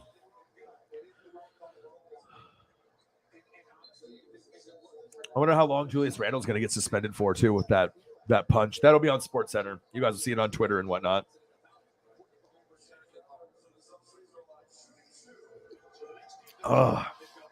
Beer and gummies is a good combo. Let me tell you. Beer, gummies, and food. Yeah, I haven't had any gummies, too, in a while. I had to buy some today. I was like, all right, I haven't had any in like a couple weeks. Been grinding it out. Need to get some. It's gonna be a long weekend, but I'll try to get at least 3 to 4 hours in at this arcade. I'm hoping so I can do that, and then I'll still stream later on. And then the Sunday will be the insane one. That'll be like all day shit. So starting at like 12:15 all the way to like 8 or 9, 9:30, whatever it ends up being. 111, 109. Knicks are up. 55 seconds left. Oh, nice fake. RJ Barrett. Oh, in and out. Phoenix gets the stop they needed. No Chris Paul and no Devin Booker, I believe. I think they're both hurt. And Phoenix is still like a good good basketball team at football. A good basketball team, even without their two best players. Well, and as you consider DeAndre Ayton, he's definitely up there. Ooh, big three. Hit him with the triple. Wow. Was that Jay Crowder? Holy shit. Dude, that was insane. Big three from Jay fucking Crowder. Wow. 112, 111. Crowd going wild. 30 seconds left in the game. Phoenix Suns fans are drunkily dancing in the crowd. They don't know where they're at. They're like, is this an open house? That lady didn't even know where the hell she was. This isn't the movies. What a three. Hit that three like it was a movie. Jay Crowder with the swag. I see you. That was impressive. What's up, man? Luke, how are you, dude? Luke, I am your father. How are you, dude? Was chilling, man. First 45 minutes, I think we hit like 300 in donos. You know, just relaxing, gummies, and, you know, drinking some beers, taking it easy. Just hanging out, watch Rampage, watch some NBA. Just hanging out, taking it easy. And tomorrow I'm going to an arcade for the first time in my hometown in like 2 years since COVID. Super excited. The place just opened up last weekend. Right down the road from my house. The only other option is a place in Salem or another place in Portland. The Portland one is amazing. They have beer there. I don't know if this place has beer, but fuck, if I pay $8 and I can get unlimited games and they got all the good shit from back, you know, T-Mac to fucking NBA Jam, NBA Hang Time to Blitz to Cruising USA, some pinball and anything and everything in between, some turtles. Yeah, I'll be good to go. I'll definitely not be bored. I'll be fine. Throw me some Pac-Man. I mean, I'll play some old school shit. The Galaga. When it's on an arcade machine, everything is cool. Doesn't matter what the fuck it is. It could be like the oldest game ever, and it's still like it could be Pong. Like, give me Pong on the arcade machine. Fuck it. No, but I do like NBA Hang Time and NFL Blitz the most. I can sit there for like hours on end and play those two games. And I'm pretty good at those two games. That's maybe why I like playing those. I can fucking roast people on those. Ooh.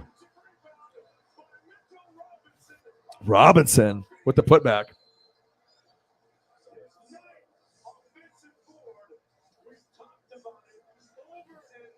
I saw that, Luke. A lot of people posted that. Soccer player, I believe. I kind of scrolled through my feed, and I don't know who the guy is, but it sounded like in the picture looked like a soccer player. Am I right? Not a rugby player, but a soccer player. Maybe I'm an idiot. Maybe I'm wrong. I don't know. I went through my feed quickly, but I know I didn't recognize the name, and I saw quite a few people talking about him and how a lot of people were fucking emotionally distraught. You know, it's like, especially if it's like your favorite or one of your favorites. So, oh, it's cricket. Shit. Okay, I was wrong then. I knew it wasn't rugby, but is he like the best cricket player ever? Because obviously, if you're international and you know, obviously there's going to be different sports that are, you know, a little bit more popular and they have a little bit more swag in the foreign countries. Was he like the Michael Jordan of cricket? It's crazy. Lots of people were upset too. I just assumed it was a soccer player, like a Ronaldo or Messi. People were getting pissed. They were just like, my day is fucked. I was like, and I can always pay attention, you know, to stuff like that. I see that on the feed because I'm always on Twitter. I'm always reading and watching film. That's my favorite app to use. I mean, I love YouTube, obviously, with the opportunity to be able to, you know, kind of brand myself and get to know you guys and leave a legacy here and have fun every night, you know, just talking wrestling and sports and whatnot. But I think for reading and information and the highlights, there's not a better spot to get your film and your, you know, famous people, non-famous people reading. You just get the GIFs, the memes, you get everything that you would want in an app in one. And I got a lot of resources, you know, for information. So it's good for me that, you know, someone that likes to read a lot, that's where a lot of my time goes. You know, you can always read up on almost anything on Twitter as far as like the sports and everything that's going on in wrestling. You get the advice and you get the information the quickest. The stories break on Twitter first before it hits the ESPN app or the NFL.com app, because you're going to get that guy like an Ian Rappaport from his tweet, releasing it, and then boom, and then after they see that, then they post it, on the ESPN or like the NFL. But if you're talking about getting the breaking story, you're going to get it first on Twitter.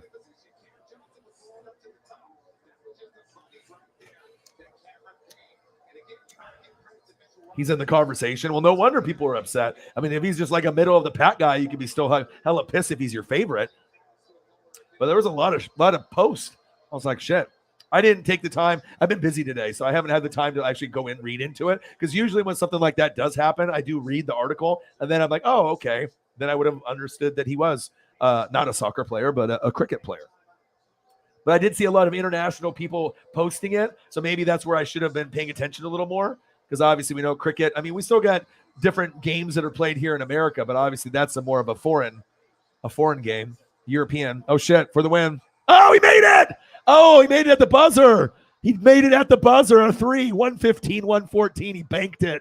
Oh my God, Phoenix wins at the buzzer by 1. Oh my God, Chris Paul. Oh my God, dude, that did not look like it was going in. Wow. Dude, we get AEW Rampage and I get a buzzer beater on a Friday night. Are you fucking kidding me? That was the best finish I've seen all season. That was insane.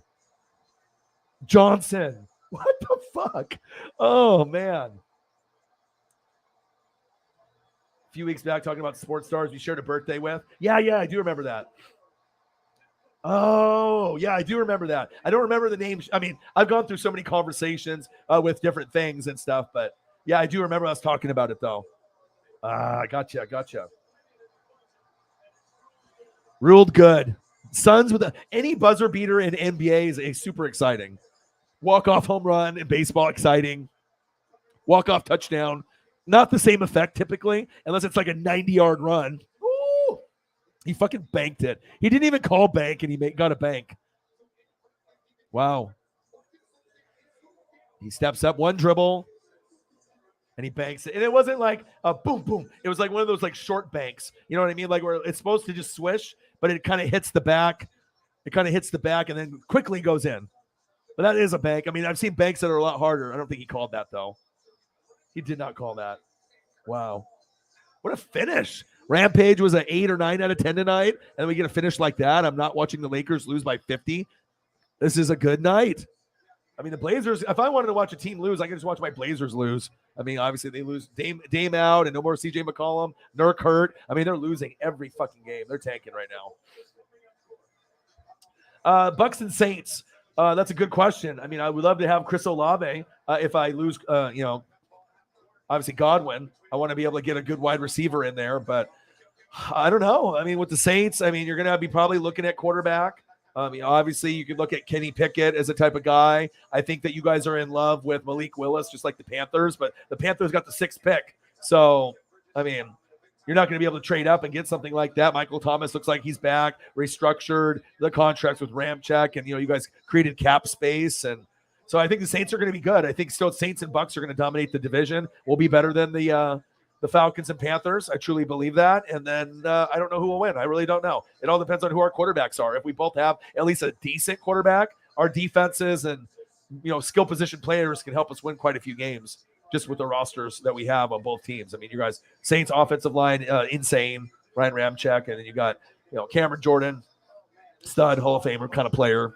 And Demario Davis, one of my favorites on the team, a.k.a. the glue. He holds everything together. I love his passion. The most underrated linebacker in the NFL is Demario Davis. A lot of haters that just don't like the Saints. They just don't want to give those players love. Lattimore doesn't really get the love because he's on the Saints. They're kind of getting criticized now, like the Cowboys and the Patriots, if you've noticed. Like they were really, really good for about 4 or 5 years, scored the most points in the regular season, kind of fell short. But there's a lot of dislike for Saints fans for whatever reason, just like the swag or the confidence or, just the way they dance around or if they just rub you the wrong way. They're good. I'm a Buck fan. They're fucking good, dude. Like, you know what I mean? They beat us every year. Normally we got them in the playoffs, but I mean, they got, Sean Payton, they had good coaching. You had good running backs, good offensive line, good running backs, wide receivers. You had good pretty much everywhere. I mean, there really wasn't a whole lot of weaknesses with their roster. And even when the Breeze went down, like Bridgewater stepped in and went like 5-1. I mean, they're a good football team. And they have discipline and they play hard for each other, and I can respect that. They're a team that they ride or die for each other, and I can respect that. A lot of teams aren't like that, and that's why the Saints win a lot of games usually year to year, because they're competitive and they play for each other. You can tell they have that Nolans swag where they're trying to represent for their area, the dome, and what they stand for. They might not win the Super Bowls, and they might fucking choke in the big moments down at the end, but you still watch them. They're on notice. They can beat anyone. You can beat Aaron Rodgers week 1 and surprise the hell out of everyone with Jameis Winston with 5 touchdowns. So I like them. I mean, they're my rival, but I mean, they're fun to watch. I like watching them. Probably up there in my top 5. I like watching the Eagles. I like watching the Saints. I like what they bring to the table. Kansas City Chiefs, I like watching them. Obviously, I'm a Buccaneer fan, so that's number 1. But I like watching the Niners. Obviously, rooted for them, when I was a kid. $33 away from $400. We can do that. We can do that, baby. I'm showing 2 hours and 15 minutes in, no problem. Oh my God. I actually accidentally kept it on here. I haven't watched a Sports Center in 15 years. I mean, Stuart Scott and certain guys that died are no longer there. I mean, Scott Van Pelt is pretty tight, but I mean, I'm not going to sit there and watch him. I'll watch NFL Live. No, I don't want to watch NFL Live. Rutledge and Mina Kimes and Marcus Spears and Orlovsky. That's a pretty good group of people. I'm not going to go out of my way to watch those guys, though, or girls. But it's a pretty good selective group of men and women that are intelligent, that know what they're talking about. You may not agree with them all the time, but so I can go scouting combine. I should do that. Put that. All right. Scouting combine is on replay from earlier. Anytime I can get some extra combine shit into, that's good. Draft is much better, but still kind of cool to see the athletes. How's everybody doing tonight, man? Yeah, it was insane. It was wild, bro. It was crazy. Jeremiah's in the building. What'd he do? Hey, 3 first. I like Jalen Hurts. A lot of Eagles fans don't like him at all. Just because Tampa ended the season and he played kind of like shit in that game. Anyone would have played like shit against Tampa Bay's defense. And if you have Brady on the other side, you know what I mean? It's not necessarily the Eagles were bad or Hurts sucks. It's just Tampa's a pretty good team. Normally we're not, but in the last 2 years with Brady, we are. I like Jalen Hurts a lot, man. We don't even know about Kyler. Seems kind of immature, but he's a top 10 talent. But and then obviously Baker is a failure. Overall, unless he goes to another place and can revitalize his career, it's not going to be in Cleveland. You know what I mean? He needs really help from a Belichick to take his career to a Pro Bowl level. But you're not going to get it unless you go to someone like that, or a Kyle Shanahan, or a Sean McVay. And I don't know if that's going to happen anytime soon with who they have in line. So, but that's what Baker needs. If you want Baker Mayfield to be a top 10 quarterback or borderline, you're going to have to get a fucking lot better. It's not all his fault. Offensive line had a lot of issues, coaching changes, defense underwhelming, Ward and, Clowney when they had, Myles Garrett. It's they don't have enough guys. There's some talented guys out there, but they should have been the team that made the playoffs this year. Browns, Bills, Chiefs, and they just, and obviously Nick Chubb is great, and Kareem Hunt, they got a great best duo at running back, but it shows you have to really put a lot of effort in, and there's a lot of people that aren't going to be Aaron Rodgers or Russell Wilson or Mahomes. But I like Kirk Cousins and Tannehill as that 10 through 15. I like those guys. I like Carr. A lot of people don't like Carr. I do. A lot of people don't like Kirk Cousins. I do. He might not be Aaron Rodgers or whatever, and he fucks up a lot, but quarterback to interception ratio is pretty good. A lot of the losses aren't just his fault. Offensive line stinks. Defense is not very good. And you got Justin Jefferson, which is awesome, and Thielen and Dalvin Cook. You couldn't ask for a better trio than Dalvin Cook, Adam Thielen, and fucking Justin Jefferson. He's already a top 5 wide receiver already with Jamar Chase. He's amazing. Those guys are going to run the league. After Devontae Adams and Tyreek get older, the 2 best in the league will be Justin Jefferson and Jamar Chase, and they already are getting there, and they've already just started their careers. You can tell the talent's there, but I like Cousins. I would take him on Tampa Bay, but I don't want to pay him fucking $45-50 million. I don't think you're worth that much. That type of money is supposed to be Mahomes money or Rodgers Wilson money.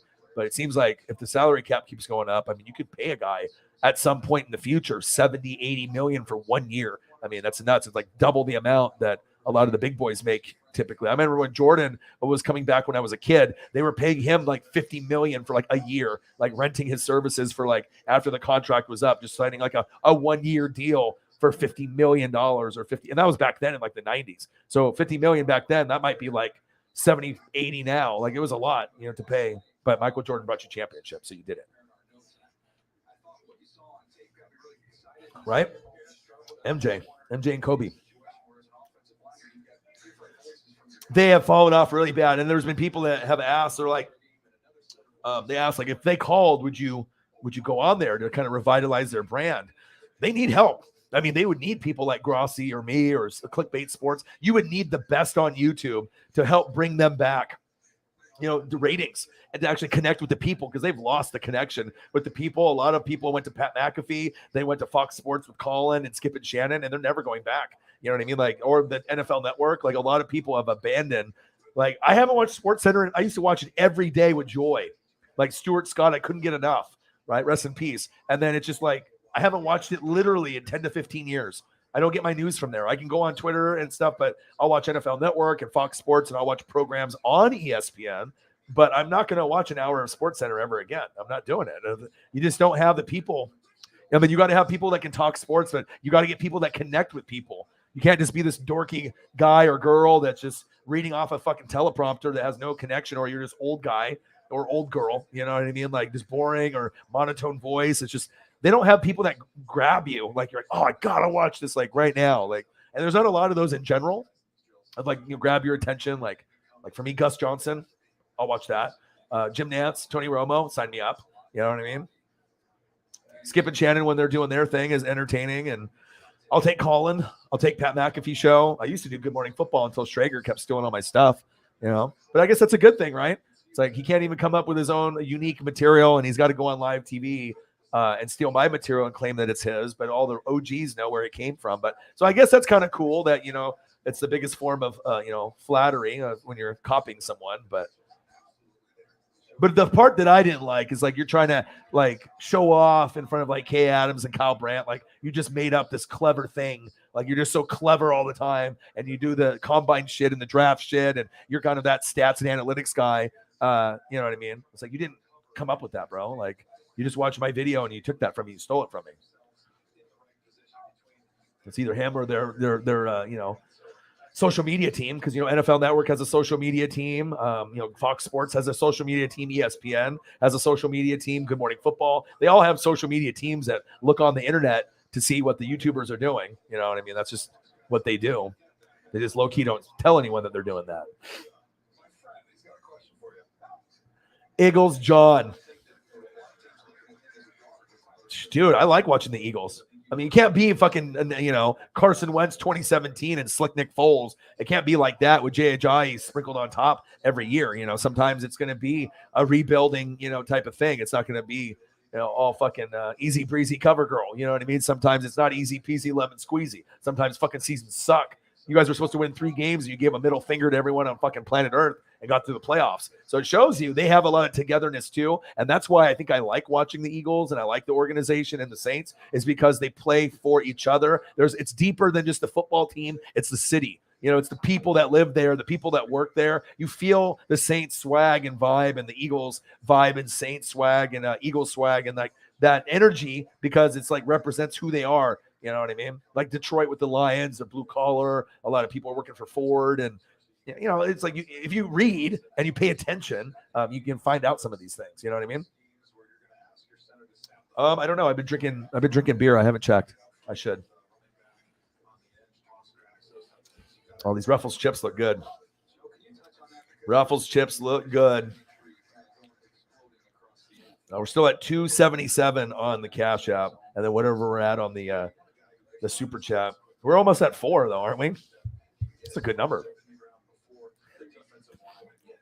Wide receiver, yeah. But the thing is, Jeremiah, as we've known with you got Dennis Allen, kind of taking over with the role. But with Sean Payton, it's like when you knew that there was an LSU player that you could draft, the fans would love. They never go for that route. I mean, some of them are Ohio State players. And, it's like Peyton Turner, you know what I mean? And Paulson Adebo. I mean, those weren't the worst picks. But when there's guys like Terrace Marshall Jr. from LSU that was there, that could have been a really big thing for the wide receiver need. And Asante Samuel Jr. would have been huge. So it's not like I think Peyton Turner, Paulson Adebo are not good. Paulson Adebo showed out more than Peyton, I believe, last season overall. He showed flashes of some greatness, when you saw him out there. But God, those two, but if it's for their team and their scheme, it doesn't matter what the media says. It's for them. They might have other guys graded higher, but if they really like someone as a person and what they do on the field and they've, sold their organization, then they're going to take a guy maybe 15, 30, 40 picks too soon, knowing that they could get him later. But, you like the guy, you like the guy. Yes, I can. The Peyton Manning forehead. Talked about my buddy who's a Broncos fan. I talked about it today. Or we do the HD pictures and stuff. He's like, oh, that's cool. Yeah. No one really does it, so I'm like the only one, but I imagine it'll catch on and everyone will copy. That's what people do. Makes it an extra thing to the show. They can't copy my style, though. My style always will be different compared to anyone else. You know what I mean? I have a certain, type of ability to be able to find the pictures that I want to bring out on the stream and to show my personality and what I'm choosing. And everyone's going to pick different things to be able to make their show branded their way. But look at that damn forehead with this one. Jesus Christ, dude. Look at 1995. You're a normal human being. 20 years later, what happened? It grew like 4 to 6 inches. I have no idea. And then they'll get 2035. Yeah, I think he might be an alien. He's not human. Doesn't even look like the same person. 2035 doesn't look like 2015. 2015 doesn't look like 1995. I am confused. All right. Big ass forehead. That's why he's so good. That's why he was so good at audibles. That was so good running into the running back full speed on play action every time, like I talked about. That's the thing I like about him the most, besides his football IQ. That was the one thing that he did better than anyone in football. The run to the play action. You never knew if it was going to be play action or not. He was so good at it, and he did it fast and complete every time. All the quarterbacks that are playing now are lazy as shit. They're not like Peyton Manning. They don't do that. Those little pieces of attention to detail to get the advantage. That's Peyton Manning. That's why he's goated. All right, as one of the pimping, the best. Okay? Tom Brady never did it like Peyton Manning. Right? Joe Montana never did it, or any of the other GOATs. No Drew Brees. It's like go back and watch the footage of him doing the play action. I mean, Sarah will know. Any Bronco fan will tell you. You kind of forget about it, though, with the greatness because you're so in awe when you watch a Joe Montana or a Jerry Rice or a Bo Jackson or a Barry Sanders or a Deion. You get caught up in this kind of like aura of them dancing around, just making big plays, making it look effortless. But then the little subtle details that super fans notice, that's what takes over besides their hard work, obviously, with the film study and the playbook. And obviously, he was the king of the audible. No one was better at audibles than fucking Peyton Manning. I mean, name one other guy that you can think of at quarterback that was better than the alien, Peyton Manning. Nobody. Omaha, like all his different weird words and trickery and, you know what he was? Money. Everyone has a price. $100 bill in the guy's mouth. Peyton Manning. Yes, sir. Yes, sir. God bless America. If you ain't first, you're last. I'm all jacked up on Mountain Dew. Oh man, good movies. I'm in tune for a Step Brothers. I haven't seen it in a little while. Sometimes Talladega Nights will be on, and I like Superbad. I can watch Superbad like once a week or once every 2 weeks. I like it that much. It's on the TV saved on the DVR. Superbad never gets old ever. Good Boys is good too. It's like kind of the middle school version of Superbad. Very good. If you've never seen Good Boys, watch it. You'll be entertained. It's very good. Very, very good. Speaking of AEW Dynamite and Rampage, very, very good. And then we got Revolution coming up. I should get a Revolution thing here. AEW Revolution.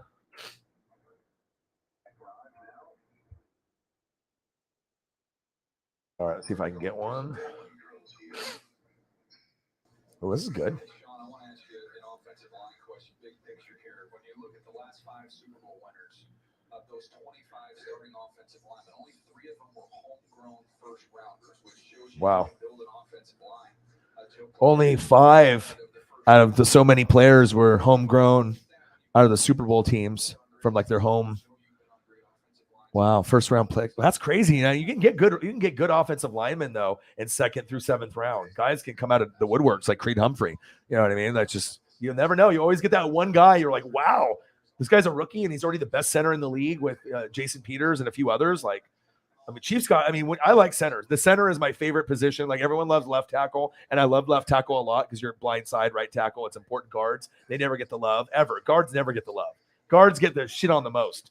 Centers, guards, but tackles get a little love if you're the best left tackle. You get that love a little bit. That's like the shiny Corvette, you know. But the one that I like the most is the center because the center is calling the protections. He is the middle linebacker of the offensive line, making sure that everyone's in the right spot, cadence. There's a lot of responsibility. And if you've got a top 5 center, your team's probably pretty fucking good.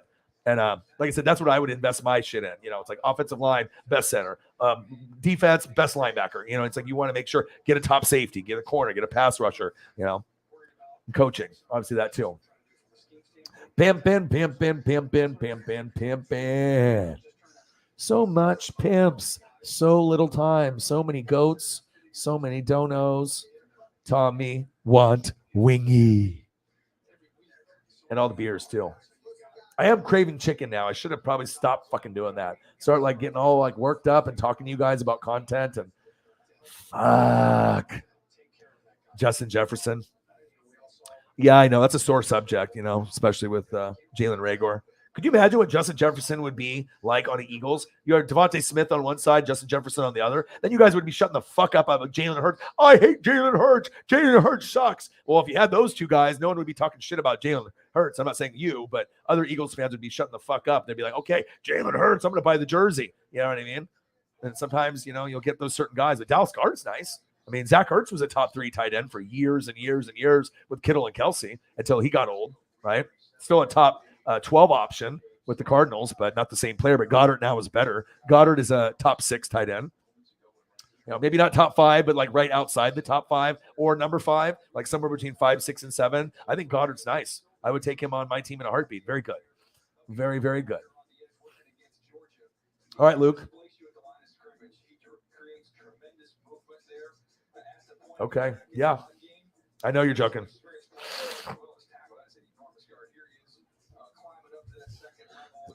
Sliding in the DMs.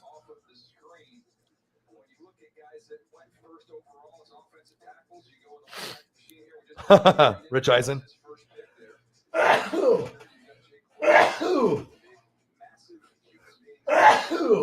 Woo! Hit him with the Ric Flair drip, bitch. Oh, triple sneeze.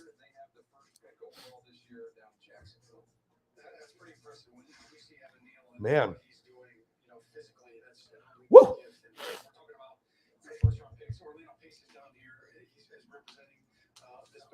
Well, I love Orlando Pace.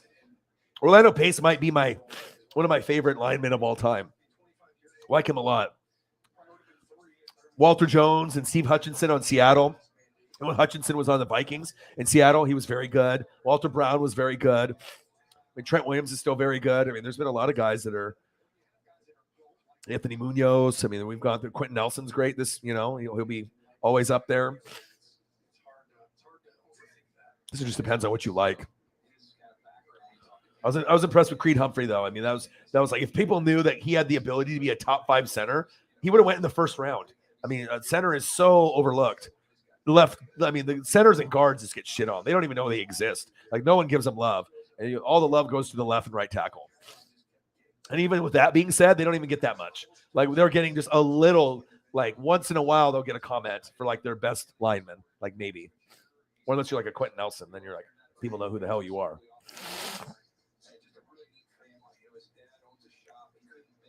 Protect the old noodle.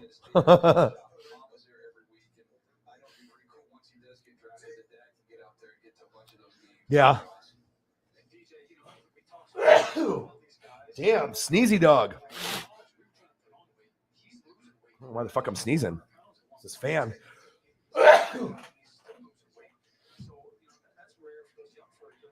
Fan is blowing dust in my nose.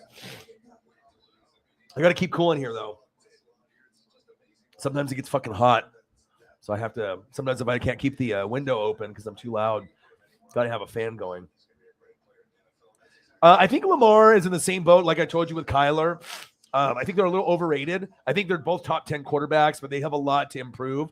Dak is in that same category as well, somewhere between like 6, 7, and 8. And there's nothing wrong with being the 6th, 7th, or 8th best quarterback in the NFL. I mean, sign me up.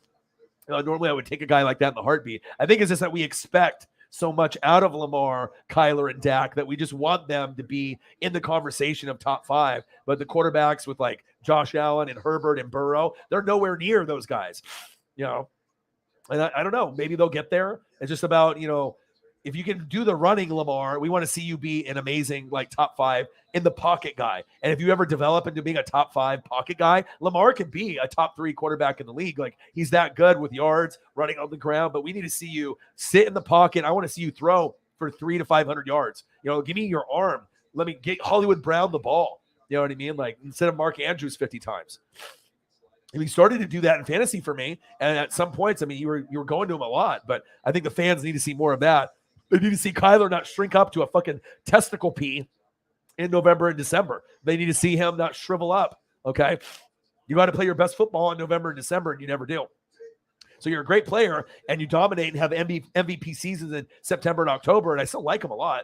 But, the video game thing and the baseball distraction and the fans, and I mean, there's a little drama there with him that's attached. So some people are going to be kind of like, whatever, I'll deal with someone else. And with Dak, obviously it's the Cowboys, so everyone just shits on him because he's the Cowboy quarterback, just like they shit on Romo. But now Romo's an announcer, and they're like, I love him. But you weren't saying that when he was a quarterback. You're like, fuck this guy. But it's crazy how he'll be more famous on the mic than he will be on the football field, Tony Romo. Sometimes you just never know what your lane is, Maybe not the best quarterback, but he clearly wasn't bad. I would have taken a Tony Romo. I mean, it's not like you're going to win a Super Bowl with a Tony Romo, but he'll get you to the playoffs maybe every couple years, and you're going to be exciting. You're going to make plays with a guy like that. Not everyone can be a Joe Montana or a fucking Tom Brady or Peyton Manning. So I enjoyed watching these games. I remember watching them on Thanksgiving and shit, TCS YD. Protect your neck. Wu-Tang. You know what song I like by Wu-Tang? Gravel Pit. There's just certain songs that, from my childhood or high school or college, like post-college, like if you have certain people, Method Man, Redman, I like a lot. The Rockwilder. I mean, there's just certain stuff. If you ever watch BET or music videos or 106 in Park, obviously me being half Asian, I have friends of all races. I always watch a little bit of everything. They had TRL, MTV, BET, where they actually showed music videos instead of just like kind of garbage content that they have on now. Or when they had like Beavis and Butthead back then, and then I could watch some like rock videos come up, and I could watch Beavis and Butthead when it came out in its prime was like must-see TV. Like Ren and Stimpy was good, but Beavis and Butthead was funny. It was entertaining. It was cartoon, and he had rock videos in there. Check. I mean, why wouldn't you want to watch it? It was so good. I never had it. I had to go to a friend's house to watch it, but I always enjoyed it.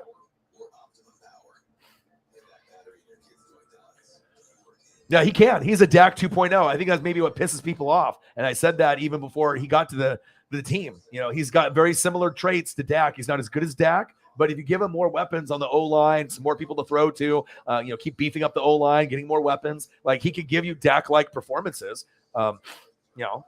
There's nothing wrong with that. I mean, I like Dak more than I like Kyler or Lamar. And a lot of people would say that I'm crazy, but if you're doing it based off popularity, Dak is the least popular. Kyler and Lamar are like superstars, always swag and, video games for Kyler, baseball with the A's, and then Lamar is very well liked. But I got to do it based on not if you're dressing good or you're well liked or you got swag. I need to see you produce on the field. It's got to be a little bit of the football IQ, how you play with teammates. Are you able to grow year in and year out? Are you getting progressively better, progressively worse? And just because you're on a team that everyone hates, the Cowboys, doesn't mean that you're not good, Dak Prescott. So I would take Dak on my team. If I had a choice between Dak, Lamar, or Kyler for my Buccaneers, I would take Dak.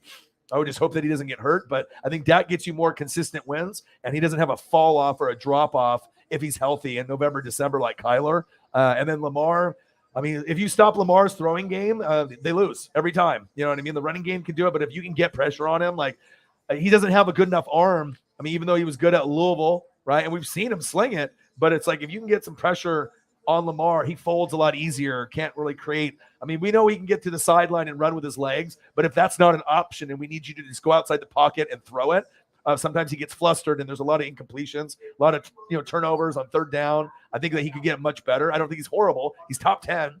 You could all say those are top 8 quarterbacks, 6, 7, 8. But I think I like Dak more than the other two because I don't base it off Cowboy hate. I base it on what I see on the field. Dak is a winner. And anyone you get that's a third or fourth rounder instead of a first or second rounder, there's a different swag about those guys. Obviously, Brady being 6th, 7th rounder, late GOAT status, right? But like Alvin Kamara, AK-41, my favorite running back, even though he's in legal trouble, obviously being like a third or fourth rounder. Dak being a third or fourth rounder.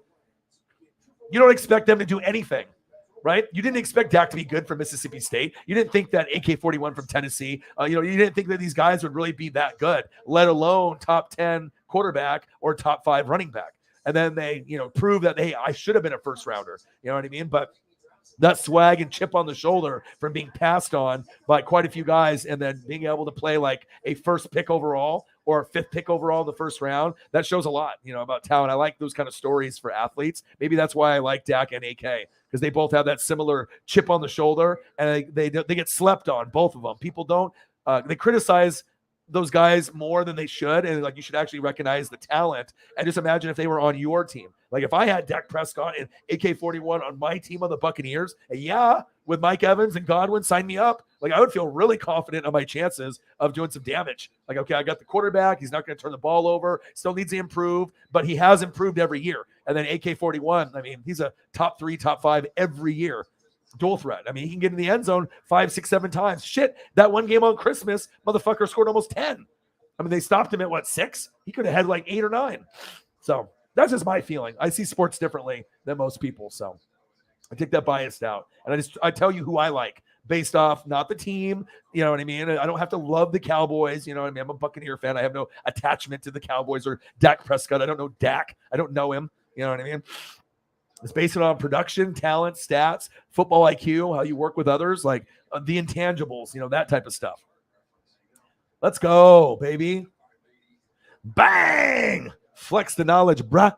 $50. That's one thing that you're going to get from me that you're not going to get that take anywhere else. And then you'll hear Peter Schrager, like if they end up having a conversation about Dak Prescott, right, Lamar Jackson, and Kyler Murray, and if he says what I say, he's going to look like a genius on TV. Because if you say those things, I mean, it's truth. A lot of people are afraid to say what the real shit is. I tell it how it is. Like me saying that Dak is a better quarterback than Kyler or Lamar. If anyone else said that on the internet, they would get fucking roasted.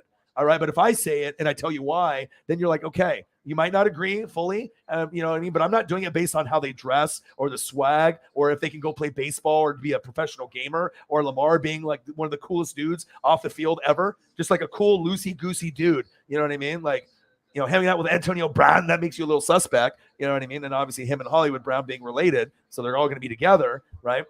But so much talent in Lamar. He's like a better version of maybe Michael Vick. Do we want to say that? Or do we think Michael Vick is better? But you know what I'm saying. When you saw Michael Vick at Virginia Tech, he was an incredible player. I loved Michael Vick, Atlanta Falcons. I mean, he changed the game. And then for a lefty, I mean, he was like, that's the best thing that we saw since Steve Young. I mean, it was exciting. It was like Johnny Manziel at A&M with Mike Evans. It was when I saw Michael Vick in college or Johnny Manziel, do you think I missed a game or a snap? Fuck no. My eyes were glued on the TV.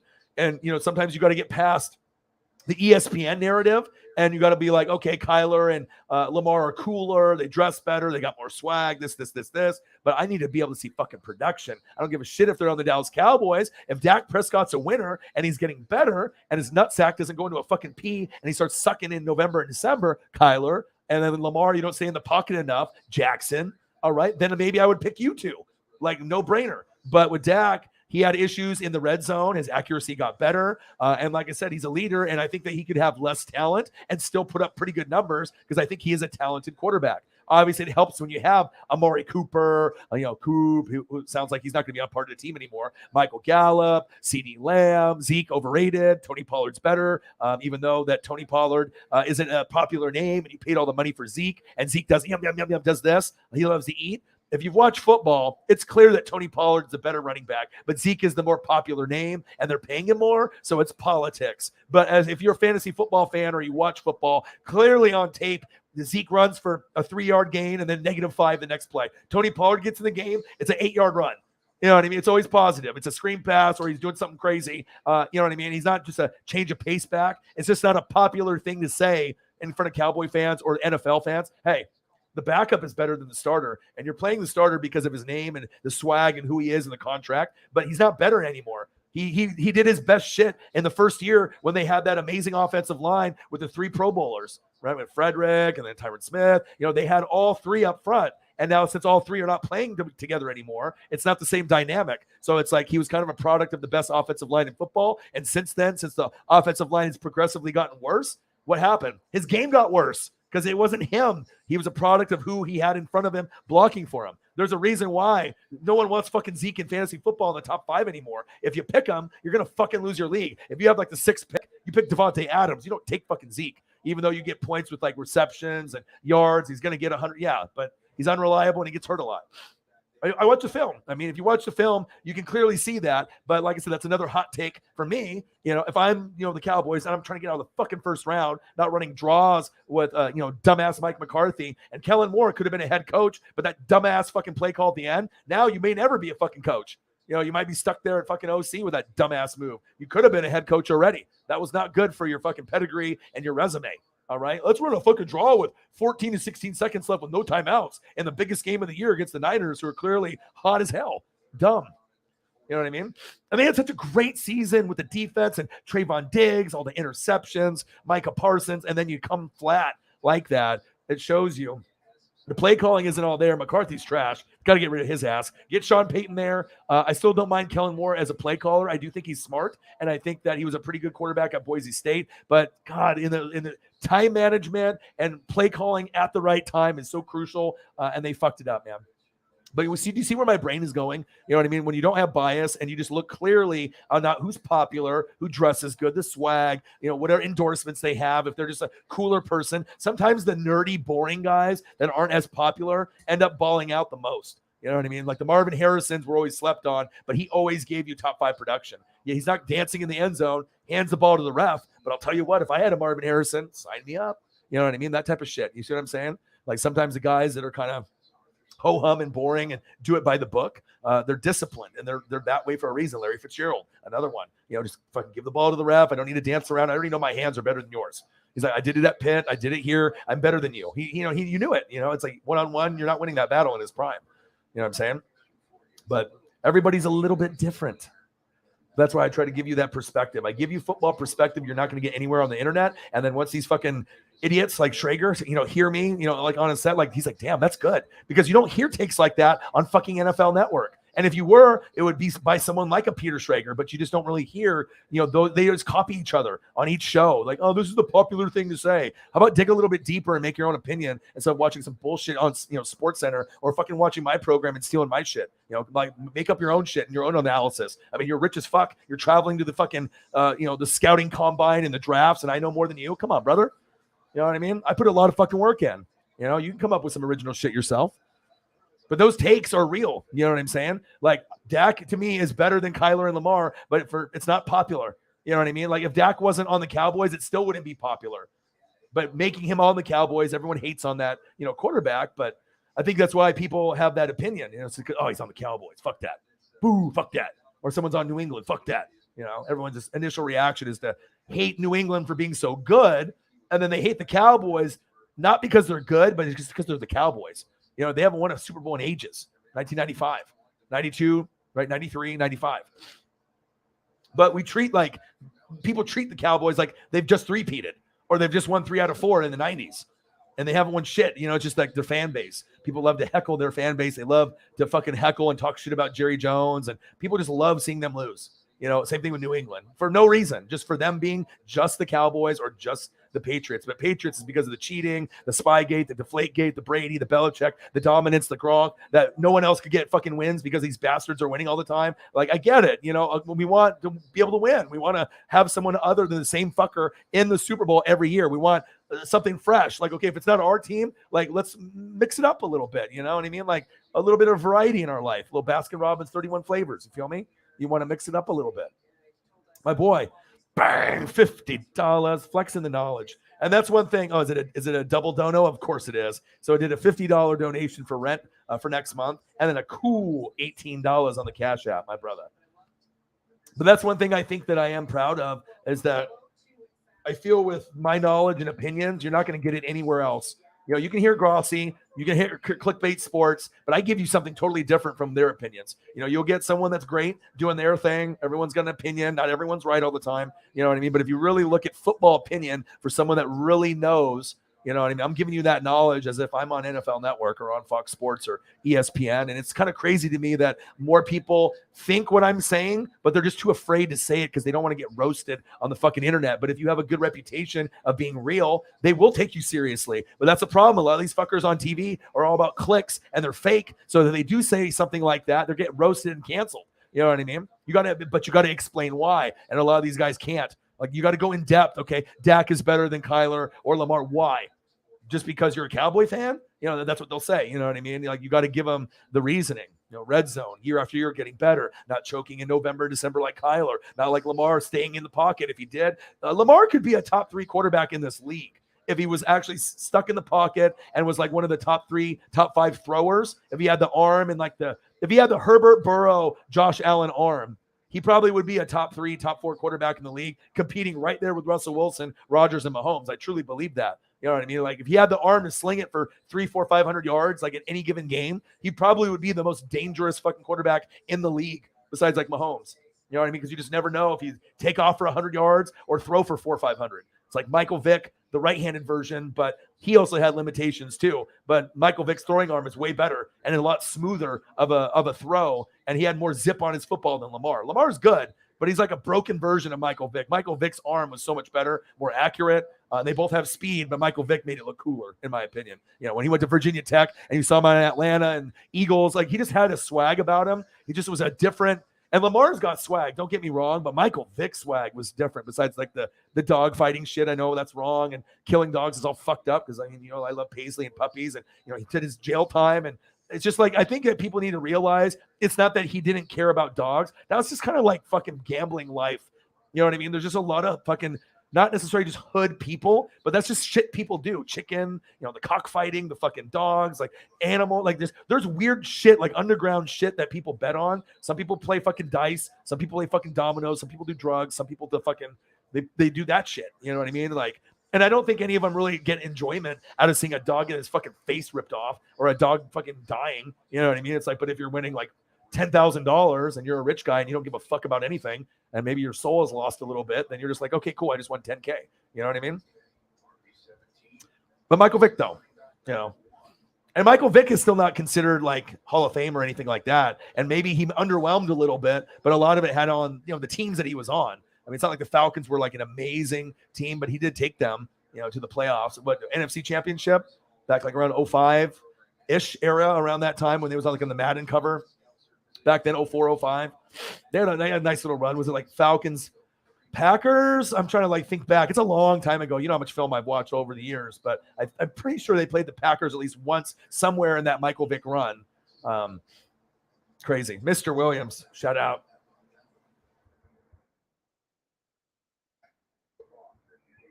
$18. Hiya.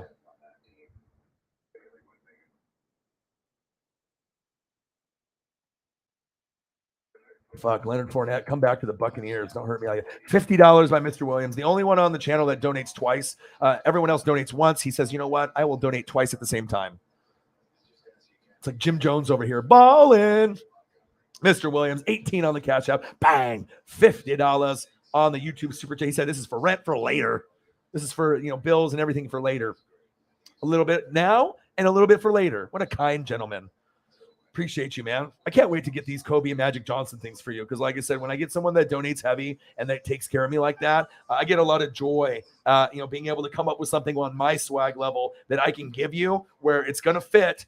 I'm going to get the right size for you, and you're going to be able to wear it like you bought it. Like, you know what I mean? People are going to be like, damn, where did you get that? Someone will ask you. Because it's got to be something like that. I'm not going to get just some like regular cartoon pictured Kobe Bryant shirt. Like I'm going to try to find one with his image or big old, high like maybe face or maybe him dunking. Like I want to try to find something that like I would wear, even though I'm not necessarily a Laker fan myself. But a Magic Johnson, Kobe Bryant thing can be worn by anyone and get respect. I mean, those guys are two of the best that have ever played at their position. Rest in peace, Kobe. And Magic, I always loved. I mean, if you watch Magic and Bird back in the day, Celtics and Lakers, man. They even did a video game. The Celtics, Blazers versus Bulls, EA Sports. I had that in the Sega in the other room. Shout out, dude. Appreciate you very much. Elliot Evans, Mr. Williams. So you're next, Mr. Williams. I'm going to get you a couple. I know you don't want me to do a whole lot. You watched me back in the day. I helped you through some stuff. You're showing the love, just like a lot of the other goats, and you're helping me survive and pay bills and gas and food and being able to buy beer and gummies and just hang out and make my dreams come true. So I have to at the very least. So we're going to do two things. For number one, I'm going to buy you a couple t-shirts. So I'm going to do that. All right. And then obviously number two, I am going to go halvesies on some kind of special thing for you and me, for Mr. Williams, you and me, for Elliot Evans. So he's in college, not a lot of money. Things are a little tight. So we're going to do something cool for him. We're going to, in the next few weeks, we'll put our money together and we'll get him like a Saints jersey, maybe AK-41, a Breeze, maybe one of those Color Rush white jerseys with the gold numbers. Those are got to be the coolest jerseys ever. Or maybe we get you someone on defense like Cameron Jordan or, Lattimore or DeMario Davis, or if you want one, Michael Thomas, like, or maybe a jacket, a starter jacket, Saints one or something. We'll get you something. No money's tight. And, unless there's like a cool concert. I mean, you went to Tyler, the Creator, because that would be the type of thing I would like to buy for you. Like, if I was like, okay, Tyler, the Creator concert's coming and I don't got no money. Boom. Send him money and then try to give him the best seats as possible, But I don't know who else is coming to concert that you would like that's coming in the next few months. But if you would rather want a concert ticket rather than like a jacket or jersey, I don't mind. That would be awesome. Or if you want to go to like a comedy show, like Dave Chappelle's coming to Portland and Trevor Wallace is coming. I mean, there's a lot of people coming and sometimes paying that money to be able to see like a music artist or like a comedian is, it's fun. You know what I mean? Like a lot of people don't get that opportunity. So you let me know. But if you got another, I don't know if it's like a Travis Scott thing or like, whoever's coming and whatever, let me know, man. I wouldn't mind taking care of you. But a Breeze jersey would be pretty epic. I could get you an official one, not some cheap off knockoff one on eBay that's made in China that has his name spelled wrong, Breez. You know what I mean? I'm going to get you the real deal. Baby. If I had to win a single game, which quarterback would you take? Can't pick Tom Brady or Peyton Manning. Joe Montana. Easy. Something happened to my Discord. It just deleted. It disappeared. I don't know what happened. The Discord disappeared. I don't know if anyone else is on that. If someone can drop the link in the Discord for me. Yeah, I couldn't go to it anymore. Disappeared. Like some kind of error came up. Drew Brees jersey. You don't own one either, do you? Getting a Drew Brees jersey will give you fame forever. I mean, you can't go wrong with a Brees jersey, especially if he's retired now. And then pretty soon it's going to become like a Mitchell and Ness throwback where you're going to have to pay like $300 to get the jersey because it's going to be at a point where they're going to stop selling his jersey, for not being around. And pretty soon in like 5 to 10 years, it's going to be like a collectible thing to have a Drew Brees jersey. So got to get them. You got to get them when you can, So you're, look at this jersey. I got this back when he was playing, and then you can be like 40, 50 years old. Oh, back in my day, I had a Drew Brees jersey,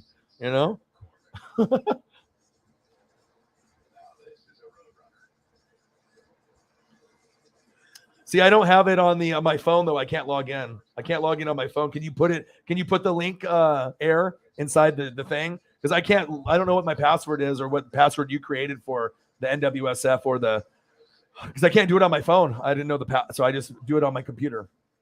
Mr. Williams, GOAT, $50 hara, and 18 hi. Always taking care of me. And a lot of times more than once in the stream, just fucking goated style, dude. I'm going to get you the coolest fucking Kobe Bryant thing I can, dude. Unless I find something crazy like Kobe Bryant shoes. You know what I mean?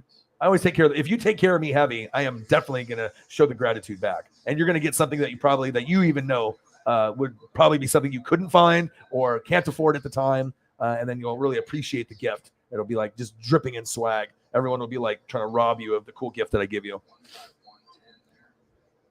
If Sean Payton goes to Dallas, who dat nation will riot? It's going to happen. I have a feeling. Or he could just go into announcing. He may never come back. He might just be. I mean, think about it. If you get paid like $50 million, $20 million, 18 million a year to talk football, and you don't even need to do the play-by-play, you're just doing color, or you're in the booth, like in the pregame show, like a Howie or like a Terry, and you're getting paid like $15 million to do something you'd be doing anyways, hanging out with your boys, but you're just on TV and you got to wear a tie. I mean, a lot of guys would hang up the stress of being a coach, and you just sit there and you drink your coffee, bullshit with some other Hall of Famers that are amazing on a network, throw a couple hot takes, and talk about football. Boom, $15 million in the bank account. Might be something that some of these guys don't. He's still got, I think, something left, but he has been coaching for a long time. If you look at how long he actually started his coaching career and how long he went, I mean, he definitely could be an announcer guy, moving forward. Be kind of cool to see Sean Payton and Drew do like a broadcast together, because then they would have the good chemistry. You could have like a Jim Nantz kind of Tony Romo vibe. They both aren't seasoned enough to do those roles. And I don't think Sean Payton would be good enough to do play-by-play. Neither Drew Brees, because it's like the hardest thing to do in sports, to be a good live play-by-play guy. Reactions, like it's, there's so many people on YouTube that do it, but how many do it great? There's only a couple of us that like are better than the rest, and it's clear. And same thing goes on TV. Like some guys are great. Jim Nantz and Tony Romo, fantastic. Watch them all the time. Madden and Summerall, fantastic. My idols. Gus Johnson, my idol. Okay, but Aikman and I don't even want to say his name. Sad. You're good at baseball though. The Fox broadcast is good at baseball, but Joe Buck, God damn you. You know what I mean? Just I don't know. I mean, he's not horrible. Aikman and him aren't horrible, but they're not good either. You know what I mean? They're just like, if you had to do a number between like 1 to 10, and Romo and Nantz are at like an 8 to 10 consistently, normally like a 9, they're like on the 5 side or a 6. I mean, it's like you're paying him money, and one guy's a former quarterback, the other guy is a baseball guy, but he's versatile and he can do pretty much anything because he's been doing it forever, right? Got connections with his dad being in the business early, dad and mom. Everyone has been, the Buck family has just been fucking in sports their whole lives, okay? But I mean, I could think of a lot of other people I would rather listen to, but then you go to like Monday Night Football with like Riddick and Greasy, and that's not good. That's not good either. So it's like, I don't know. I think there's running out of just people that are great on the mic. Not everyone can be MJF. Not everyone can be Chris Jericho. Not everyone can be The Rock. Some of us are great, and some are okay and some are bad. And it just seems like there's a lot of more bad out there and a lot of fakes. You got to be real. You got to have good points. You have to be able to have a good voice. Like a lot of them are just like trying to be like fabricated. Like, we're making you an announcer, even though you're a football player. Like some guys, they just don't have it. They're like pushing guys. Like, remember when Jason Witten, they tried to have him? Booger McFarland is horrible, and he's a Tampa Bay Buccaneer. And I'm ashamed to say that. He's fucking horrible. He said shit like, when the other team scores more points, they're ahead and they win. Really? That's the best thing you could come up with? Like just like the dumbest shit, man. Like making my eyes and ears bleed. And I'm telling you, like shit like that would come out. Bad, man. Michael Vick running a dog Holocaust compound will probably keep. Yeah, it's going to. Unfortunately, that side shit is too much, dude. You know what I mean? And just an amazing athlete. I mean, must-see TV at Virginia Tech, just like Johnny Manziel. And then they both ended up not, living up to expectations. Vic did more, but if that dog shit didn't happen, and then being in Atlanta and having a lot of hood friends and not making good decisions, like, dude, someone should have been smart in his corner. You should have had like some kind of Asian guy or like some like white dude that's like this his homie, and just be like, I know you like hanging out with your gangster friends, bro, and I know you like hustling and making your gangster money, but listen, you're gonna have too much risk if you get caught. Like, I get it, you're making money and you're doing this and that, but like you get caught, you're fucked. And he didn't have a good enough friend to be like, they're just like, eating off his winnings, and they probably, he probably paid for his boys to live in a mansion with him, or in a side mansion. Because that's what a lot of these guys do that are entertainers and the athletes. Their boys that they went like high school and junior high with, regardless if they're gang related or not. You're going to put all the homies in a house rather than them just living in the hood or just wherever they're doing. Oh, my buddy works at Walmart. Fuck that. You're a rich millionaire. You're never working ever again. Give some money to the homies or whatever. They got their regular job, but if you're a friend like that, that's what these guys do. But he didn't have that voice of reason. He didn't have that Orion in the back pocket. 'Cause I'll tell you what, if I was in that clique, I'd have been like, dude, there's just no way. I was like, I know you like doing this shit, but dude, there's way too much on the line. And I guarantee that when he was doing it, he never thought that he was going to go to jail. You know what I mean? He's just thinking about making money. You know what I mean? Just like a weed dealer or like a coke dealer or a drug dealer. It's just like you get addicted to gambling. You get addicted to the drugs, the money, the lifestyle of just being the man. You know what I mean? And he had money to burn. You're Michael Vick. You know what I mean? But damn, I mean, you couldn't have he's like, oh, you want to play cards or dominoes? And that's probably how it started. And then he wanted to keep getting bigger, more money. And then, and if you're not doing like the gambling thing, and then you have like that live action in your face bullshit, it's bullshit, man. Should have never did that stuff. Stupid. TCS Whitey, you want to get on it too? Yeah, we're going to do something special for him because if he had a job, he would definitely donate. Every time I post on Instagram, he always is the first one to like it. He's always here. He's always funny. He's always himself. He's maybe the last Saints fan on planet Earth on the channel now since they all left. You know what I mean? I'm sorry. I didn't retire Drew Brees. Well, actually, kind of did, but, that wasn't on purpose. I ended your guys' fucking season with Jameis Winston.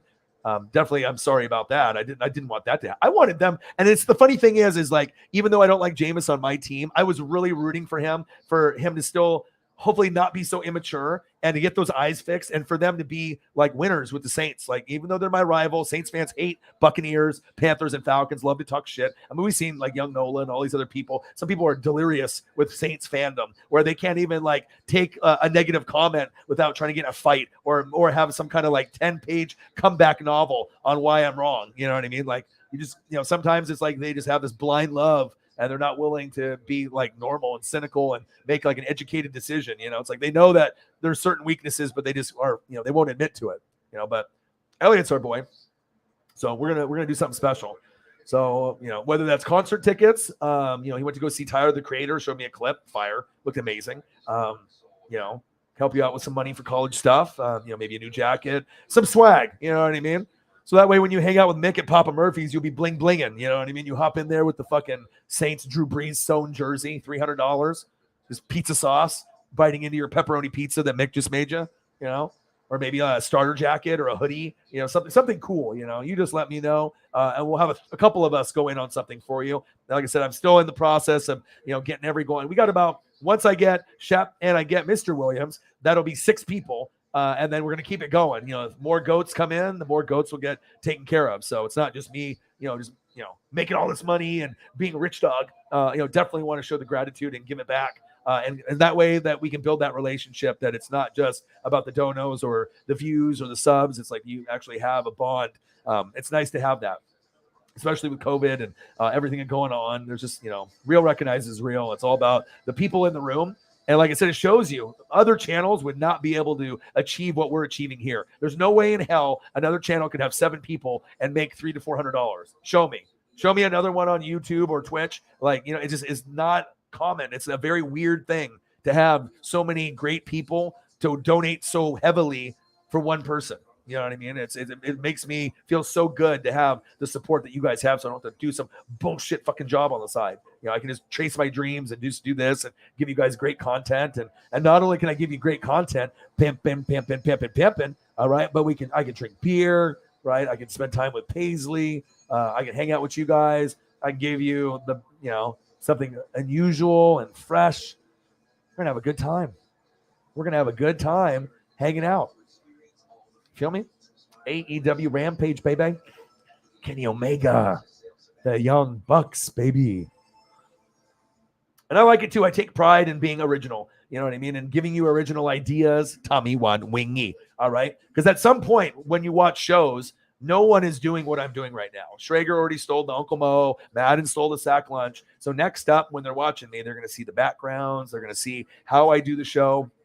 And I'm like almost fully producing like an ESPN. It's like putting up the picture with the topic that we're talking about. You don't really see anybody else doing that.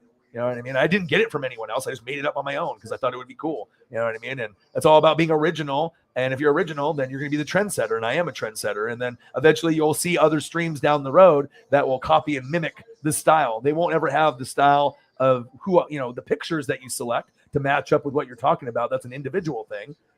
Everyone's got their own individual taste. Everyone's going to have their own swag and brand. And I think my brand will, definitely stand out as the OG, the triple OG. This is your guy now, man. Maybe. Taysom Hill. I know you guys might be looking at drafting a quarterback, but Jameis with those weird fucking exercises that he did, if you go to my Twitter, they said the rest of the league should be afraid because he's doing exercises that no one's ever seen before. And it's true. He's always doing the weirdest exercises for his rehab or just in general. He's a weird guy. Like, I don't know how these hood guys that Jameis has from Florida State, like, he's like, this would be good. We're going to do this fucking drill on the internets and we're going to get all the views. But it's just like the weirdest stretches. Like he was doing I can't even do it on the screen. It's just fucking so stupid, man. But I'm praying that he ends up getting healthy, and I think it would be good for you guys. You'll go farther than Taysom, and you'll go farther than any rookie. I think he should come back to the Saints, and I think he can get you guys the playoffs. You guys would have made it this year if he didn't get hurt. So. I really, really want women to be a part of what I feel is a revolution. Forgot password Delio. Okay.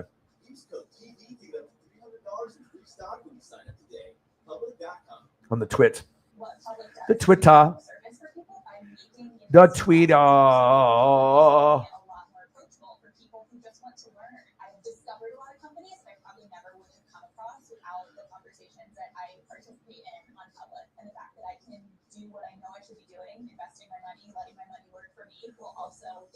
Got it. All right, I'm back. There we go. Thank you. Yeah, baby. Oh, I need to move that over. I'm an idiot. All right, here's what you missed. While we were gone, here's Aew Rampage. Was the unfortunate placing of All right, hold on. I got all this fucking screens I got to move over. Got to move over screens, yo. You should see how many pictures I have in my because you know how I'm always moving fast with like the pictures and the shows. I literally have like over 1,000 pictures behind the screen, like all on the desktop. It's wild. I should be putting them in a folder, but when I'm working so hard every day and like I don't know if I'm going to use a picture again, and I'm dragging the file, and putting it on my desktop and whatnot, like, yeah, it's a mess. Yes, Air Whitey. Yes, the rehab video. This. Like, what the fuck is that? Like his boy, whoever says like, do this is going to look cool. This is going to be dope as shit. Like, no, you look like a fucking idiot. Like just the weird shit that he does in every fucking video with his legs and his arms. He's like just a goofy motherfucker. Like he's like a jokester. And obviously he's like a really talented and popular guy. Could have played baseball or football. But God, he's just a goofy fucker, isn't he? It's a goofy motherfucker. A goofy motherfucker with swag. And sometimes just, just a little immature. But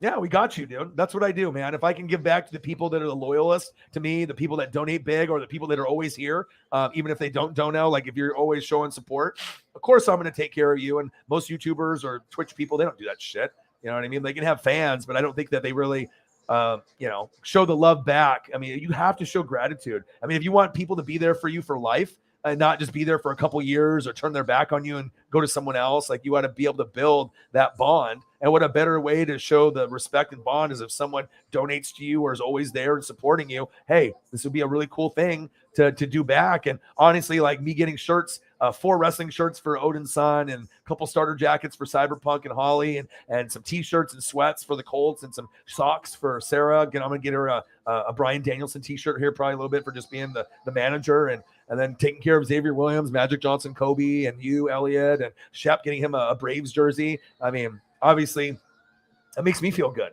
It makes me feel better than actually getting the donations, believe it or not. Donations are fire, trust me. It's like being able to pay bills and have a little extra money. But like if I can give back, it's a cool feeling. You know what I mean? Winston rehab video.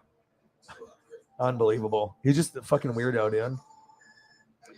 Fucking James is a fucking weirdo. Jameis. He looks good in that Saints uniform. And it's funny, too, because Saints fans would always clown me. Oh, you have Jameis Winston. He's a piece of shit. He's horrible. Worst quarterback in the NFL. And then as soon as he goes to the Saints, I love Jameis Winston. He is my ride or die. Never talk shit about him. He is the dude. Jabu. Jabu wins. That's my guy. Jameis, famous Jameis. No more crab legs. That's my dude. Nolans, Jameis. I'll be like, what happened? Do you remember the conversation you had with me last year? You said he was bootios. Now he's like the greatest thing since sliced bread. You know what I mean? But that's how it went. You know, and winning cures things. So does this. This cures everything. All right. But winning cures things. And he played good.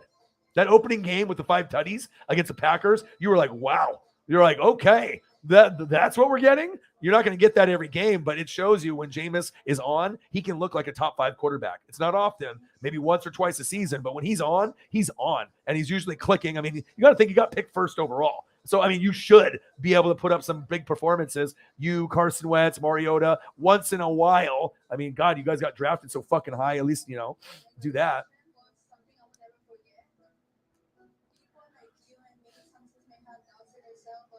Yeah.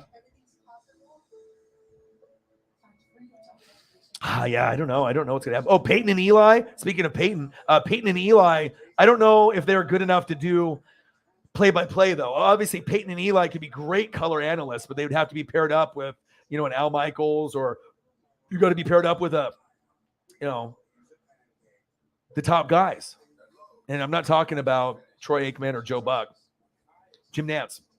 Nobody better than Jim Nantz at the play-by-play. Listen to him call the game. Gus Johnson, as far as energy and calling the game, but like there's certain guys that are just elite, and they're so much better. There's nobody better than Jim Nantz calling the game, to me personally. Like when you listen, he has got a great voice. You're engaged. Everything that he says is just so smooth. I like Pat. I like, you know, obviously Madden and Summerall. Pat Summerall and John Madden, they were my all-time favorite. There's like the old grandpas out there just talking football, and they just were so entertaining. There was nobody better than them when I was a kid. Yeah, man, keep it moving, dude. You got us, dude, all the time. Chief in the building. What to do? Said shout out with all the goats in the room with a goat streamer. Thank you, man. And like I said, I don't get mad if there's, you know, 6 people in the room, 16. Fucking a lot of other YouTubers would give up. They would, you know, get pissed off, complain, and my time's coming. I mean, shit, you know, it shows you. I mean, if you work hard, you can still get shit on in life and have 6 people in the room, have Peter Schrager steal your material, EA Sports, Madden steal the material. I mean, I should have like 60,000 in the room, but that's just not the plan right now. You know what I mean? You got to just keep working. Eventually, you know, you're going to get your viral moment and blow, and, you know, and then we won't look back. But, you know, for the time being, it's an amazing time, you know, more time individually that we can share with each other instead of having so many people that I can't get to all the comments, even though I try to on every stream. So at some point, that's not going to be possible. I'm just not going to be able to read every fucking comment because there's going to be too many people in the room. But, oh, yeah, Chiefs Kingdom. Can't say nation, though, because different places are nation. That's a big thing. Ask anyone that's a Chiefs fan. So as a Rams fan, if we didn't say Ramily, you're like, oh, wait. Ramily. You know, you got to make sure you got to stick with the correct thing for the correct team. It's hard to keep up with all of them. Every team has got their own little mantra and their little catchphrase. You know what I mean? So if you don't say Ramily, the Rams fans are, okay, this guy's an imposter. Get out of here. Okay? Chiefs Kingdom. Can't say Chiefs Nation. Wish you could say that. But like if you say that, it doesn't have the same meaning. It's a kingdom. I know the Chiefs fans pretty well.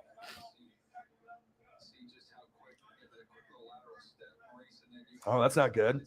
I can send you some money, brother. If you need some money for groceries, dude, I don't want you eating fucking pizzas, pepperoni pizzas. You're not even getting the good pizzas. You don't even eat combo pizzas. All right. You're just eating pepperoni. I can step the game up. I can help you out, bro. Yeah. Especially if your mom's in the hospital too, bro. I can take care of you. I ain't going to be your sugar daddy. Okay. But you're my bro. So yeah, if you have a Cash App or whatever, put your Cash App. I'll send you some money. I got you, man. I want you to eat, bro. You know what I'm saying? Like, I'm not going to do this just for anybody. You know what I mean? But if you show loyalty to me and you're good to me, you know what I mean? Those are the type of times where I will be able to try to help as many people as I can. I got you, man. I can send you like 50 or $100, dude. I'm getting plenty of donations. You know what I mean? If I can get you money for groceries, so that way you're not fucking eating your fucking fingernails for dinner. Trust me, I've been out there paycheck to paycheck. I've been broke. I've eaten fucking peanut butter and fucking ramen I've eaten like, I've eaten like the stuff that makes you depressed. You know what I mean? Like the last thing that you want to be depressed is like if you can't even eat, like, it's one thing to be able to go to like Taco Bell and you can get food, but when you can't even really get food that you want, like you want, let's say you want like some kind of, nacho, or you want some gorditas, but then you have to settle for like a bean burrito. I mean, it's still good and you're going to make the most of it, but sometimes it's like you don't get the cheese quesadilla, you're getting the fucking soft taco. It's like, but if you want to put your Cash App in, I'll send you some money. I'll send you some money for groceries. You know what I mean?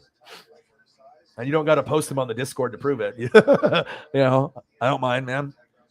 If you're a good person and we like you, the Fanatic family takes care of people. So, but if you can send it to me on the Instagram if you don't have to put it on the actual chat or in the Discord. But if you want to send me a message on Instagram, for your Cash App, I'll send you Cash App. Or if you don't have Cash App, do you have a bank account at least? Because you have to have a bank account for the Cash App. Do you have like a checking account or a savings account? Because I'm pretty sure you have to have that, and that's where the Cash App goes. Do you have one? Because if not, you don't have a Cash App. You don't have you got to get a card, dude. How am I going to send you money if you don't have a fucking card? You got to go to the bank, bro. You got to find a way. It's free, dude. Go to like fucking Chase Bank. That's where I go. Go to Chase Bank. Say that you want to open up a checking account, right? And you don't have to use the fucking checks, and then you get a debit card. They'll send it to you, and then you can use that information, and then I'll send you money for groceries, dude. I'm telling you, go tomorrow. Go tomorrow. Go to the Chase Bank, take the bus, get a ride from a friend, go to like a Chase Bank, and you just wait in line. I mean, Saturday, they're not going to be open for very long, or some banks are closed on the weekend because it's the COVID still, but I don't know what it's like at your place, but yeah. But go get like you go there, they won't give you a card right away. You have to wait for it to get mailed to you, I believe, like probably like a week or two, or maybe they'll rush one in a couple days, but then they'll send you a debit card. And then once you have that, you can open up Cash App, and then all you do is you put in the routing number and the bank account number. So routing number, you get a check in the mail. And then when the check on the bottom of the check, it'll have a routing number and a bank account number. You plug that in, it'll be linked to the bank, and then boom, then you can have people send money to you, and you can send money to them. Yeah, you got to get one. I'll help you. Yeah, you can get a Cash App card too, I think. I don't know about the Cash App card, but yeah, bro, we got you, dude. We got all the ideas, though. I got you, man. Yeah, but I'll send you $50 to $100 for food. They'll send it to you for free. The Cash App card.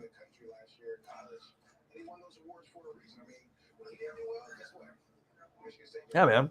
We got goats in here. I mean, obviously, a lot of us, we work hard. And, some of us have money. Some of us don't have a lot. But, I mean, if you're a fucking grinder, you know what I mean? Regardless if it's me on YouTube or someone like I worked in a warehouse, a lot of the people, the goats that are in the room, they're not making $5 an hour. You got to think a lot of these people are making $15, $18, $20, $30, $40 an hour, maybe more, $100 an hour, like depending on the job. So, I mean, people can help people, Yeah, we can help, dude. But if you get a card and then you link the card to it, I would try to get one.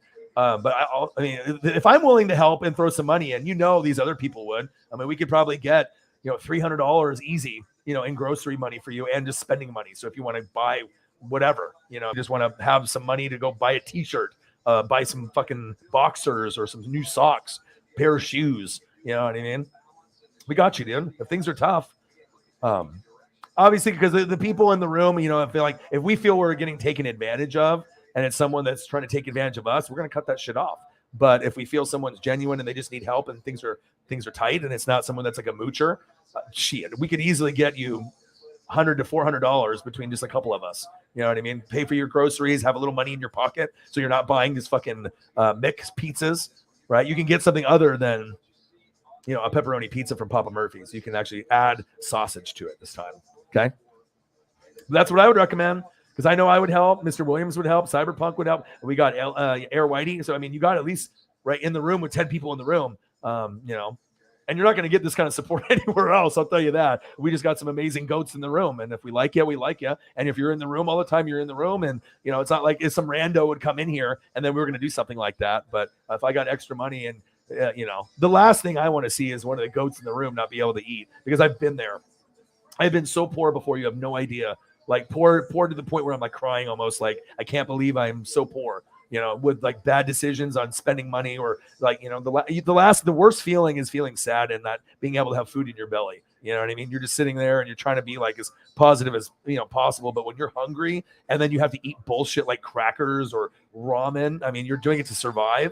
But no one wants to fucking sit there and eat ramen and like water. I mean, ramen is good once in a while, but I mean, if you have money, you're not going to eat top ramen. Like you eat top ramen when you're craving it or when you're poor as shit and you just need something to eat that tastes good, that's warm. You know what I mean? There's a reason why a fucking like 10-pack costs like a couple dollars. It's not like expensive shit, KK in the building. We got you, dude.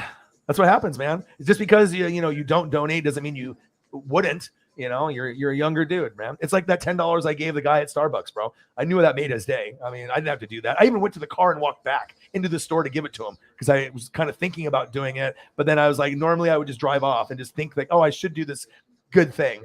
And, normally I would, I don't do something like that all the time, but I just had that feeling like, you know what? The donations have been so crazy lately. Let's make this guy's day. You know what I mean? That's the last money I had, just 2 5s. So I said, fuck it, that's lunch. This guy's working hard. He's not going to make dick for tips. He's like 17 or 18, 19 years old. Looks kind of like you, Elliot. He's just kind of like a younger kid, dark hair, just like you, kind of look like you. And I was like, all right, I was like, there's a Carl's Jr. like 25 steps up next to the Safeway. Boom, go get some lunch, dude. You know what I mean? I know if someone did that for me and I fucking got a job that I was making dick, that would feel good, especially if money's tight. Like maybe he was poor and didn't have money for lunch that day. So, but he'll remember me because, he'll be like, oh, it's the YouTube guy. And then next time I go in for coffee, we're going to strike a little conversation and whatnot. So, just making someone's day like that, you never know how it could impact somebody. So, but we got you. But I guarantee, dude, once you get a bank account, we could probably drop like 100 to 500 for you, easy. Get groceries, go buy yourself a new outfit, get some like new socks, underwear, so a new shirt, maybe some new Nike shorts or some Jordan shorts, get some shoes, you know what I mean? And get some groceries to eat, you know what I mean? Stop, feeling like you have to eat fingernails for dinner. You got other options, brother. We're a gang here. Gang. We're a fam. You know what I mean? A powerful family. A powerful crime lord family. The Fanatic family. We got you, man. Because I guarantee there's at least out of everyone that's a normal regular out of the 15 or 20 people that we have that normally they're the goats in the room, I guarantee there's at least probably 5 to 10 people that would drop at least 50 for you. You know what I mean? So if we ended up getting you like, 50 to 100 by a few people, boom, you're already sitting at like 500. So then you could have groceries. Groceries are expensive too. You could go to the grocery store and get everything that you wanted, and you're going to spend probably like $200, but then you won't have to get groceries for like a month unless you eat it all in like a day or two, which is a problem.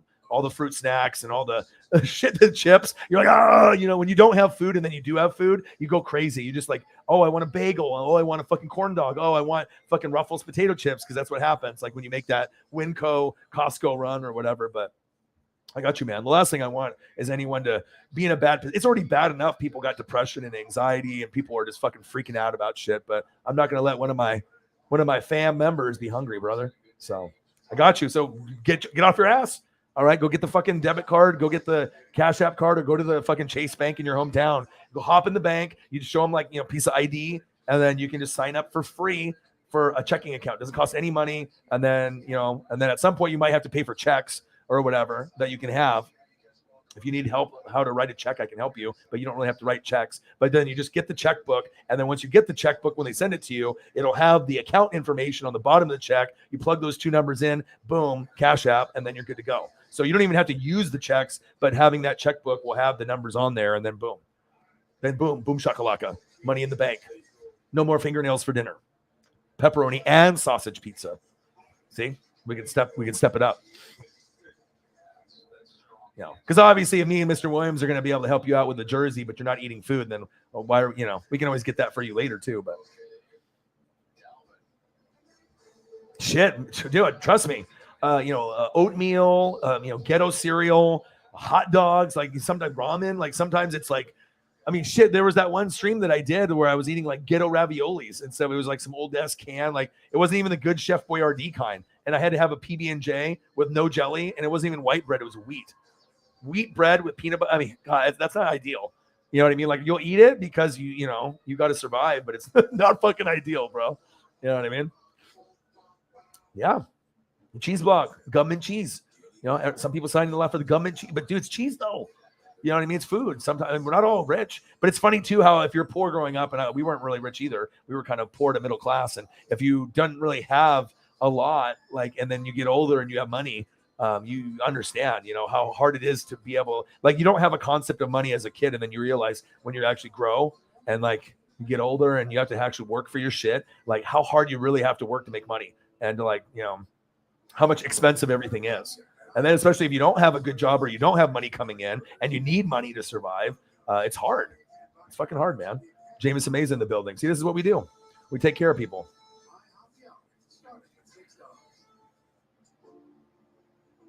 Oh, yeah. Yes, dude, trust me. You know what I mean? Because you got to think there's a lot of people that go to some place and you get immature people that are your age or younger or a little bit older. And they're like, I don't need to fucking tip. Fuck these guys. Not realizing that like people that, they're not making a lot of money as a server. I mean, once in a while, they might get a generous donation of like a tip. But there's a lot of people that fuck people over in that industry where they don't get money. They get literally dick or they get some bullshit thing on the receipt that says like a penny. Like you got to be a fucking dickhead to be able to do something like that. I always, like, for my favorite Asian spot or my taco spot, I always tip. I always give them a little bit, you know what I mean? I don't have to, but if it's something that you love and support, why not support them? You love them. You go to eat their tacos every week. They have the best tacos in Oregon. Why the fuck wouldn't I throw $1 in there once in a while? Or, you know what I'm saying? Like, it's just natural. But yeah, when you do tip at a place, it's almost just common sense, to do the 10, the 20%, 30%, depending on like, how much money you have. But some people, they say fuck it and they're just cheap asses or dicks and they don't give a shit about the server and what they're going through and how many times they've gotten dicked over. Because if they get dicked over by you, they're going to get dicked over by at least 3 or 4 other people probably in the night. And then they might have one generous one that makes up for all the dickheads that did what they did. So instead of you coming out on top $100, you're maybe not really up there like 30, or something because the other people fucked you over. So yeah, I try to do whenever I have extra. I mean, sometimes you just can't afford it and you can't do the tip that you want because you just don't have the money. But if you do, and the person you like and they're worth it, and you want to support them, it feels good to throw up a little extra. You know what I mean? Like a 15, 20 buck, 30 buck. You know what I mean? Like, not everyone is deserving of that, but if they're busting their ass, you got to think not about what you would do, but how many people that they're going to get dicked over by. That's where I look into. I try to imagine myself if I was the one doing the job. And then if we start imagining what it's like to be other people and in their shoes, then you have a better understanding of what people do in life. And you can connect with people like I do typically and a few others. You can't look at it from a normal situation. You got to look at the situation and then look at it from their point of view, not just looking in tunnel vision on what you think is right, Because I know a lot of friends and people that have been doing that shit, and you have no idea how many times people probably cry and be like just feeling dicked over. You might get that one person that was rich and gave you $100 bill, but how many times did you get dicked over? Did you get dicked over and get no tip by 4 people? That could have been at least like 10 or 15 bucks, or you know what I mean? So yeah, it felt good. I'll tell you what, that $10 buying that kid that lunch, that was probably the thing that made me feel the best in months. I mean, besides giving gifts back to you guys, Holly Hundo, Cyberpunk 53 with his jacket, that shit made me feel really good. Sarah with her merch, Odin's son buying the 4 t-shirts of the wrestling, that made me feel really good.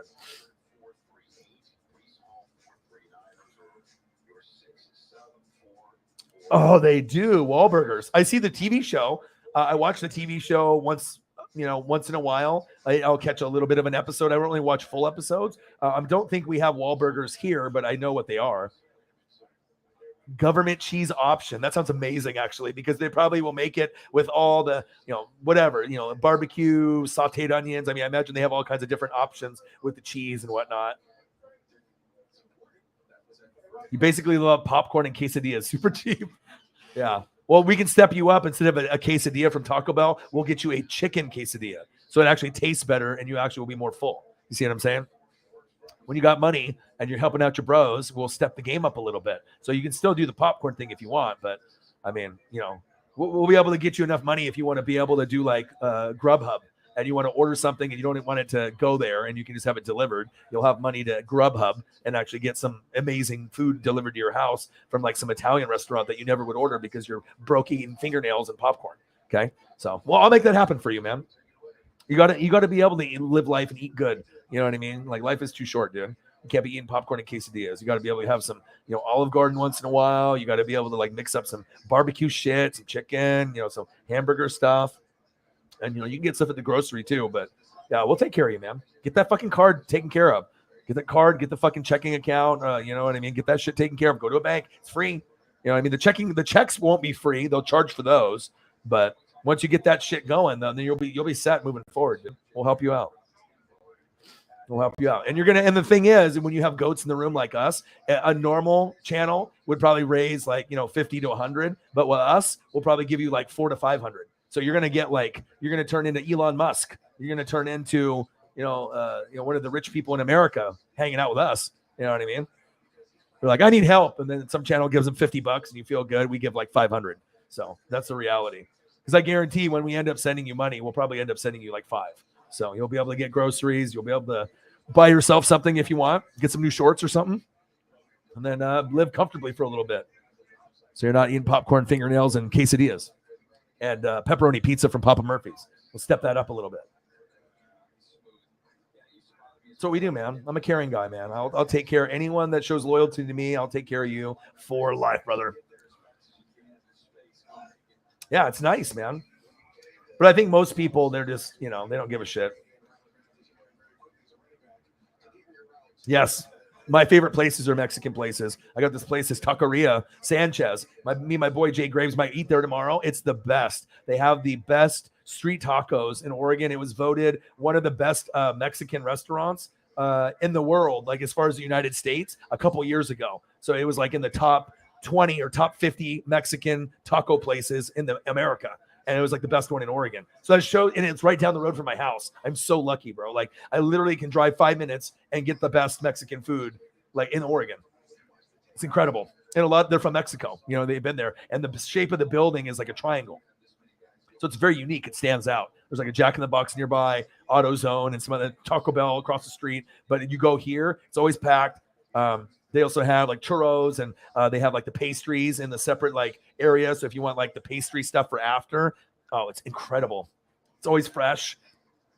The food is amazing. So it's like you get tacos, and the tacos are expensive. They're like $3 to $4 a piece, but they're full. They're big. You can get the El Pastor or the carne asada or the shredded chicken, shredded beef. Like it's just shredded pork. Insane. Cilantro, onions. I mean, you got to be able to eat, man. You just can't be eating fucking McDonald's nuggets for the rest of your life, Elliot. You know what I mean?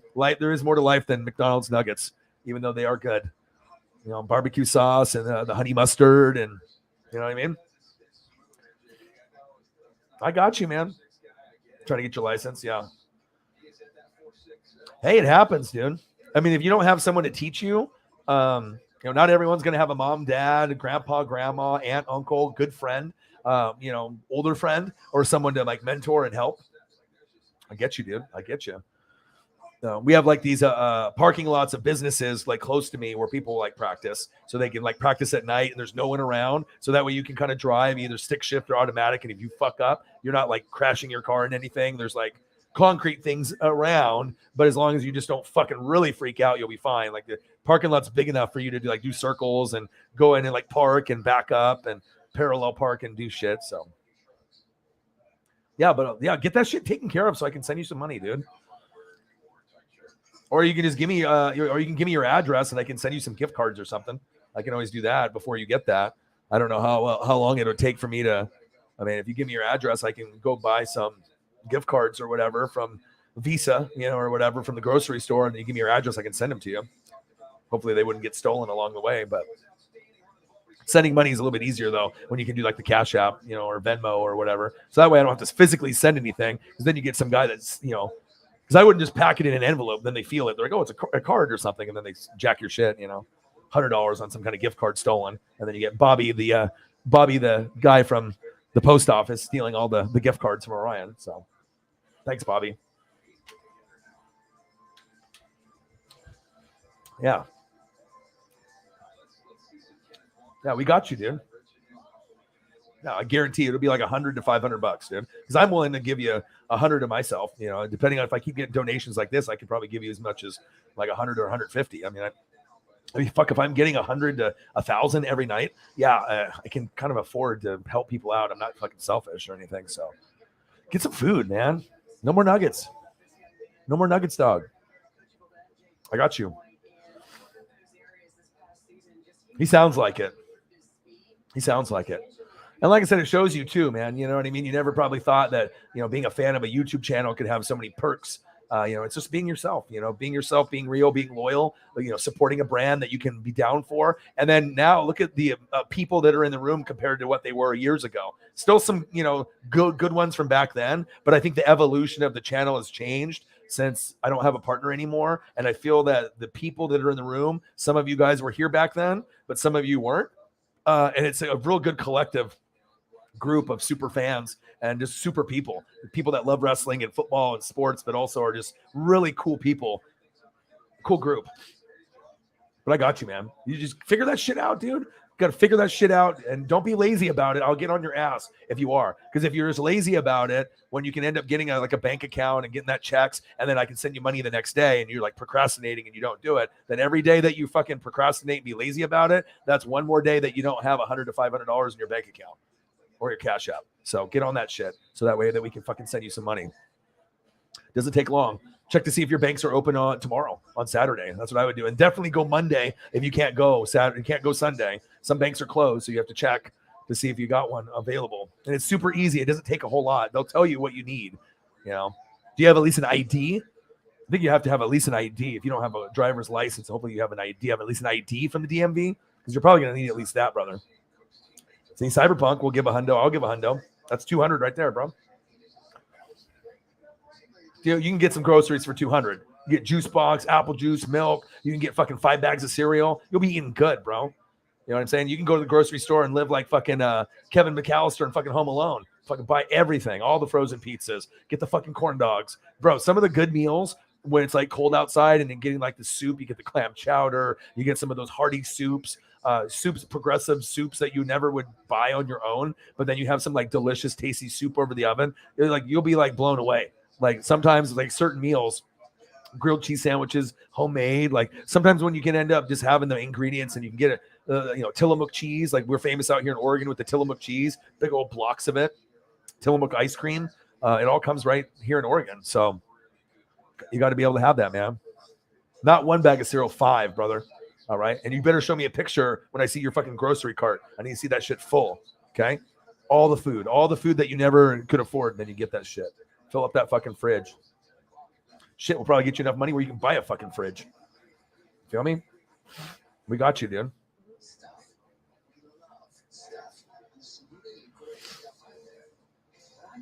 Yeah, that's true. It's this experience, and you just got to be able to, like, if Mick is patient enough with you, and you just have to not be so scared, and then maybe like don't do it with the radio on or the music blaring, because if you're already anxiety and then that's another distraction. You want to be able to focus on what you're doing, not get distracted by the DJ or the song that's like, that you like, and that's gonna get you in a wreck for sure. So ham, no burger, peanut butter, no jelly, paycheck, no job, Elliot, no ID.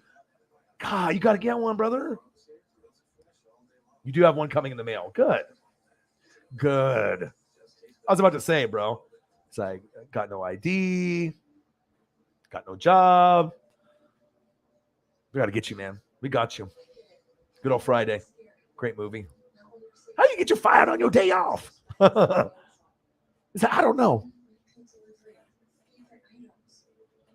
Craig. Oh, man. Hey, we got you. Well, I'm glad you get that. And like I said, get that shit taken care of, man. Because like I said, I guarantee I'm streaming like every day. So the sooner you get this, I mean, you could end up getting shit squared away, and we could have money in your account by tomorrow or Monday or next week.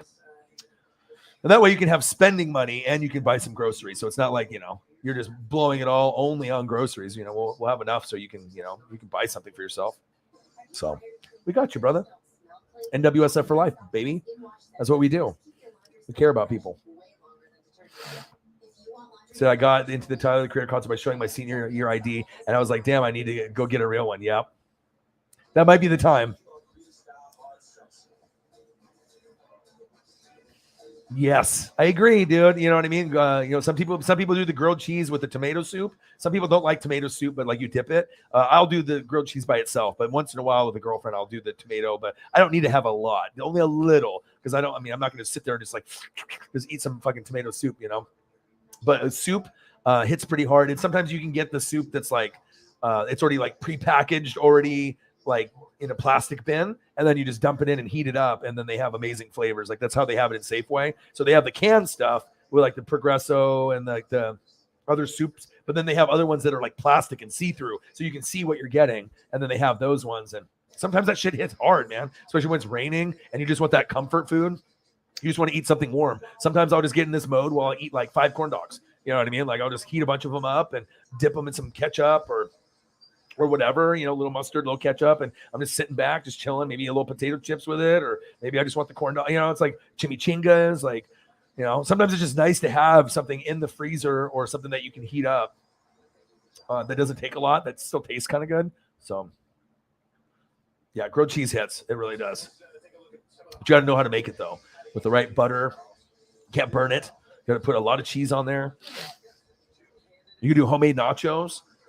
Have you ever had that? So I had a lot of buddies that were like, you know, party guys, you know, they do keggers and all that. And then they would get the aluminum foil, right? And then they would get the Tostitos or whatever, dump all that shit in there. And like the most insane amount of cheese you can think of, just cake it on there. And then you do your other ingredients, put that shit in the oven, and then let it sit in there and heat up and melt and everything. Take it out. One of the best meals you'll ever have. It's a cheap way to have nachos, but you make it, and then sometimes you can do meat in there too. You can throw some chicken in there, you know, depending on, you know, if you got someone to help you with that or whatever, or if you feel comfortable, you know, putting in the beef or the chicken in there. If you cook it up, if you know what you're doing, cut that up, boom, put that in there, and then all the ingredients, and have some sour cream on the side or whatever. Boom, you're fucking good. You're good. And the amount of cheese and chips you can get out of putting in one of those things with the aluminum foil. You get a lot. Like you can just get fucking grub out. Like you don't have to be high. You can just like eat. And that's something that those guys would do. Just like, because you're trying to feed a bunch of party guys. So it's like, all right, one, like a little bit of nachos ain't going to cut it. Like you got to be able to make it massive for like 5 dudes to eat. So you like it burnt? It could be a little bit burnt, but not too burnt. The crispy kind of tastes good, but you don't want it to be all black. You know, you don't want your teeth to be all black as you're like crunching down on this grilled cheese that's just burnt to shit. It's like pizza. You don't want your pizza burnt to shit. You know what I mean? Yeah, but I hope your mom gets better. You know, we're family here, bro. You know? And like I said, it's not like me and Cyberpunk and a few others in here are going to do this for anyone. You're probably the only one that we would do it for. So get the shit done, man. As soon as you get that shit done, you let me know. Boom. I'll send it to you immediately. And then when I go live, then you'll get the, you know, you can give the Cash App on there, on the thing, or in the Discord, or privately to a couple of the people. And then we'll take care of you, brother.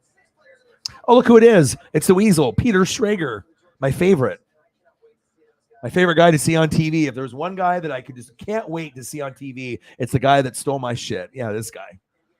Now I got to change the channel. My ears are bleeding of unoriginality and comments that were stolen and hot takes and everything football related. That'd be kind of crazy to do like a one-on-one with him. Be like, or if like I ended up going on like a special guest, I'd be like, you know what I'm going to talk about? You know what I mean? That conversation would be funny. It's like, remember that time when I was on YouTube and you tried to steal my shit? I definitely would bring it up. It's not like I'm going to be like civil about it and not bring it up. I was like, dude, you a bitch, dude. Charles Davis.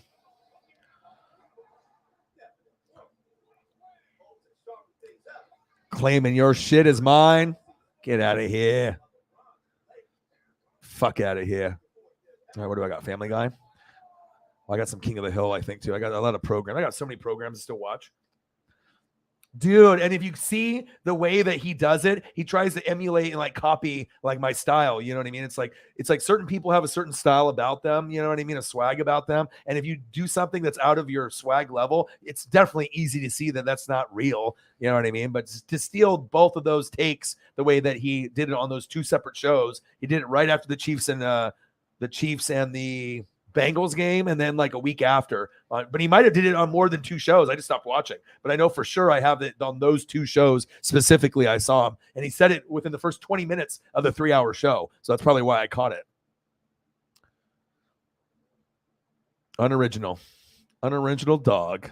All right, what do I got here? All Elite Wrestling Rampage. Yes, King of the Hill. Simpsons. Good Morning Football. Got to delete that forever. Nate Burleson, come back. Law and Order Organized Crime, Grey's Anatomy, yes. Law and Order SVU, yes. Station 19, yes. DC Legends, yes. Goldbergs, yes. Cleaning Lady, yes. Snowpiercer, yes. NFL Games of the Year, yes. All right, what do I want to watch? Simpsons or King of the Hill? Maybe King of the Hill first.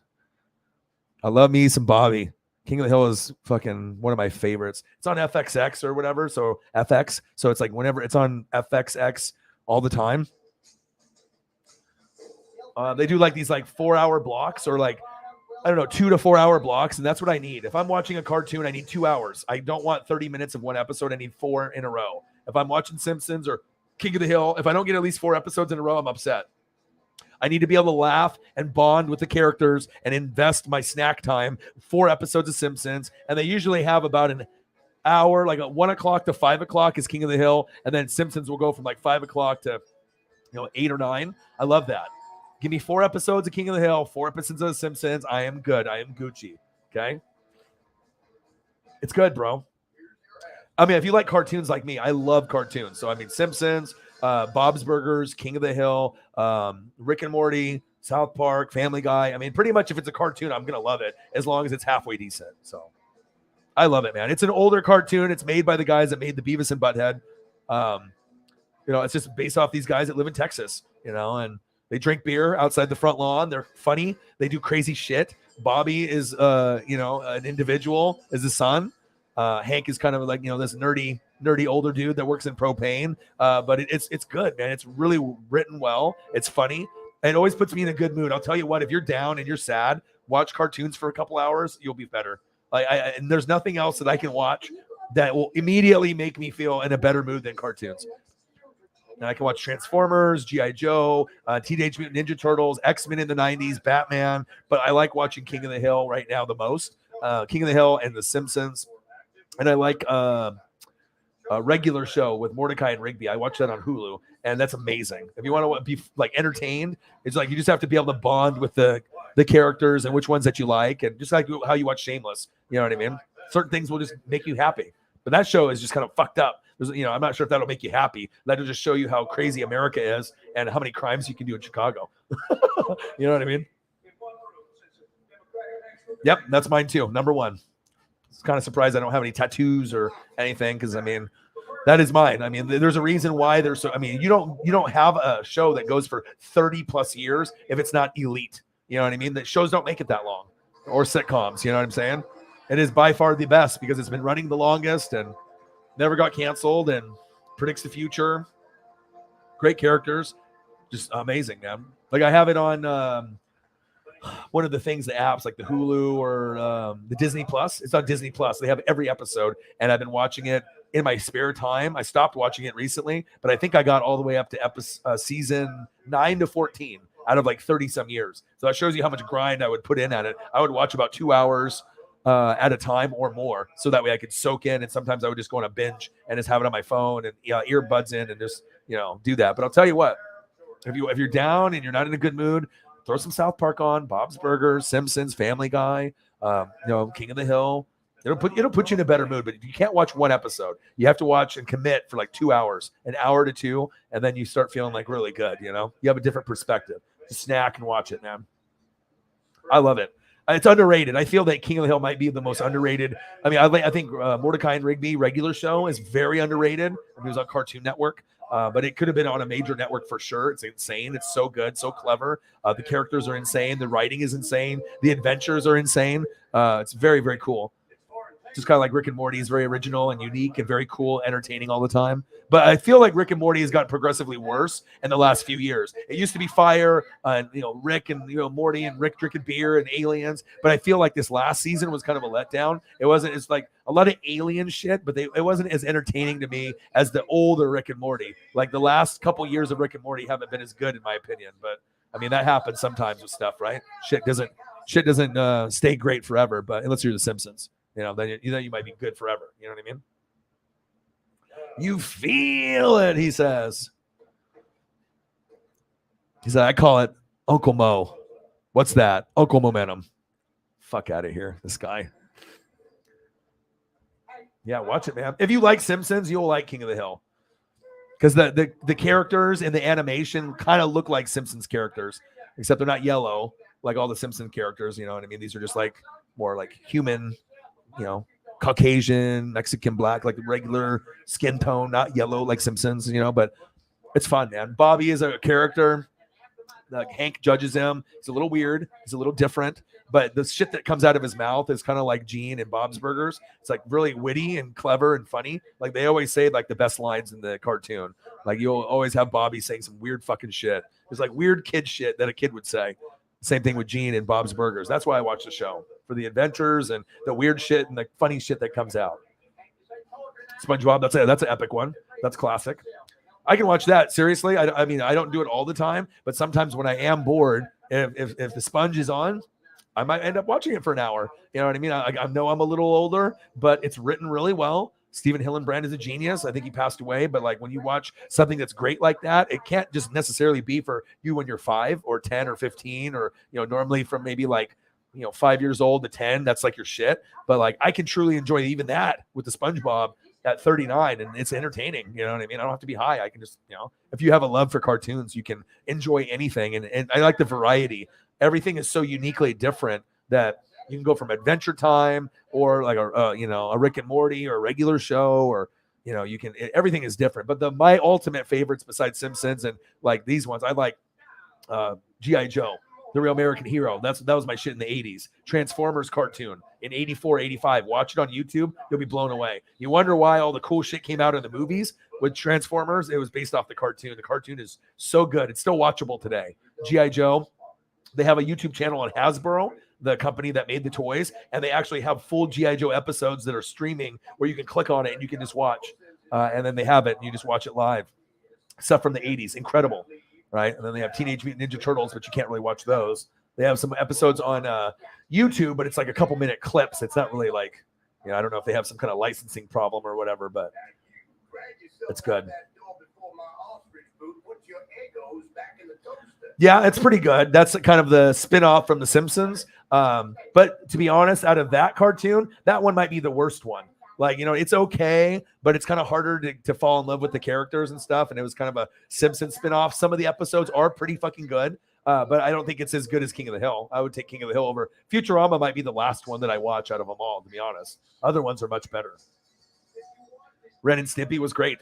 These kids now, the cartoons back when I was younger in the 80s and 90s are much better than the shit that's out now.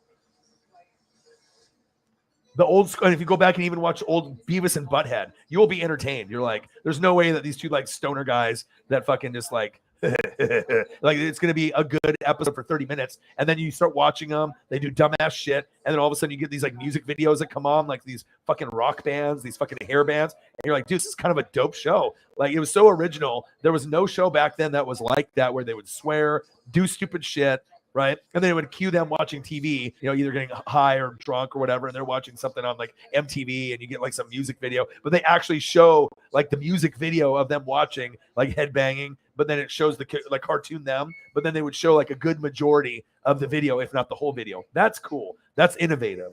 They don't do that shit anymore. Hey, people do it, man. People do it. Yes, Dale. Yeah, Dale is funny. Always a conspiracy with him. Always he's sketchy. Always, paranoid. Somebody's listening. Somebody's watching. Yeah, every character is so. And Boomhauer, you never know what he's saying. All the characters are just. Everyone in that show is good. I mean, as far as the 4 guys that are hanging out that are the best friends, I mean, they all come up with crazy adventures. Good fucking show. Yeah, but that King of the Hill is my favorite right now. Simpsons is my all-time favorite, but the one that I record the most besides Simpsons right now is King of the Hill, because they fucking play it like for 4 or 5 hours straight on FX. So I'm like, I record all of them. I'm like, yeah, sign me up. I'll watch all the episodes either now or I'll wait till later that night or the next day when I'm bored. And then that's just something for me to watch, to laugh and feel better when I don't want to watch sports. So should I get a cornholio? Yeah, let me get one. Roasting the videos was the best. Yes, it was. Yes, let me get a cornholio. Let me get a couple Beavis and Butthead for the youngins. I mean, it's sad for Elliot. Have no idea what we're talking about. You have no idea the amazing shit that your generation has missed out on. Like some of the best shit of all time. My people shop. Relax, Hank. I am a lawyer. Want this business to be profitable. I can't do that without you. I need you on my team. Well, Hold on, I'll get a couple. teamwork. Hank, what's the worst job on this team? Worst paying or most degrading? Ah, hell, it's the same for both. Tank wife. Damn it! You're on take what? Barrel. And I love that it takes place in Texas. There's no other cartoon that's like gives you that Texas vibe. They're Cowboys fans. It's like kind of Texas, a country vibe. It's the craziness, man. So there's a Beavis and Butthead, kind of the classic image of the cartoon. So good. So good. Let's see. I'll just give you a couple classic shots. This restaurant to me and my husband, who will be assigned to party. Okay, I'm not meeting you. Well, I have not met you yet because you have not told me your name. Well, that is Elva, our sauce man. Bubba, you sort of Classic. Okras, coleslaw, what have you. That Merle, she take the money. I'm Little John, I cousin you. TP for my bunghole.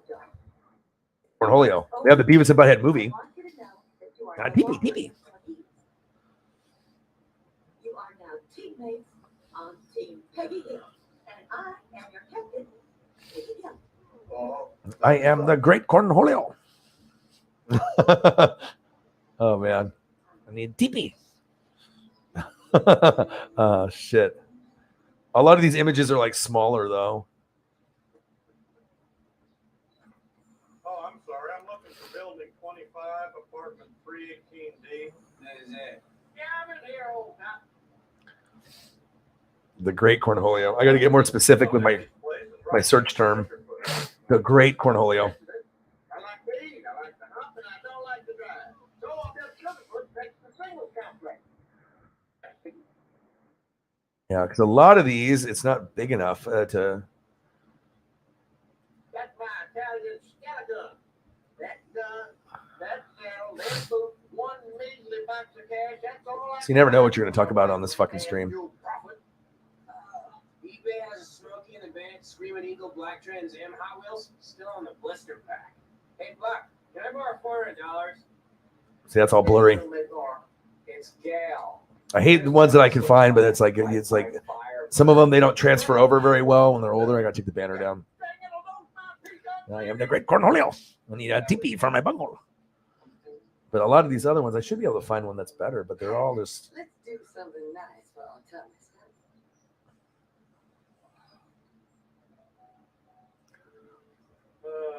What would you recommend if none of this looks good?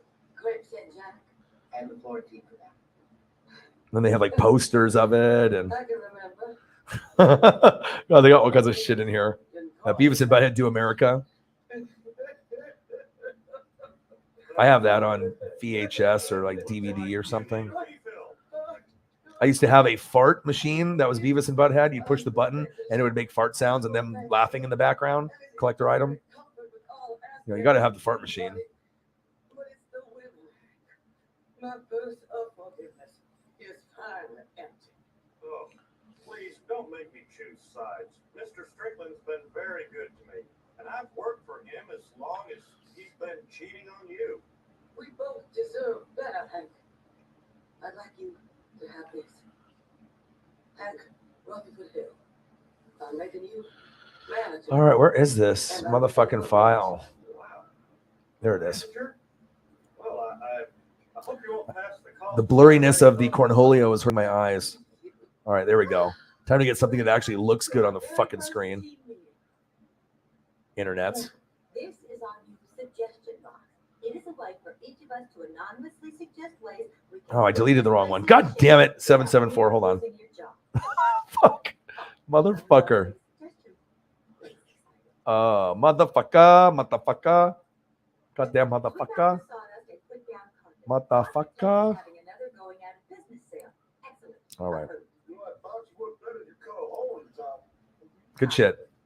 It's very good. It's very, very good, man. All right, I'll throw up a Ren and Stimpy. It's kind of crazy to even remember, like, what the fuck do they look like? Like, it's been so long. I might have to watch some tonight before I pass out. like go back in time and watch shit that I used to watch. And I was poor, so I didn't get to really watch the shit. Like a regular person, I would have to have my friends record it on VHS and then send me the VHS when they, so that way I could watch it and then give it back to them, and they would record something else for me, like WCW Nitro, C67. Is it the whirlpool or the heater? You're a professional. I just know it's not hot enough in there. Sounds like the heater. Huh. Fucking Ren and Stimpy. Goddamn. This might be electrical. I knew you were the right man for the job. You know, I gotta be honest with you, Miss Liz. I was worried when you took over at Strickland. Could you pass me more of those? Roasting videos, yep. Oh, sure. And I didn't want to have to leave Strickland. Is that champagne? And these are two glasses. Yep, a backup Yeah. glass in case one of them. I mean, this is old. I mean, like, you know what I mean? Like, if you're an old dude like me, you know what I mean? Like, some people are like, if Elliot's like, 18, 19 years old, and I'm 20 years older, I'm like this like OG grandpa. But like, I'm still like, I'm still in tune with what's good and what's hot in the street and what was like classic back then, that if you actually gave it a shot now, that even the younger generation, they might not understand how cool it was back then. But some of it is just really good content still, where you could still watch like Ren and Stimpy, or you could watch, Beavis and Butthead and actually still be entertained. It's different when you're a kid, because you're going to find the fart humor a lot funnier when you're younger, because everything's funny when you talk about farts and people shitting and pissing and doing dumbass shit when you're a kid, right? But some of the stuff is still, watchable, and it still can make you laugh and reminisce when you were a younger person. And that's what I like. It might not be as funny as you remember it, but it's still, one of the better things that was out there that's no longer available. So that's facts. I'm going back in time, baby. Pimping, baby. If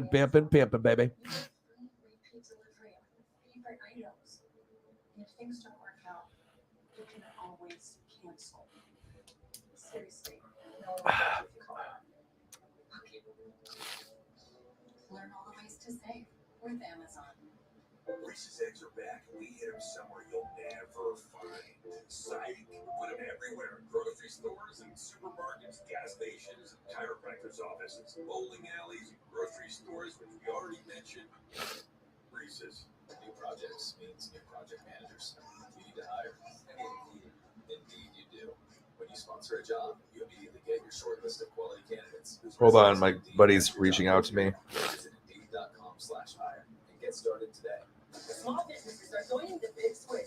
Save over $1,000 when you switch to our ultimate business plan for the lowest price ever. Plus, choose from the latest 5G smartphones. Get more 5G bars in more places. I got a buddy that wants me to lift out to him. I was like, bro, I'm still streaming. I've almost been 5 hours. It's 4 hours and 40 minutes. Still hanging out, just still grinding. Then if I go lift out to my buddy, then I'm getting drunk, or I'm fucking smoking, or I'm just fucking, I can't do that. I already promised my other good buddy that I'm going to meet up with him to the arcade. I'm staying home, taking it easy. Streaming, reading, watching film, going to bed, taking some gummies, and then waking up and being excited, and then going to the fucking arcade and playing some fucking games, man.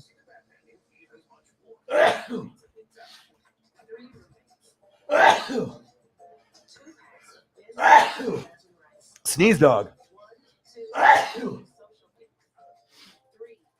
Damn, that fucking fan blowing that dust. Sneeze dog.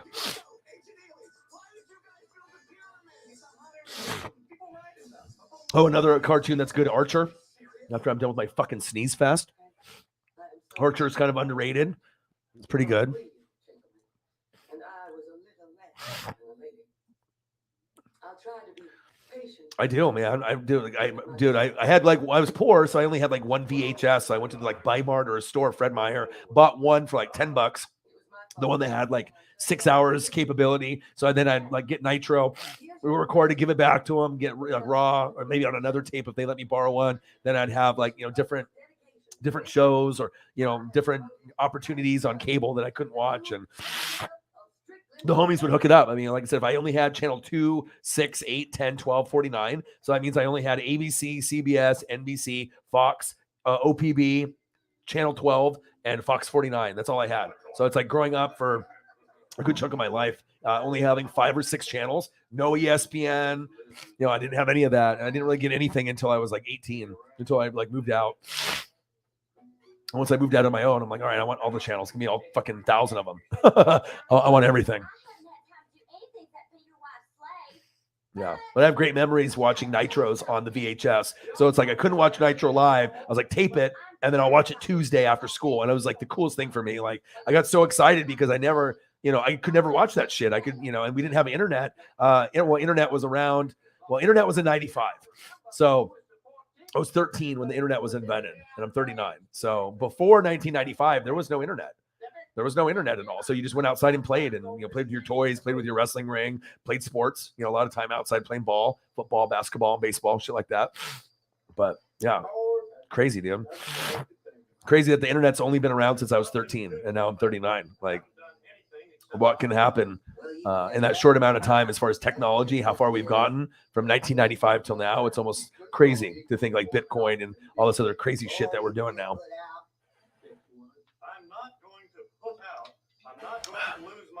Good old Hank. I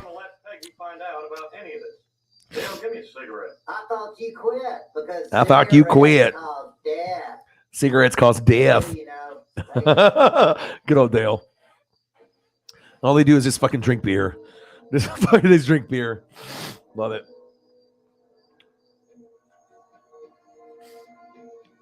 Yeah. And then there was concern too, like if you had enough time on the tape, if you had something on there and your something goes long and you might get cut off, and you know, getting other things recorded on there for like college, you know, basketball back in the day, or NBA, or.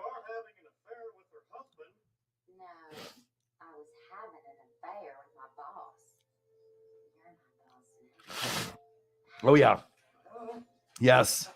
Street Fighter 2, Street Fighter 2 Turbo, Street Fighter 2 Alpha, Mortal Kombat 2, Killer Instinct at the arcade. Never could do those like 30-hit combos that little kids could do. I remember going there to the arcade and it was like 5 cents. You put your nickel on there. I got next, bitch. Right? And you go in there and then the kid is like 5 years old. And then all of a sudden he's wiggling the joystick and it's like 30-hit combo. And then you're dead. You're like, oh, okay. Well, he's good. This Asian kid is good. I lost. Elliot Evans. I look real good today. 15 minutes for 5 hours. We made it. I didn't know if we were going to go 5 hours, but we're there. I don't know if Sarah is still in the room, so I don't really know what the last time the donation was at. Mr. Williams donated last when he did the double dono, or we have $2.95 in the Cash App, and then whatever we have here. I don't think we hit 400, but I think we just got under 400. Does anyone know? Probably not. Because like probably we thought if Sarah's not in the room anymore, which I don't know if she is, I think she was the only one that was keep in touch, unless I look on here and I can see a comment. But I don't think it's been a long time. But it's like 2-3 a.m. everywhere else if you're still awake. I don't know. $50 dono from Mr. Williams. And then you did the $50 dono, and then you also did the $18. I don't fucking know, man. A lot. We're at a lot. I don't know what we're at, but I think we're under 4. I've never seen a man so dipped in his life. All right, so the last message I have is this. Sarah's like 400, $33 away. 33 away from 400. You know what? In the name of forgiveness, why don't you let me buy you dinner at Sugarfoot's tonight, 6 o'clock? So 367 is what we were at. 33 to go there. Okay. So then if that's that, then that's a 50. Then that puts us at 417. And then the Cash App plus 18. So we're at 435, I guess. I think that's what we're at 435. I'm not sure if there's been any other donos after that. I think that's correct, though. Put that old lady back on. Maybe she can talk some sense into you. But we were at 300 within like the first 45 minutes. I mean, it was just coming out guns a-blazing. No. You don't want to do that. Why not? Well, because then it would make it even harder for us. 4:35, baby. Goats. Pursue our 4:35 and don't knows. I didn't even know that we got there. It's just I've been hanging out with you guys and just talking and drinking and just chilling, and sometimes you just have a good time and this time flies and you're just hanging out. And I'm late night streaming, baby. And obviously, I cut it short yesterday for 3. Had to get some money out of the bank and take care of some shit to get that last run at the grocery store before it got too late for some beers and whatnot. And we'll end the stream here in like 13 minutes. We'll give it an even 5 hours or right after 5. I mean, I've already been streaming since since 6 o'clock, 7 o'clock. I've been streaming since 7, so it's gonna be midnight. So we're just on the cusp of almost 5 hours, and we still got the same amount of people that were in here 4 hours ago, 3 hours ago. So it's usually somewhere between 8 and 20 people. But shout out to the goats. $15 more to get to 450. Can we get there? Maybe. I mean, we've got 12 minutes to go. But I figured that way I'll give myself some time to relax, spend some time with the puppy, maybe watch some TV with the girlfriend. I got a lot of shows to watch. But what a successful stream. You guys are the goats, man. I can't wait to go to this fucking arcade too.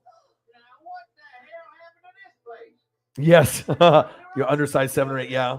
Yeah. And when I used to go to Wonderland or these arcades that were like 5 cents or 25 cents, they were packed. I mean, they weren't in there motherfucking trying to play pinball. We were in that bitch playing fucking Mortal Kombat, Street Fighter, playing a Metal Slug. You were in there playing some arcade basketball. They had the basketball hoops maybe on one side where you could shoot the basketball in the basketball arcade hoop thing, pinball, but also it was like the Mortal Kombat, the killer games, the Killer Instinct, the Street Fighter, the fighting games, the Cruising USA, sit down, play some kind of fucking car game, motorcycle game where you sit on the motorcycle and you're on the motorcycle and you're wiggling it back and forth as you're racing. Shit like that. I mean, the good old days when the arcades were like super fun, but with COVID and everything, it's like I haven't gone. And now they're lifting restrictions and everything. I'm still not going to touch my face or my nose, and I'm not going to wear gloves, but I'm going to have hand sanitizer. I'm going to make sure that I'm safe about it because obviously COVID's still fucking out there. I don't want to get it, but I'm going to go to this arcade. It's going to have a shitload of games. It's like 5 minutes from my house. I'm excited, and they just opened in Oregon. So the other place I'd have to go to Portland and take a lift for who knows, 30, 40, 50 bucks unless I drove there, with my buddy. But usually when you do something like that, you're going to get a little fucked up, gummies or whatever, or drinking. You don't want to fucking worry about driving after. I just want to take a lift and we're good. You got money. And then sometimes it's nice to be able to just get fucked up and then not worry about driving back,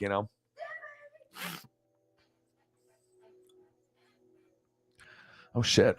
Peggy just found a girl in the dumpster. Goddamn serious, dog. I don't think I've seen an episode like that. Yes. I mean, when there was Mortal Kombat or NBA Jam or Hang Time, there was always like Killer Instinct, Street Fighter, always like 10 to 15 people. There was 1-2 guys playing. Then the homies were, fucking talking them up next to them or, talking shit. Some games had 4, joysticks or like 5. They had the X-Men game from back in the day where you could play like 5 or 6 people at once. They have that in downtown Portland. Epic. So you can choose, Nightcrawler or fucking Wolverine, and the X-Men game had like 6 controllers and it wrapped around. So you could do 2 players, 4 players. That's usually the most, 2-on-2. But that machine had the most. You could have, I think, 6 people playing at the same time. That's incredible. You know what it's like to play an arcade game with 6 people at the same time and be Marvel characters? It's fucking incredible. It's fucking incredible, man. Yeah. I can play NBA Hang Time and punch out. Yeah. Yep. Exactly. The machine, the claw, and you always got ripped off. You never could win. Or if you get all your tickets at Wonderland, you're like, oh, dude, I just got 5,000 tickets. Or what does that buy me? And they're like, you get this really cool pencil eraser, or you get some like plastic fucking piece of shit that breaks, like some plastic car that you're so excited about. You go home and breaks an hour later. You're like, oh, 5,000 tickets and like $80 that you spent, and you get like $5 worth of merch inside their little toy thing. Oh, I got this really sick eraser. Yeah, they ripped you back then. You guys know exactly what I'm talking about too. Simpsons, X-Men, Avengers, yep. Ninja Turtles, Turtles in Time. I love playing that with 2 people. Me and my buddy, we'll probably play it. I might record in there some of the games. I might go live on the Instagram. I don't know what the connection is for the internet that's going to be in there, and I don't want to be that weird dickhead guy that's just like recording. I want to be playing the games, but maybe to show you guys like what I'm dealing with. It'd be kind of cool. Go live for just a little bit, or while I'm playing some kind of game, or if I can just have like the phone on the screen while we're playing. But I don't know if there's not really anything I can put behind me, unless there's a spot where you can put it where like you're doing the racing game, and I could like have the have it on the steering wheel or something so you guys can see what I'm doing. But I'm cruising USA and some of those games. Super fun, man. Super, super fun. See, these streams are awesome because you never know what you're going to talk about in these streams. It could be life. We can talk about football, wrestling, the obvious shit, with the NBA or Rampage that was on. But I mean, you never know. Beavis and Butthead, Ren and Stimpy, cartoon talk, Elliot not eating fingernails anymore. We're going to help him out. So that was the best part of the stream right there. And sometimes, like if I knew that things were that tough, I would have sent you money already. You know what I mean? So get that shit taken care of. Get yourself a fucking checking account. Get a debit card. They'll mail it to you. Okay, you probably have to wait for your ID to show up first, I would assume, if you don't even have fucking that. Get that first, then go, and then we get the cash apps taken care of, and then we can be in business, brother. We'll take care of you. All right, that King of the Hill episode's over. All right, 4 hours and 53 minutes. I got gummies here. Yeah, 2 packs of gummies too. All right, do I want to Simpsons now? I'm switching. I'm going to Simpsons now. Went from King of the Hill, and now we're going to go Homer and Ned's Hail Mary Pass. And I got Prankster Rap. This is season 16. Bum, bum, bum, bum, bum, bum. Nothing makes me happier than Simpsons. The thing that makes me the happy the most, besides Paisley.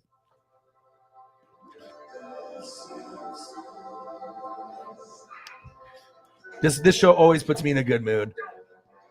Always.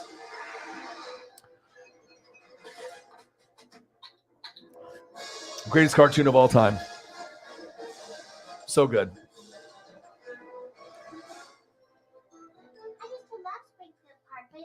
Paperboy, yes. I had it on Nintendo. Did you have it on Nintendo, Jameson? I had Paperboy on Nintendo. Good old Homer. Yeah, Homer's my favorite. I agree. Hey, aren't you that crazy kid lady? Yes, I am. But thanks to the psychoactive medication, I enjoy brief moments of lucidity. Look at sweet. I know how to save this park. I'm going to organize a charity carnival. Mom, looks like someone beat you to it. That Junior League burns me up. Step right up and bid on items donated by local businesses. Oh, I only got $100. I better bid shrewdly. First up is this video camera. $100. $100.50. Sold. I never win anything. Ooh, here's something I'm good at.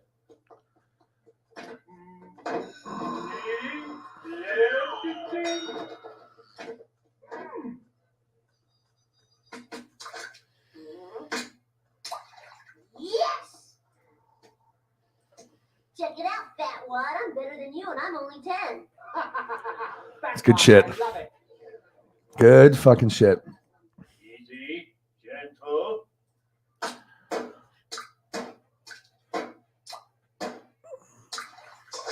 Like caramba. Yeah.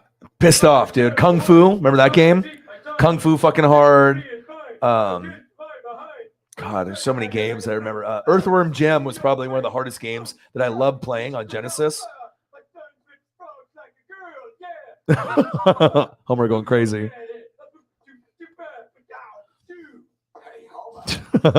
Shit. Oh, man. Thank you guys for hanging out, man. These streams are always fun. You know what I mean? Some people don't have the dedication or the love, the passion, you know what I mean? But it's almost like therapy, isn't it? You know what I mean? Like we're all get together. We're still hanging out. I mean, obviously you can just, you can be on your phone. You can watch TV, you can watch sports, you can just have this on the background. You can engage in conversation, but it's like, it's just fun. You just never know what you're going to talk about. And you got some goats in the room. We found out Elliot's kind of struggling right now. So that was the best part of the stream for me. I mean, we can talk about all kinds of subjects, you know what I mean? But we can make a difference, in someone's, everyday life. That makes me feel the best. So get that fucking shit taken care of. And that way we can help you out, man. And it's not like we're going to say we're going to help you out and not help you out. You're going to have money for groceries and you're going to probably eat the best you've eaten in probably years, brother. So yeah, gang, dude. You know what I mean? We got a special fucking group here. That's facts. Because just between me and Cyberpunk, that's 200 right there, 200 or 250. So And I imagine we might be able to get a couple others to hop in for a little bit too. So eating's good, bro. Can't be eating the pepperoni pizza and the ramens, eating peanut butter out of the jar. I mean, we've all been there, just eating the shit that just to get by. You know what I mean? But that's the best part of the stream for me. NWSF, baby, forever. And see, you know what I mean? When you have good people, it's like, you're going to be a part of this channel forever. It's not just like you're going to watch this for a couple years and then you're not going to watch it ever again. Like you will be a part of this channel forever. So NWSF, baby. NWSF. New world order for life, brother. Oh, yeah. That's us, dude. We're the clique. We're the NWO, baby. For life. For life. For life. New world order. For life, brother. Oh, yeah. Miss Elizabeth. Love me some Macho Man. Love him. Yeah, I love Nintendo. The new AEW game is supposed to be like No Mercy in WrestleMania 2000. So if it's going to play like that, that's going to be fucking amazing. I might have to get a next-gen system just for that game because I love AEW so much. That's facts. Yeah, but I think Nintendo 64 might be one of the most underrated systems. They have so many quality games on 64. I still have mine in the other room. I got like 15 games still. It's like one of those systems, like PS1 is classic, PS2, Super Nintendo, Genesis. I still have my Genesis out there, but I think Nintendo 64 for the quality of games, GoldenEye, to Mario, to Link, to obviously all the different options that you have, Quarterback Club 98, NFL Blitz, Perfect Dark. There's just so many wrestling games, WrestleMania 2000, WCW versus NWO Revenge, No Mercy. I mean, there's so many amazing titles to rock. You can get high as shit and play that and be like, just entertained for hours. Like, let me tell you.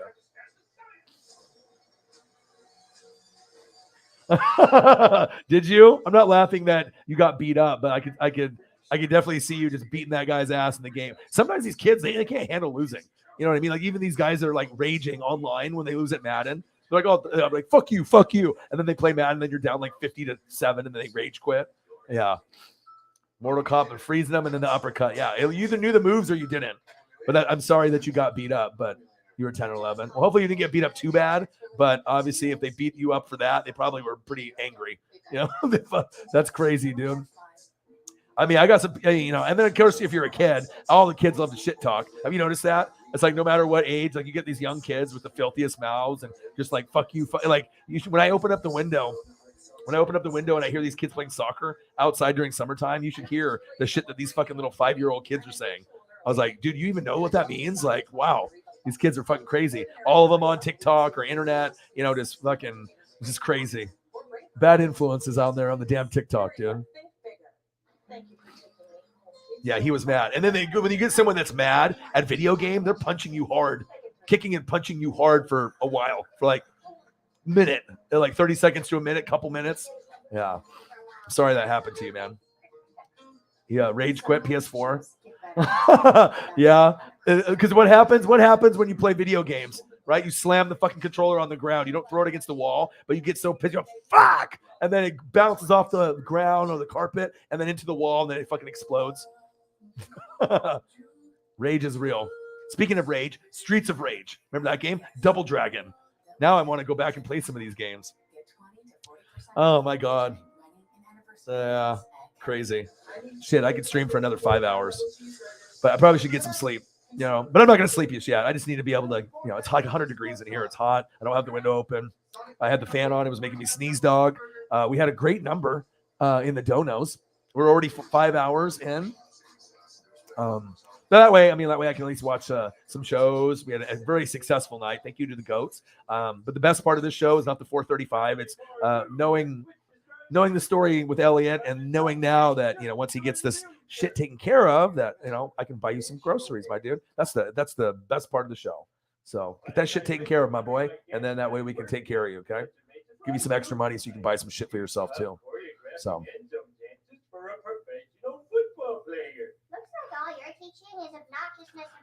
Yeah, I bet. No problem. Thank you guys, dude. Yeah. Obviously, I grew up, in kind of like a hostile. It was just like, with my parents' divorce, and my mom was really, angry, and I left a lot of times and just didn't want to be at home because I didn't want to be yelled at for 6 to 8 hours a day, because I was getting yelled at like 6 to 8 hours a day for like 15 years of my life. You know what that's like? Like for someone to yell at you for like 5 minutes or less. Imagine getting yelled at for 6 to 8 hours for like 15 years. I could be definitely dead or in jail right now. Like, it's not healthy. You know what I mean? But shout out to the goats. Appreciate you guys. Video games, food, Elliot eating fingernails. We're not going to accept that anymore. No more popcorn and quesadillas with no fucking chicken in them. All right. No more pizzas with just pepperoni on them, buddy. All right. We're going to help you out. But I hope you guys have a great night. I hope you guys enjoyed the show. I did. You know what I mean? Rampage was awesome. The basketball game ended in a fucking buzzer beater with the Suns and Knicks. I'm watching a little King of the Hill. I'm doing Simpsons. We're hanging out. We're having a good time. Love you guys. Appreciate you guys. I'll be back tomorrow. I'll tell you guys about my arcade experience. I might go live on Instagram or something of that nature, or the YouTube channel when I'm there, but I might not, and just spend time with my buddy, because I haven't seen him in a while, and it'd be nice just to be able to play games with him and not have to worry about recording or anything. Like take a moment off the phone and just play games. That's what I want to do. But I'll be online tomorrow, probably around 6 to 7 p.m. more than likely, unless I'm too faded, and then I'll give it a couple more. But realistically, it'll probably be like 6 or 7 o'clock. And then I'll go for another 2 to 5 hours. And then Sunday is a big day, the Pennzoil 400. And then after that, then I'll be doing the Pennzoil 400. And then after that, I will be doing the AEW Revolution. Sorry, I was reading Johnny Thumbnails' text. I didn't forget what I was doing on Sunday. So no sleep for him. He said he got a new phone, but he's grinding it out. So hopefully his night gets a little bit better. Good night, everybody. Love you guys all. I'm going to eat some fucking snacks and just chill. I don't know if it's too late for me to order Taco Bell, but a chicken quesadilla kind of sounds good right now. So it tastes good going in, and it's horrible coming out. It's a combination, Taco Bell in a bathroom. They go together like peanut butter and jelly. Okay. Well, I love you guys. Appreciate you guys. Hope you guys have a great night. Thank you so much for everyone that donated, spoke in the chat.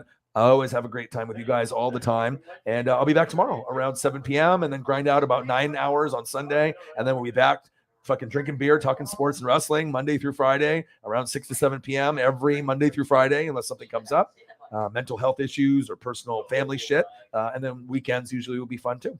So I hope you guys have a great night. Thank you so much for everyone that donated. Let's see if I can open up the Cash App real quick just to acknowledge, all the people. $295 in the Cash App, and then obviously we're at $435 for the number. But let's shout out all the goats real quick. Sarah Small, $5. Odin Sun, $20. Cyberpunk 53, $50. Odin Sun, $75. Odin Sun, $20. Air, $34.16. Katanya Pearson, $10. Air, $16. Eagles John, $10. Xavier Williams, $37. Xavier Williams, $18. Plus all the stuff that was on the YouTube super chat. And obviously we know, when you get someone like Mr. Williams, Cyberpunk 53, Holly Hundo, and all these goats, the donations end up being incredibly large and in charge. And the last two were from the Cash App and a $50 dono. And then he also was the one that did the donation prior to that for the $37 in the Cash App. And appreciate you, man. The best fans on planet Earth, the best fans that I could ask for. I love you guys. Have a great rest of your night. Much love. And I'll be back tomorrow, 7 p.m. I got one question for you. Well, talk sports like us, your boy Ryan, Northwest Sports Fanatics. Have a great rest of your night. It's 2 or 3 a.m. your time. Thank you for kicking it with me, and I'll be back tomorrow around 7 p.m. Pacific time. Gang.